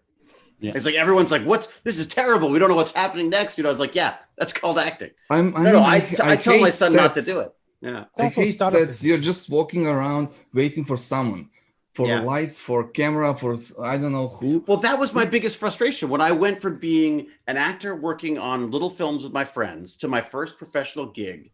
I was like, you'd come in and you'd do the scene and then they would send you off and you'd be like, well, what is that? What do I do now? Because you used to be, and I've spent my entire life now basically going in reverse because I want to go back to making the films where it's like when you're not acting, you're booming or you're lighting or you're working the camera. That's so much more fun. More completely involved. Yeah. And also, and that's YouTube, that's Twitch, that's all these there are all these new it's 3D printing. You're printing your own props. You're doing and the inspiration side of this stuff, which I get so excited about, because the reality is with school, I understand you have to have the building blocks to get, you got to walk before you can run. But you know what? They learn to walk because they see people run. Mm-hmm. And if you don't start with the end in mind, you lose the kids. I saw it with my own son. This reason why I started Tech Bandits was, which he doesn't attend really, but it was like, he was about to hit grade 4, and that's when school lost me. At grade 4, I stopped. I was like, I don't get this. I don't want to sit still. I don't want to be in the room. I don't understand all these stupid books and stuff. Why can't I just go play with my electronics, which is what I wanted to do. But that wasn't education. If someone had walked into a math room and shown me those wickedly cool, complex equations with every Greek letter known to man and said, we're going to understand this by the end of the year, they'd have me. Mm-hmm. They'd have totally had me. But they don't work that way. I had a friend of mine, he's now a lawyer. And in the last year before going to university, we sat down and we were talking about some stuff. And he says, well, I never understood, geometry and trigonometry and all those things. And I said, okay, well, 5 minutes, I'll explain it to you. And he said, bloody hell, I've just wasted all my life going to be a lawyer because I didn't get this. And but that's where kids are lost. Most of the times it's not understanding the basis, and then the teachers do not understand that there's more than what they've learned. And because they are just stuck in a very, small bubble, they don't see anything out there. I talk with tons of kids, even my daughters. The schools don't show them 3D printing, don't show them of course not. Electronics. I wish, and my parents were all very busy working. Nobody taught me how to solder or how to code. I learned all those things by myself, and because I felt that so many of them, I actually never practiced them enough to be good at them until I actually was, old enough that I can actually afford failing and learning and doing them by myself. But I only have a couple more years of doing this as opposed to doing it all my life. So it's quite interesting.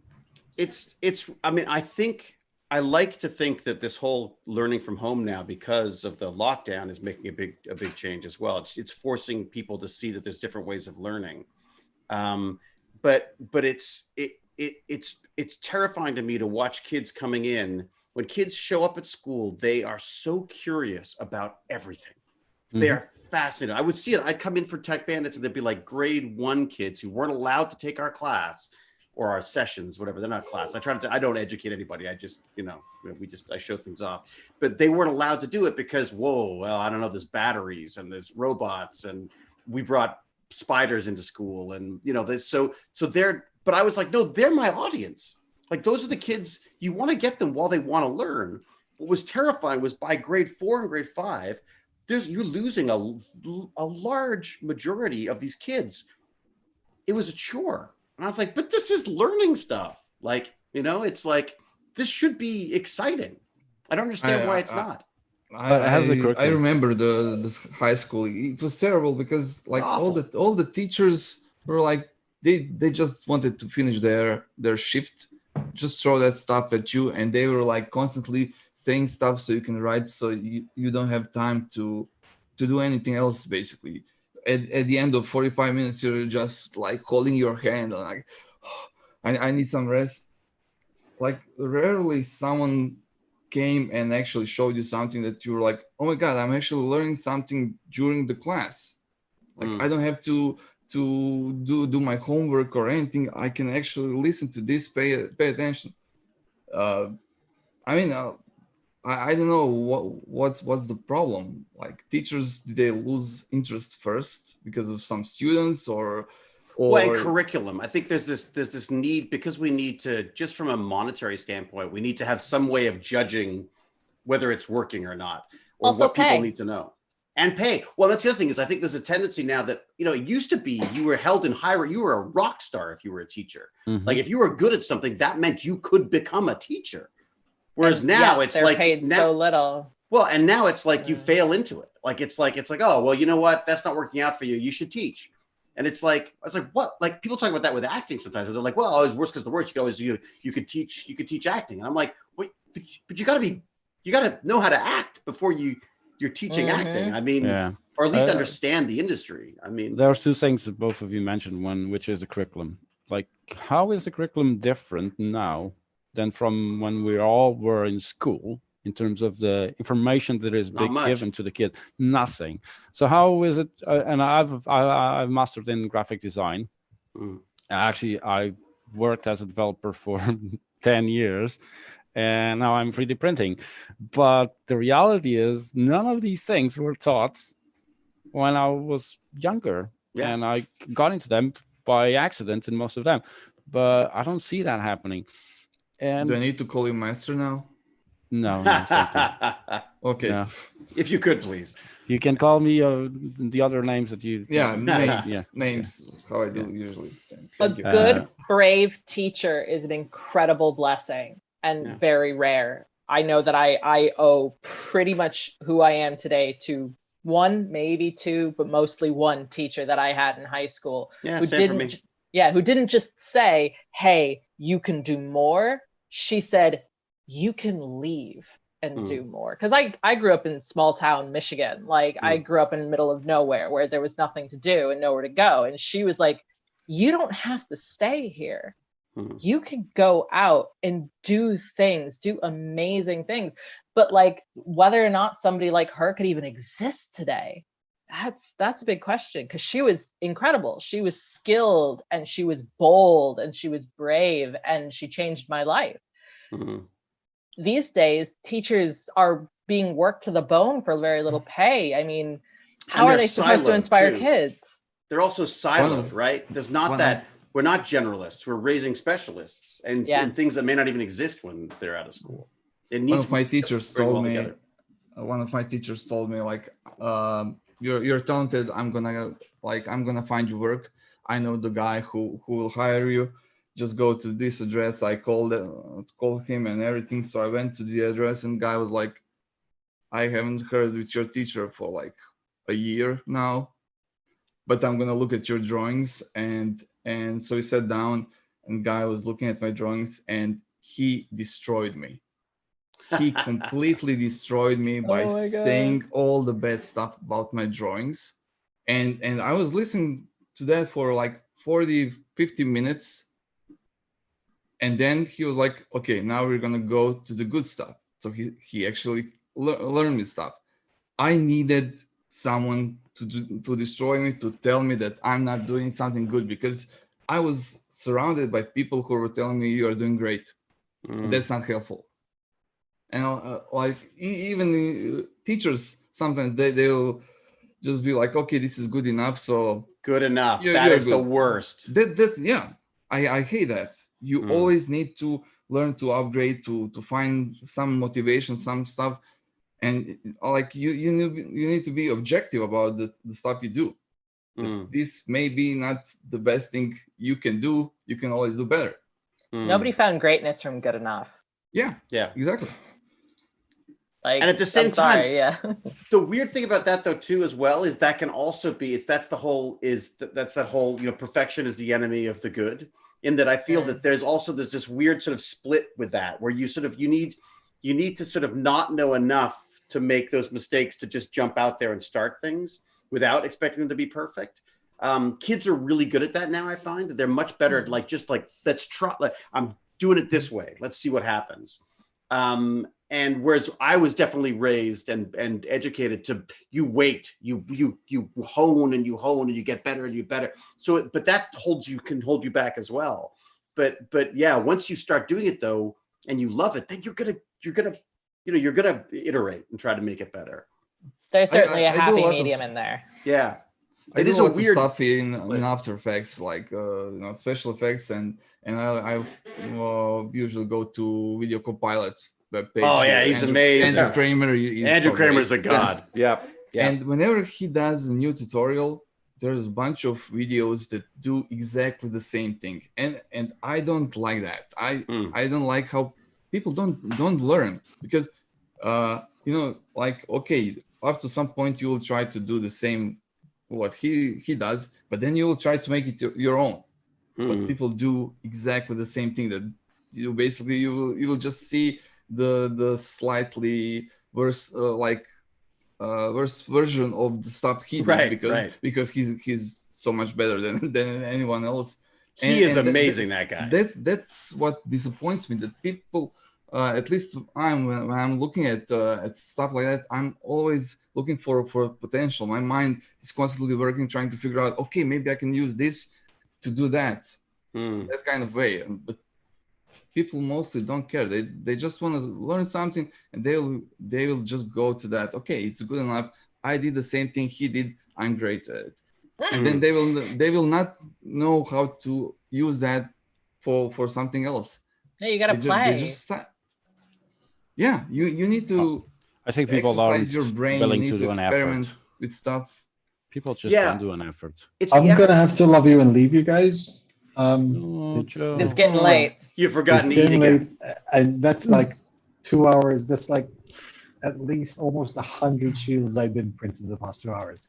So I need to get printing. You're the best, man. You're safe. Thank you so much. Joe. So good seeing you. Dude, just remember, never let the machine win.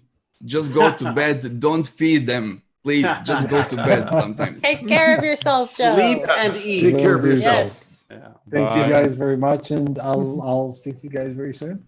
A pleasure, man. Thank you. All right. See you guys. Bye. Good night. Bye. It's getting late here. Is it? Are you? I'm afraid. Yeah. What is it? Yeah. It's just past 10 where I am, which means the other Europeans will be 11 something. Yep. I'm on. Thank God. Thank God you Europeans like to be up late. That's all. Oh yeah, absolute night owl. I kind of hate it actually. I wish I could get up early and go to bed early. You're in lockdown. Not The for whole me. concept of time is done. It's very relative. Very relative. Yeah. I actually remembered something very stupid when I was in the military. No. And shut up. When I was in boot camp, you couldn't you could get favors, but you couldn't exchange money for them. So what I would do is I used to draw on envelopes and sell them for favors to the guys, you know, like if I wanted to be first in the chow line or whatever. So I came across. Ha! Oh, look at that. That's amazing. I love it. Oh, that's great. Oh my God. Sorry for the coffee stain. That's I just sat there. You guys were talking about draw. I'm like, oh wait, I can participate. I can join in. I did that. You can 100% show us the naughty join in. thing. Huh? Show us the naughty things. I know you have them. Come on. Gotta find that damn camera and rip it out wherever the hell you hit it. Because actually, I do have. It's the green screen. It's the green screen. I can't show it. Wait, let me see. Should have got it. Yeah. Oh, that's awesome. See through. Is that a paper cut drawing? Yeah, Oh, looks like a that's so cutout. cool. Yeah. It is. Yeah. That's too funny. There we go. Oh, I didn't know that what kind of about you. animation do you do? That's too funny. Sorry. Say that again. What kind of animation do you do? I haven't seen anything. I explained a little bit before. I completely got it all screwed up, and I can answer this though. I can answer this. So I don't do animation anymore. Mhm. When I did do animation, it was very much as being part of a generalist. I've never specialized in animation, but when I did do animation, it was solely 3D. I did learn 2D animation in university. I hated it. I hated it so much. I basically did the assignments and then I was done. Like it was like, okay, got to pass this class and then I'm never doing this again. 2D animation is basically just the most grueling of work, even with computers. 2D animation is still just so much incredible work, whereas 3D animation, it's a little bit more intuitive. You have, a model that exists. It exists constantly. It doesn't disappear as soon as you move it and you have to then recreate it again. That's interesting. But I did animation in 3D Studio Max and Maya for many, many years. I just don't do it anymore because it's not the thing I love the most. It's just not. I can talk about it at length. I can totally because the thing is because I learned the whole process, I was able to model, to create the model, texture it, light it, rig it, animate it, do all the camera animation and rendering, and then be on my way. But because I was a generalist and not a specialist, I was never a genius at animation, which is why when I saw what Shane wrote, I was like, people are probably going to think I know more about this than I do. I told her to wing it, just make up stuff. Yeah. What did you use for software? Brand new experimental. It never made it to market. Yeah. Super, super experimental. You heard of RenderMan, right? It's the next level up from RenderMan. You've never heard of it before. It's pre-alpha. No, but I always found animation made sense at one point for me because I actually I was going to say, I can't believe I'm going to say this publicly. I wanted to be an actor. And I did stage. No one's watching and we're not recording this, so we're safe. I did stage for several years and I loved it. And I learned so much actually about movement and how bodies move and how it looks and how it looks natural or not natural. And I was able to actually take that into animation. And that was awesome, actually. That was really cool and I really enjoyed it. But the more I did it, the more I actually find I preferred the model making. I preferred because again, it's more like sculpting. It's more like creating a physical thing than the making it move bit. The longer I did it, the more I found that I would give the animation tasks to other people and keep the modeling tasks for myself. So now I still love modeling and ZBrush is just the most incredible software ever. Like, what's the learning curve like on ZBrush? Is it murderous? It's you get in and you get out immediately. That's my experience with it. Basically, the UI is so messed up that I couldn't understand what. Yeah, there's no. that. I watched the Wekster video and said, "Okay, this is it." I got in, and then I pinged him on Discord and said, "I need help," and then he spent an hour trying to get me to do something on it. I feel like it's a lot like Photoshop, actually, in the sense that you can figure out how to do a few things quite quickly and then do a surprising amount with those things. But there's 8,000 tools that you aren't actually using that could actually make your life easier. I've been using Photoshop for 20 years and I still find things that I didn't know how to do. Yeah, every day. So yeah, I feel like ZBrush is a bit like that, like in that I definitely am still kind of like, oh, I didn't realize that actually if I hit that button that it did that thing, and now I just saved myself 6 hours of work. Yeah, but those are things that make you happy. Like every time you just randomly press Except for when you like, what did already I do? did the work. This is like the greatest thing. Then you're trying to use that in your workflow. I know Joe left, but let's just remember when not long ago you were with Joe on stream and he was using ZBrush, and basically a lot of the times saying, what have I done here? Because something went wrong and this is all messed up. And that's exactly experience with ZBrush. And don't get me wrong, it's like actually something great. completely different. You would just like remember when it was just you and Joe. No. Shane, let's not go there. ZBrush is pretty great. Like my experience with ZBrush was terrible every single time because I have used other 3D software and ZBrush was nothing like any of that. Just like coding, I just felt so stupid every single time I open it. I tried to do something. No, I just close it. And then I at one point I said, okay, I just need to figure out. I just need to watch some tutorials, try to figure out how stuff works. And then it all made sense. So I started making tutorials for other people. The dumb way how I was freaking out. So I tried to incorporate that in my tutorials. Like, okay, this is the mistakes we all do. Don't panic. It's gonna get easier, and it actually does. It's ZBrush for dummies.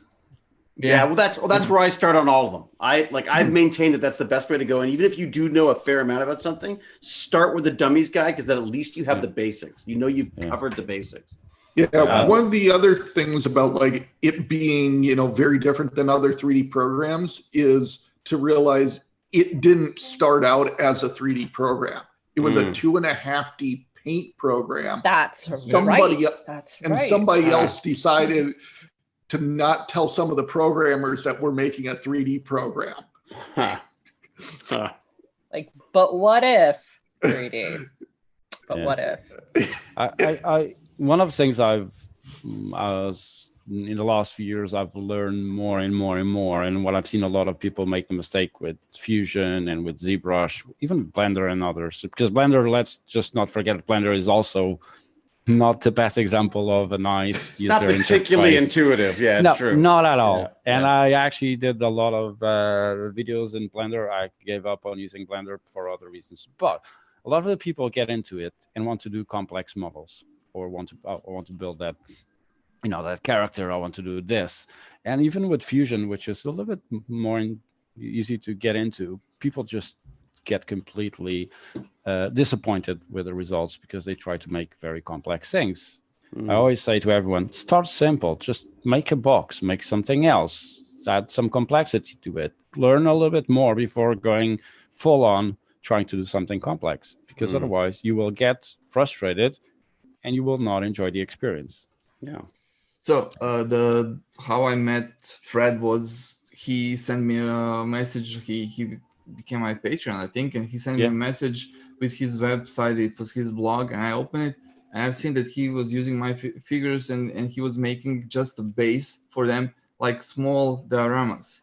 It was like my figurine, small thing. Now, in like less than a year, he's making huge thing around this little thing. It's insane. It's like entire crazy thing here. I mean, Fred, please show the stuff that you do. No. Come on. I think well, it's on the back. You can see most of the stuff there. There's like Batman. Don't be lazy.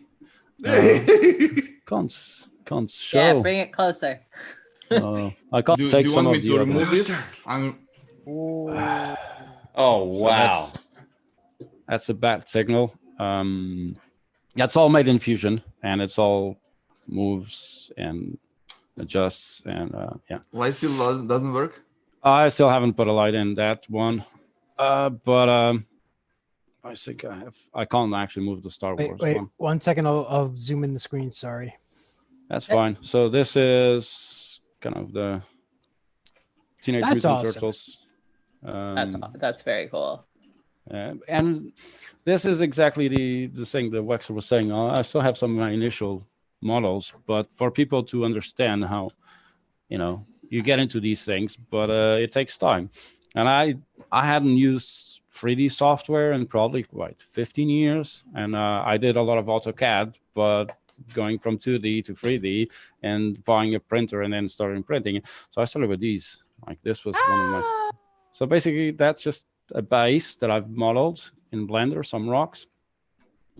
And as I progress, I've started making bigger things, adding more items to it. But it was always with the intent of having people that make these things without having to have the skills to use foam and the complexity of building dioramas, because you see awesome dioramas out there. But that is 10, 20 years of skills to learn. And you can start with something. Can I post his link? That is simple. My link. He's not here. Yeah, go ahead. Go ahead. But that's the kind of, I've seen a lot of people printing these dioramas, and some don't like painting, some paint one way, some paint the other way. I've seen someone doing like resin pouring into the glasses of windows and tinting them. Those are different ways of doing them. And I had a patron that said to me, "Oh, I love your dioramas, but I can't paint." So, it's a little bit, and I said, well, I paint really badly. It just looks good because I just smudge some washes on top and it just looks perfect, but it's awful. But it's about doing it and enjoying it. It's such a good experience to try different skills, getting new materials and just experimenting. And, you do it as best as you can because it's all about enjoying it. Fred is weird. I'm not going to lie. I am weird. But he takes all of our designs and he just makes great stuff. Like there's stuff from Fotis, there's from Fernando stuff. Yeah. So this is that's so cute. Yeah. So this is not mine. I just made the base for it. But yeah. And I actually have all Fernando's... about the presentation though. Yeah, yeah. Where's Show the Fernando's? printer. Show the printer. Oh yeah. I know. So Wekster made a mini of myself, and Disco Fred. And then I love made the oh god. Yeah. So basically, when we're on stream, I'm always saying "oh god" or "correct," so they just are always making fun of me. So I decided to use a printer, a mini micro printer, and then it moves. Yeah, it moves. Everything moves. Oh, that's great. And this is available for free on Prusa printers and Colts and Thingiverse. That's fantastic. I like you. You got the proper display case and everything. Yeah. Well, so now I know who to come to design bases for my models. So he's the guy definitely for that. Yeah, I've done I have some big ones. I'll show you this one. This is actually for. No, that's not. So this is a big one. Fred. Nice. So I made this one for some ships. People sometimes want to print some Star Wars ships and don't have a scenery for it. That's insane. And this is modular. I think it took me around a month to model all of the modules. And I think it took me 2 months to print all of these. Because how many printers? I only have one printer at the moment.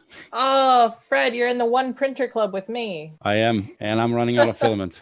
But this is all modular. So actually, you can build it as big or as small as you want. That's super cool. So yeah, this was a cool project. I have not painted it because I haven't had the time. And I actually have some of Fernando's. Where's Fernando's? You have the guys, yeah. So Fernando, that was online a couple of hours ago. He did some mini Mario. That's awesome. And then I made a diorama for his models. And again, these are all simple things that you can do in Fusion, and you don't need a lot of skills. Yeah. Fred, I have a very off topic of 3D printing, but say, for example, that your Mario diorama there. Have you ever considered to maybe try like a different medium? So say, if someone was at home, they didn't have a 3D printer, but they had like cardboard and everything else. Would you consider showing people how to do it in a different medium other than 3D printing? So actually there is a software. We can pick a 3D model and it will make it so that you can actually print it on paper or cardboard, fold it and assemble it. I don't remember the name of the software. And you can actually in 440. Yeah, that's it. Yeah. And you can do tons of cool stuff, helmets and masks and tons of things from a 3D model. I actually haven't tried with any of my projects, but it should be quite interesting to try. Unfortunately, like we were just talking, time is not enough. This is not my main job. So I was actually clocking, I do around 90 hours a month on top of my job on modeling this stuff and painting it and printing. So I haven't tried that. I haven't even finished half of my projects. So it's hard. But well, if you like anime as well, I've got a project that I'm working on that I think would have an like it would really it would go well with an awesome diorama. Well, just diorama. Just ping me on Twitter or Discord. If you mention something that he could do, he will do it before you finish your thing. Yeah, actually, yes. So yeah, no, I'm modeling Star Platinum. It's gonna be a little bit. No, yeah. He started doing that's the Bat Signal. He started doing the Batman ages ago, and I went like, yes. So I'll do the Bat Signal because I really wanted to do it. And I had some reference images and everything, and then I finished it and said, dude, where's the Batman? And he said, well, not done it. It's here. So I actually found that Fotis had this awesome animated series Batman, and I actually did it. But then I started project and I never finished. To be fair, this was not the first time he was waiting for me. He made the Teenage Mutant Ninja Turtles diorama, and I still haven't finished other 3 turtles. Yeah. So it's kind of my fault. Well, it's always your fault. But I think I've been doing this for a year and a half now. And as I said, I haven't used a lot of 3D software in a long time. And it just is about putting hours into it, learning, starting simple and evolving and building. Even 3D printing, there's tons of tricks you learn about how to make stuff that can be printable. And you just get into it. I think people sometimes are scared of trying more than anything. He has a problem that he makes stuff bigger than you can actually print sometimes, or programs can chew. He has 2 things that David will probably love. Oh yes, I do. I have the Stargate SU1 room, fully 3D modeled, and I have the Stargate pyramid, all fully modeled, but I can't actually export any of those. David, I think your mic. I think you're muted. I'm muted. I'm sorry. That's right. My wife called. I forgot. No worries. That's amazing. Shane, your background's freaking me out. I love it. I did it because I was rewatching the Stargate movies. Oh yeah. And then I said, "Oh no, I need to do this." And the pyramid is supposed to be 40 centimeters tall when fully printed. The problem is, like, I've exported some of the parts, but the rest my computer can't deal with it. So basically, I'm waiting for an upgrade to try and export it. You're waiting for technology to catch up to your creation. Exactly. And the Stargate room, I went a little bit crazy, and it has all the details and everything. and it needs to be resin printed, but there are like 100 and something parts in it. Wow. And But just 100? Yeah, some of my models have around 30 to 40 parts that you need to print. Wow. But they're easy to print and assemble, so that's the thing. One of the guys who we see on Twitch quite a bit is working with a bunch of designers in France, and they've created a whole virtual environment that's all the various different Stargate sets. And because MGM is so litigious with their content, I guess, or their IP or whatever, they've actually moved over and they've started doing all the Orville stuff as well. But you should check out what that, because I bet you it won't be as detailed as your stuff. I'm sure. I think it's Stargate Command, I think it's called. I get confused because there's so many Stargate Network or Stargate Command. I can't keep track of it. It might be Stargate Network. Maybe it's Stargate Network. You know what? I'll email you the link because when I find it. Yeah. I love the amount of ideas and stuff I have on my Google Keep. Sometimes Google Keep doesn't even load because there's so many reference images and things. And I actually, the other day I was looking, I wanted to do the Atlantis ZPM hub with the free ZPMs and stuff like that.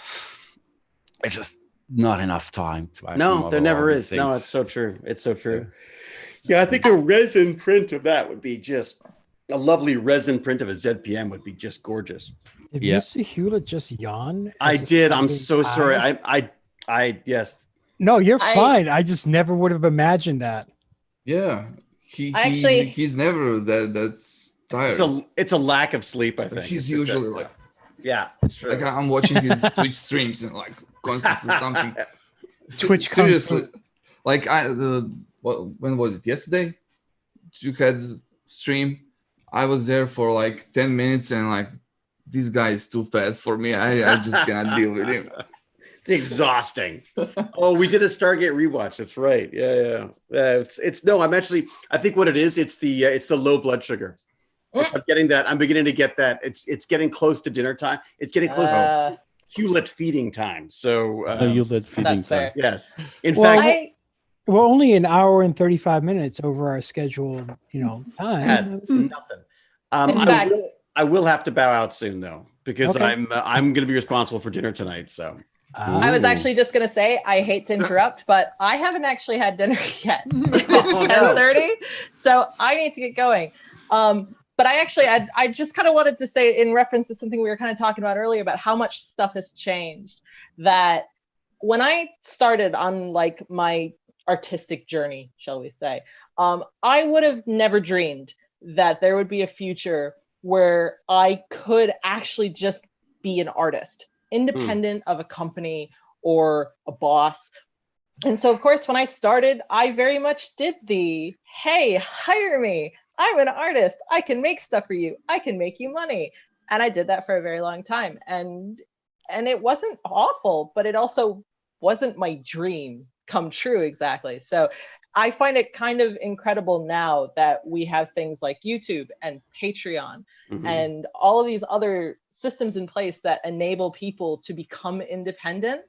And so it is kind of mind-blowing to me to kind of finally, at 33, be doing things on my own kind of for the first time.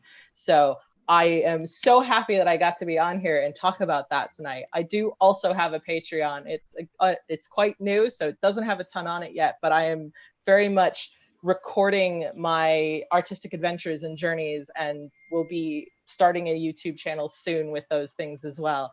So it's been amazing to get started, and I have so many things I want to do. I cannot wait to really get going on doing them. So thank you, Shane, for having this and having me on tonight. Thank you for joining. Yeah, thank you. It's lovely to meet you. Nice to meet you, David, and everyone I haven't met before, that is. And I hope to be back in the future to entertain y'all with my ridiculousness and my judgy cat. Yeah. Judgy cat. Next time, you have to have the Kill la Kill models. You mean painted? Well, I mean, they're getting there. Nice. Damn. They're getting there. This has definitely had progress. Now, admittedly, the other one is still like kind of naked, but there's still FDM. Yes, right? This is an FDM print.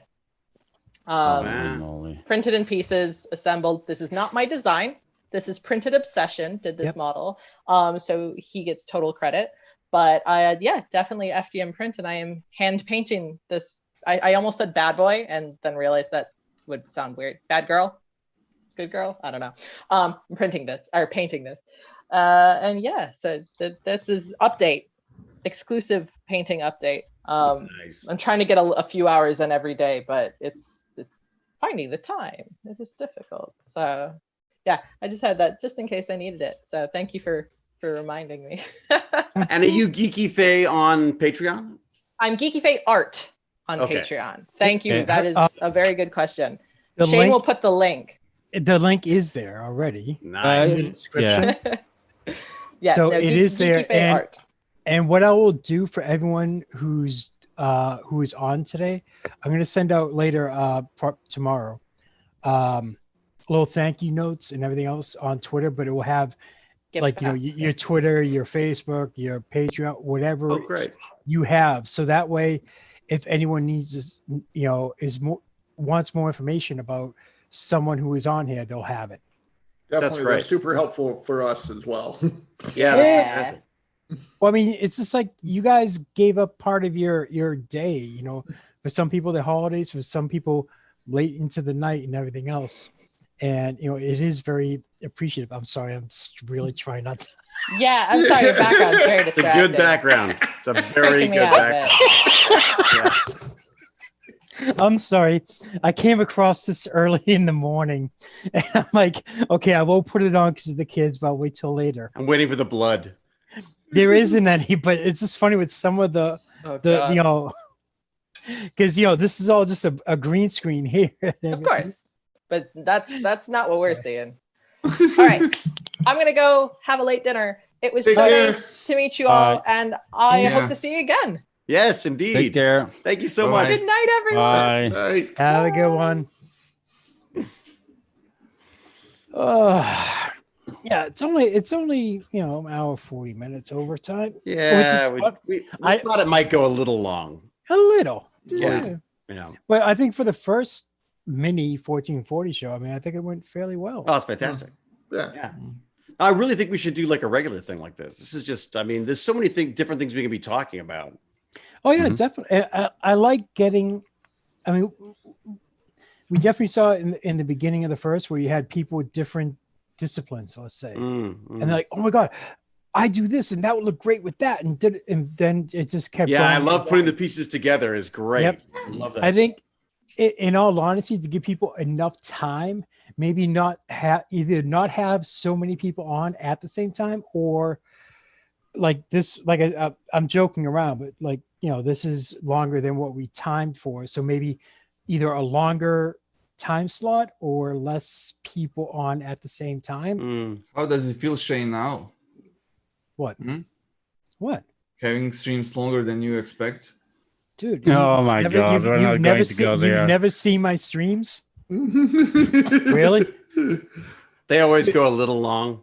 Well, no, because the 24 hours. He cuts them immediately after 24 hours. Like, oh, it's done. But when How I say wouldn't you? It's gonna my be. God, 24 hours. Yeah. Look, it's like my son on Twitch. When I start to wrap up, I'm like, okay, guys, have a nut. And he's done. He's ended it already. He's well, like, no, because David, the very last 1440 show we had was a 24-hour one. So we did the second one. And it was like right at the point, we did the whole, YouTube thing. We cut it all off, and then everyone else was on, right? Saying goodbye and everything else. And at that point, I was up for like 36 hours. I'm just, I'm like toothpicks in my eyes. And I just sat there and I'm like, they're like, oh, we can chat a little bit longer. I just looked around, saw someone random, picked Vedran, and just made him the host, and I left as fast as I could. And so he was just like, wait, what the hell? That's it. It's on you. Sorry. Yeah, and then all of a sudden, like, I need to go, so I'm gonna pick someone, and whoever I want to click, he just goes away.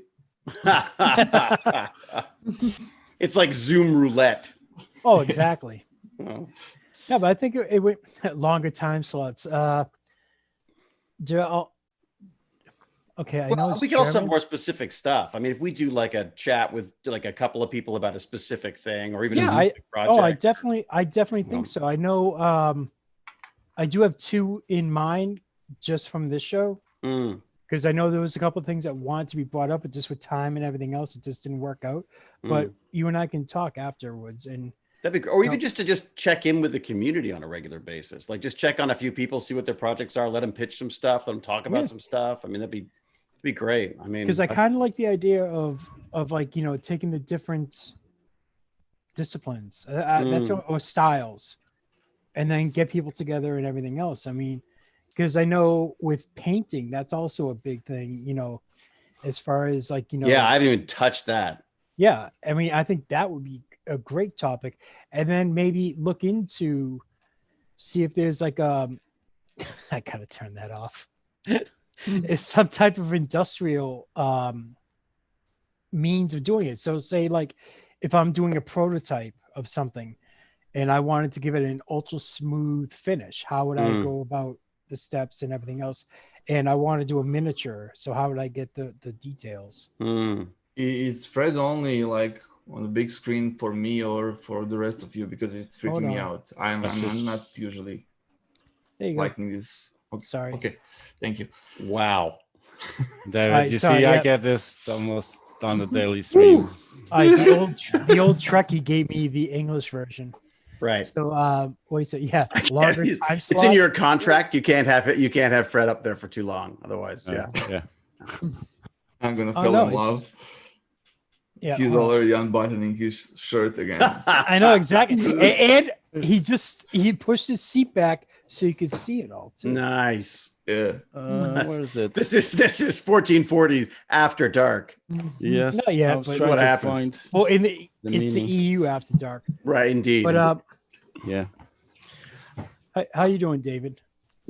Nice. That's Wekster's version of my mini, of me in a mini. What happened to the hair? He's so evil looking. Oh, my mini. No, dude, that's so wrong. It's my mini. Family friendly. It was at that point that Fred showed us his mini. Yeah.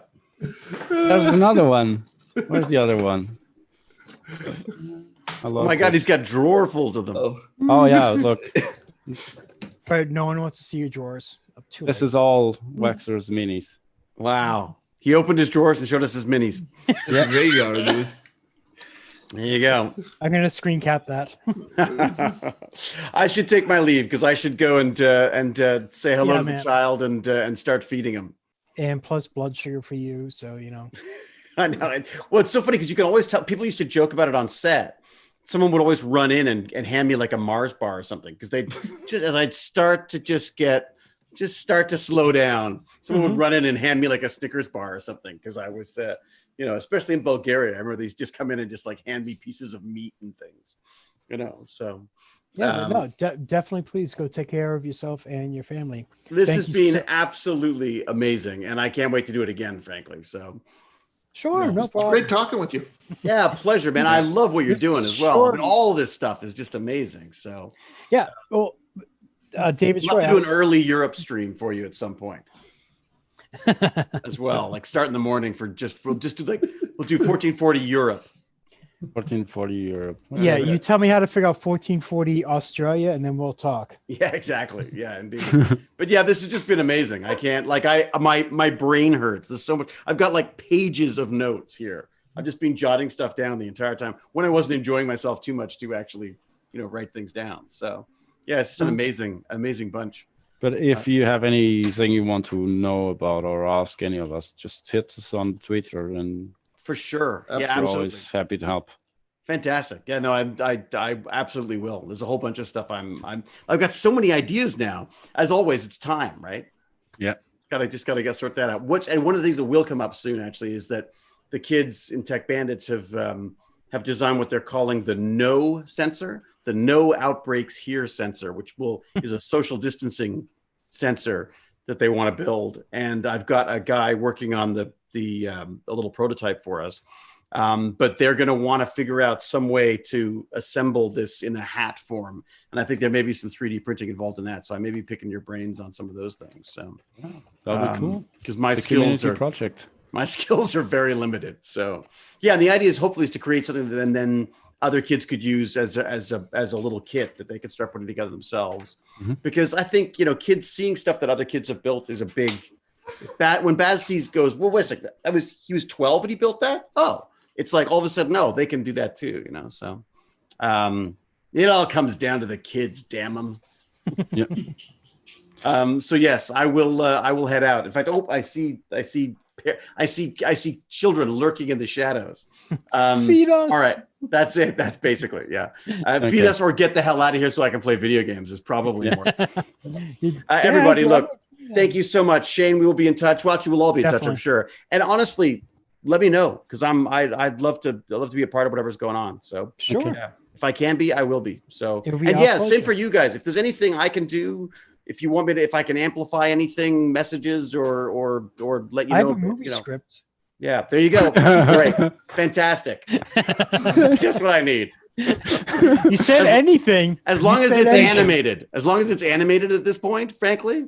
Everyone keeps saying, like, what's going to happen to the film industry? I said, well, first off, digital actors, because no one wants us bags of chemicals walking around, and animation. Like, I think it's going to be, that's where we're headed. So maybe that's a whole other stream. So, okay. All right, everybody. Thank you, David. You so much. Take care. A pleasure. Yes. Enjoy the later evening. Yeah. We shall. And Shane, thanks, man. Anytime. Anytime. Cheers. So, gentlemen, and then there was 3. And well, I need to actually go and have something to eat. It's 11 here. No, I know. Really? I know it's late for you guys. Yeah. No, it's not late. It's just that I haven't had lunch or dinner. I'll allow you to eat on stream. No, that's fine. Dude, you usually eat at 2. Yeah, that's after my other 3 or 4 meals. I need to be fed. Fed or fat? No, fed, not fat. Okay. Anyway, thank you so much, Shane. It was awesome. I'll see you all in the internet. Well, I'll see you later, I know. Probably pew-pewing on the stream. Maybe. Okay. Maybe a little bit. Take care. See you. Thank you, Shane. Kisses. Oh. Bye. I'm going to do it this way. I'm going to kill the YouTube stream and everything else so we can have 4 people go off at the same time. Yep. Okay. Sounds good. Real quick. So for everyone who is on the stream today on video, thank you so much for giving a part of your time, whether it be a holiday or your own personal time away from your family, time for the community. Thank you very, very much. It is greatly appreciated. For those of you watching, I know a bunch of you have been watching since we started this some time ago, 4 hours and 46 minutes ago. Thank you so much. This is the first mini 1440 show. If it goes well, we'll see about doing more in the future. Okay. So thanks, guys. For those of you in the US, happy Memorial Day. For those of you in Europe, have a very wonderful night. And Australia, good morning. Guys, have a good one. Well, I'll talk to you later. Ciao. Take care. Bye. Take care. Bye. Wait, trade seal here? You said let me just close this, so I decided we're to off.